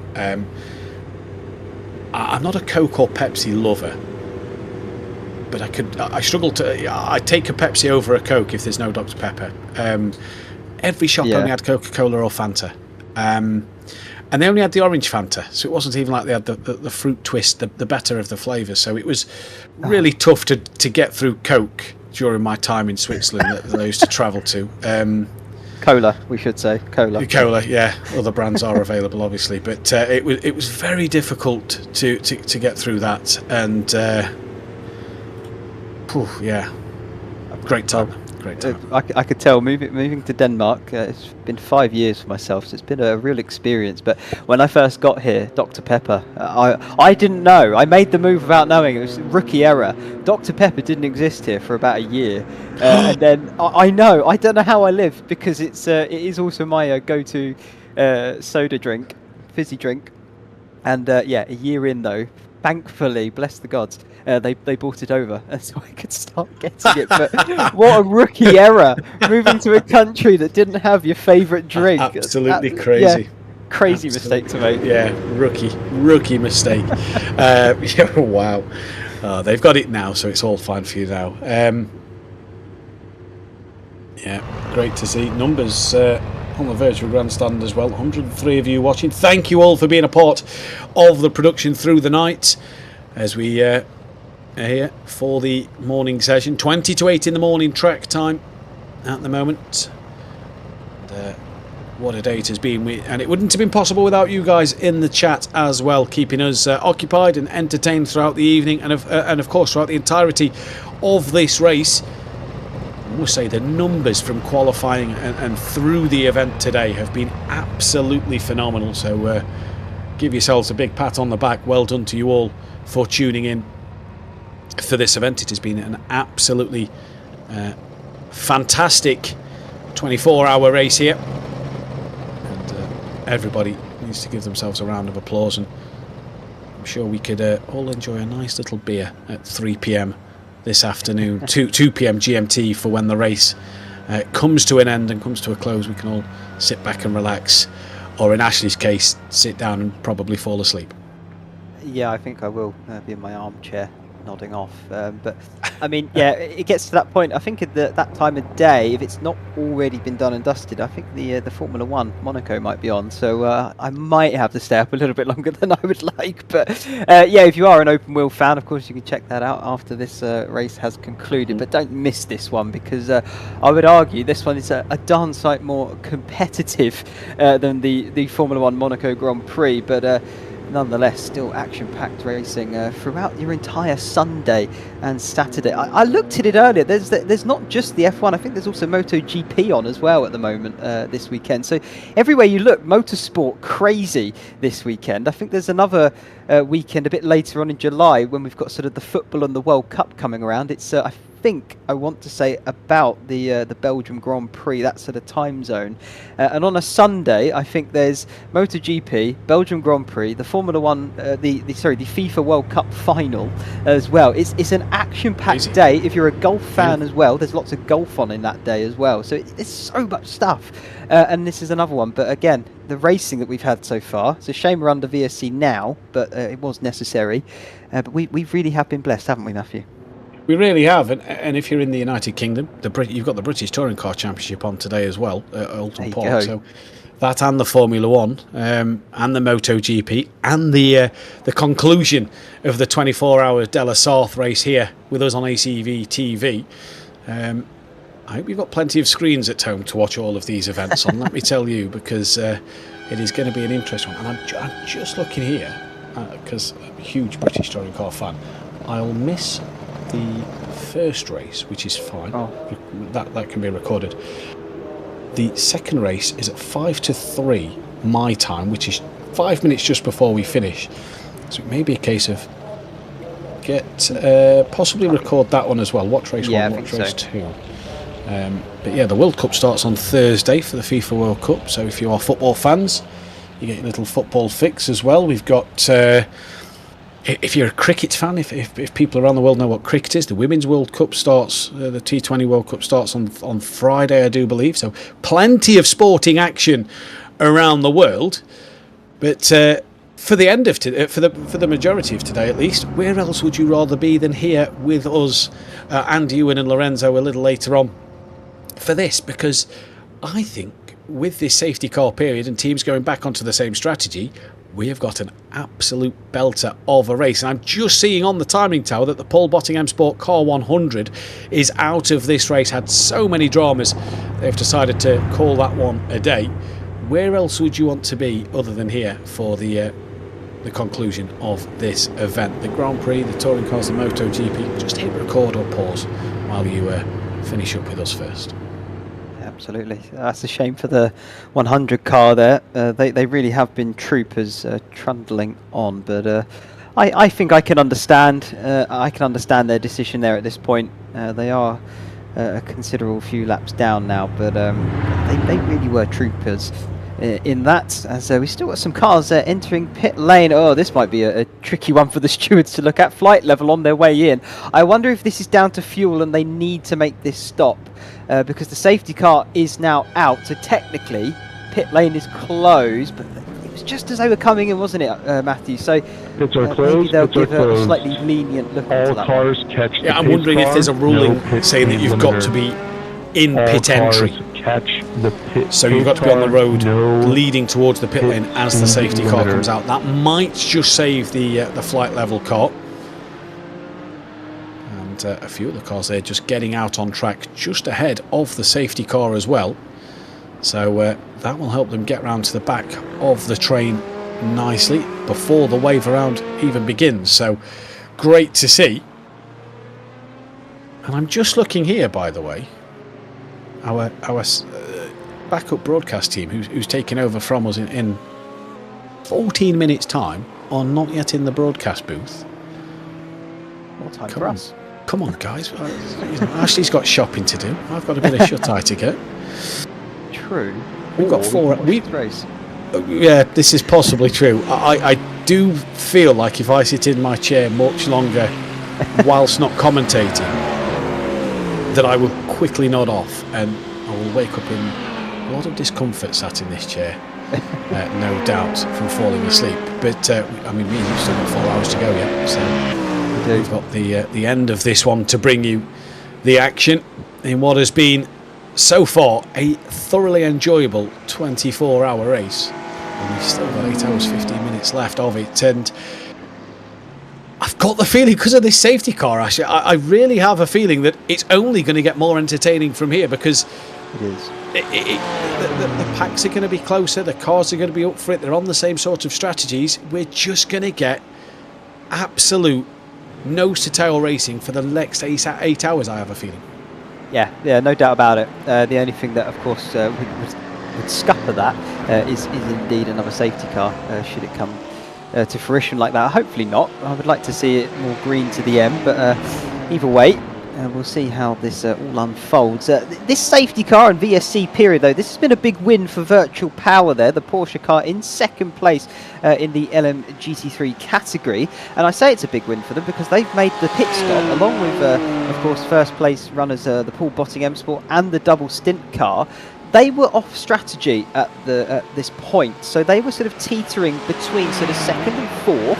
And now, with this safety car and VSC, they've been able to get a cheap pit stop, an earlier pit stop than they would have planned. But it means they're still in second place because they didn't lose as much overall track time with everyone being at a reduced pace. Well, I tell you what, Ashley, I tell you the biggest winner out of this, because Virtual Power, double stint by TSR and Vulture M Sport was all ahead of Paul Botting before the virtual safety car because of the offsetting strategy.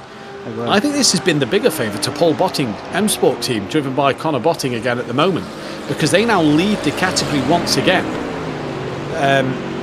So I think due to the offsetting strategies, that because the other three teams have had to possibly pit to get back to that normal strategy with everybody else, I think it's actually worked in the favour of the 113 here that we see on screen at the moment. Yeah, there has. I'd say them and Virtual Power definitely the bigger winners, because double stint and the Vulture M Sport, they were.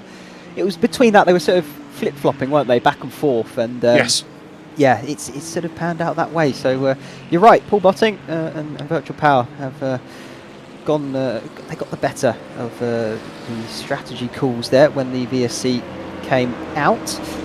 As yeah, we are slowly getting the pack drawn in behind the safety car. 11 minutes left here with us, myself, Ashley and Matthew Duffin. I can see Ewan O'Leary as well in the second broadcast booth now, preparing himself, getting ready to take over from us.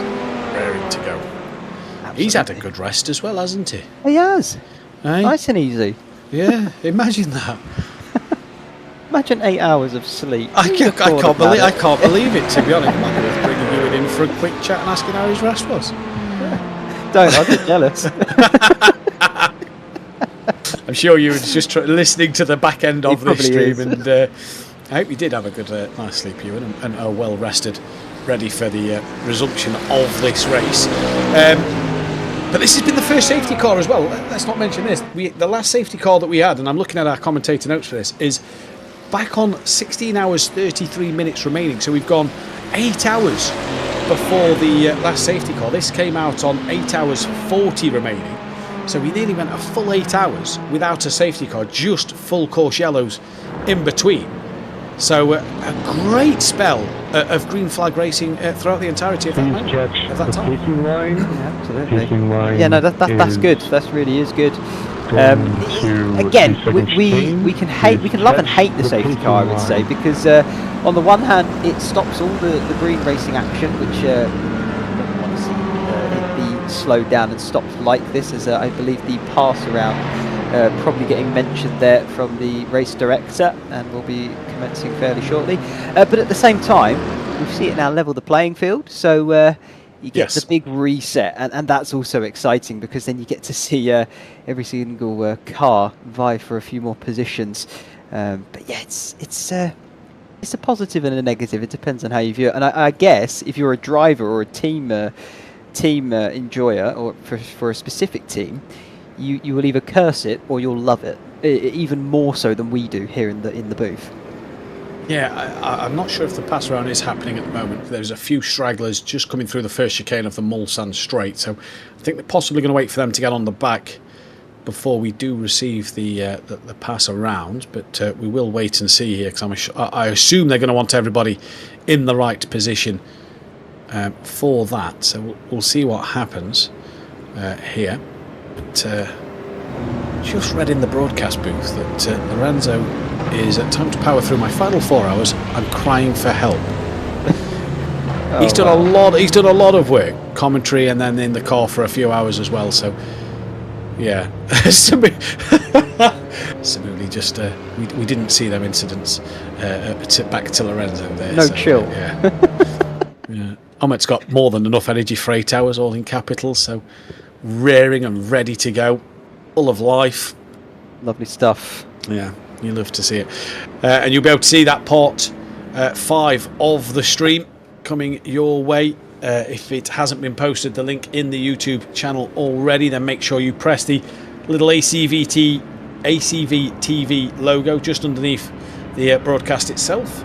Head over to there where you'll be able to see the scheduled stream for part number 5 coming your way in roughly 8 minutes time.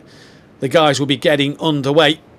There we go. As if by magic, crystal ball again. It's just been posted in the YouTube chat. So there we go. Thank you very much to the ACV admins there for getting that one in the chat. Ready to go with the resumption of part number 5.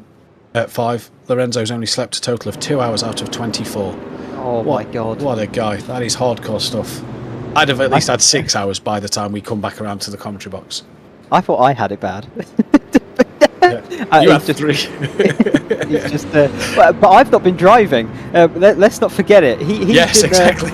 He's been having to use his brain, whereas I actually got to switch mine off for a bit. So that is mighty impressive there for Lorenzo. I wonder if he's going to be a man of a few words when he jumps back into the commentary booth here, but I'm sure he'll gladly tell us all about his experience in the car, the team as well, of course.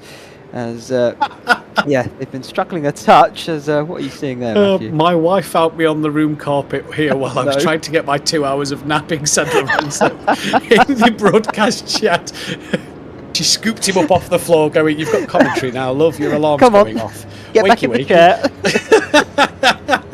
Peeled him off the floor and stuck him back in his seat, ready to do 4 hours worth of chatting. I am seeing that the Ferrari WT Pro GP car of Lorenzo's team are out of this race. Have they decided to call it a day? That'll be a shame for them if that is the case. Running around in 16th place at the moment. So we'll see if that is just a temporary thing or if they are back in the race. Either way, 6 minutes left of me and Ashley before the you and Lorenzo take over. And I don't think we're going to go back to green flag racing. We are yet to have the wave around at the moment. So it looks like this will resume the safety car into part number 5. And thank you all for joining me and Ashley for this 4 hours. We'll be back in 4 hours time as well to bring you the final 4 hours of the 24-hour here. And the post-race. The post-race interviews as well, which has been a fantastic display. And I'd like to ask you for who you think's going to win each category, but with 8 hours left, I think it's too hard to call at the moment. Yeah, it could go anybody's way at the moment. It can. I'd love to answer the question. The hard part is, of course, 4 hours is a long time. But the problem as well is we're going to get back under racing after a safety car, at which point the gaps will close right back up. So it could be anybody. You really could be anybody at the top of each category. I would like to think it's not going to be a drastic change from what we see here, because of course under the green flag conditions these teams that are at the top of each category are there for a reason, but it may be a slightly different order. I would argue actually the one that I can pretty much predict, I would imagine the Ferrari Rosso are going to start fighting their way towards P1 a bit closer now, and maybe with the Porsche Asalif car as well, and equally turn 1 in the LMP2 Pro category. I think we're going to see them rise towards the #1 spot in that, so it'll be overall and for their class. But other than that, in terms of the Pro-Ams and the LMGT3s, I think that's anybody's game at the moment. It's going to be too hard to call. I fully agree, and the wave around is taking place, I believe, any time now. So a few of the cars that have been a lap down over their rivals in category will gain that lap back, provided they have been given the wave around. So if you look at the likes of, I'm not going off our timing screen fully here because we know that it can do strange things under the safety car. It's the same Ferrari Rosso actually on the same lap, 216, 216, 216. Yeah, the Porsche 58 that has led for the majority of this race will gain a lap back, so that'll be crucial for them to get back onto the train and try and progress their way through. If you look at the likes of Vortex, especially in the LMGT3, they're another team that will gain a lap back and will be on that potential lead lap of the...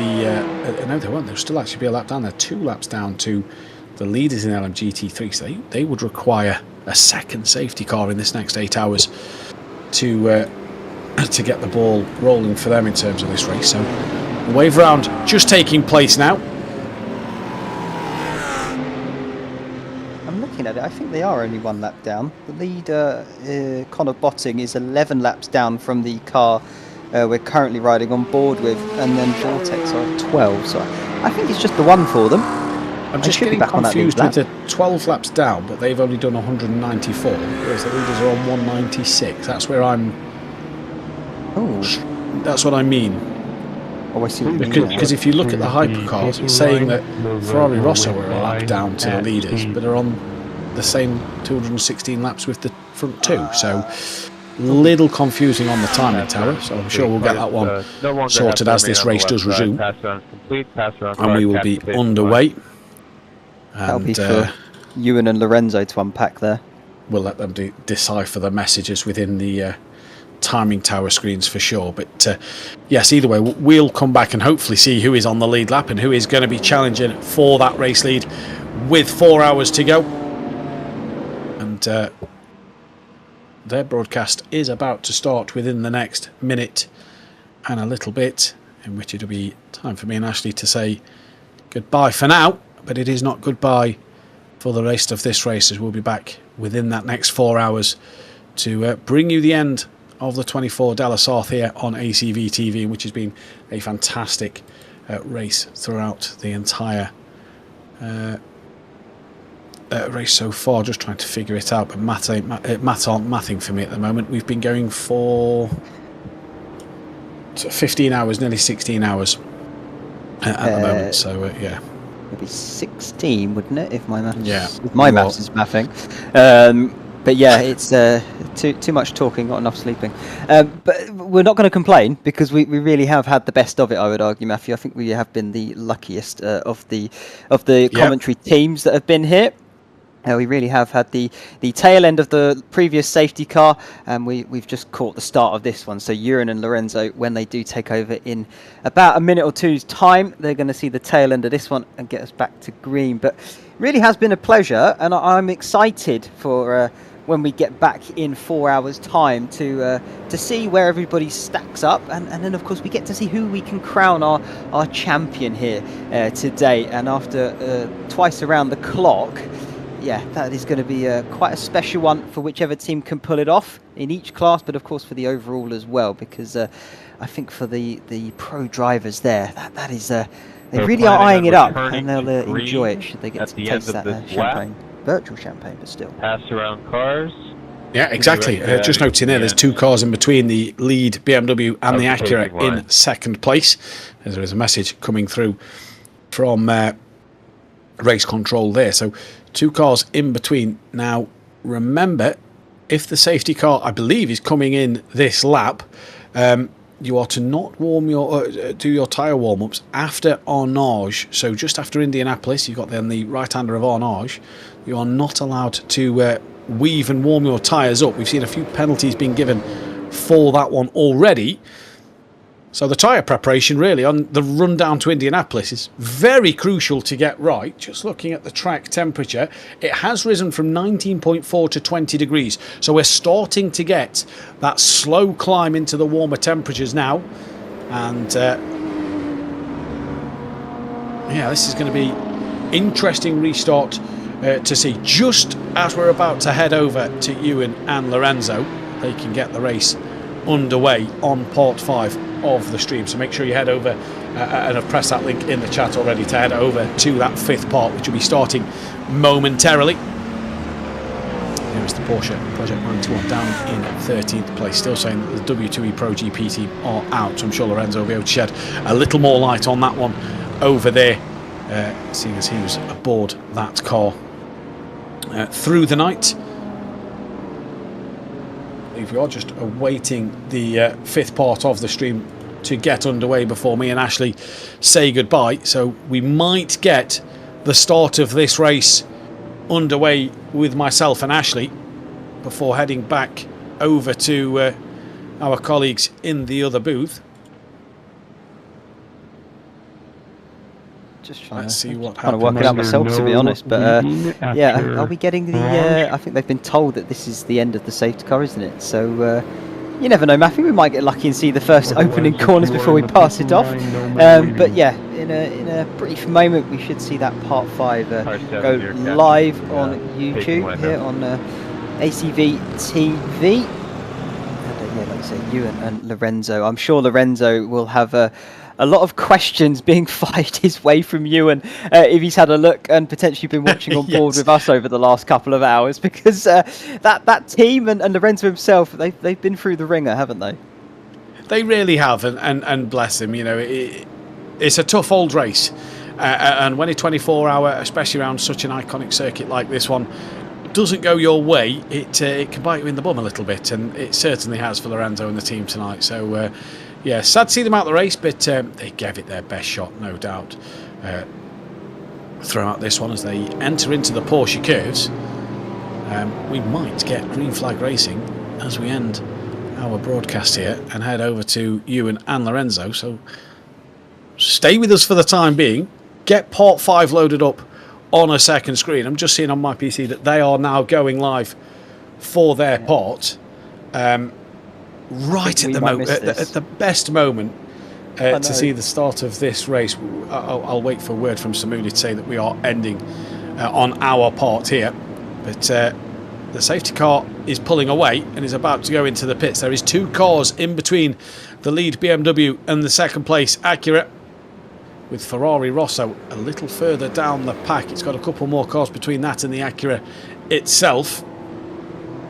And this is now going to be the interesting part of this race, to see who can do what as the race is about to resume.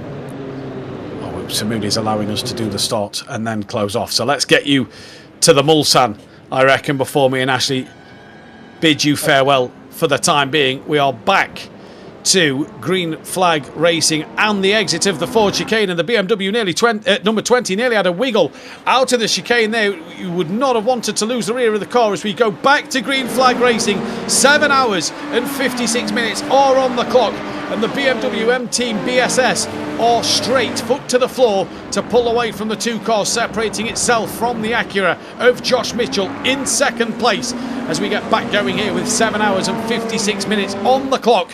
And we are underway once again in the 24 de la Sarthe. Absolutely, they have really got the jump there over Josh Mitchell in second place. So a brilliant getaway for the BMW team. Lucas Murno really knowing what he's doing there behind the wheel at this restart. I have seen in the chat as well, we've got a double broadcast going, so double the racing when you get two different lots of camera angles. So brilliant stuff for the viewers, depending on what stream they decide to tune into. But yeah, nice restart so far. All things looking good and clean. Good and clean is the way to go at the moment. We've not seen any incidents as they come on to the Mulsanne. I say that, and Alfonso Rees in the Rick Team Racing P3 in LMP2 Pro-Am have had a moment coming through towards... yes, that's just coming towards... coming up to Tete Rouge. Tete Rouge, yeah, I believe you're right there. So we'll see what happened to them. The Porsche just ahead in GT3. Oh, he's just had a moment on the curb, and around he goes. And that is going to be all she wrote for me and Ashley for the next 4 hours. Thank you all for tuning in. Head over to Part 5 where Ewan and Lorenzo will be bringing you the action for the next 4 hours of action. Me and Ashley will be back in 4 hours' time. But for me, Ashley and Samuli, we'll see you in a few moments. Bye-bye.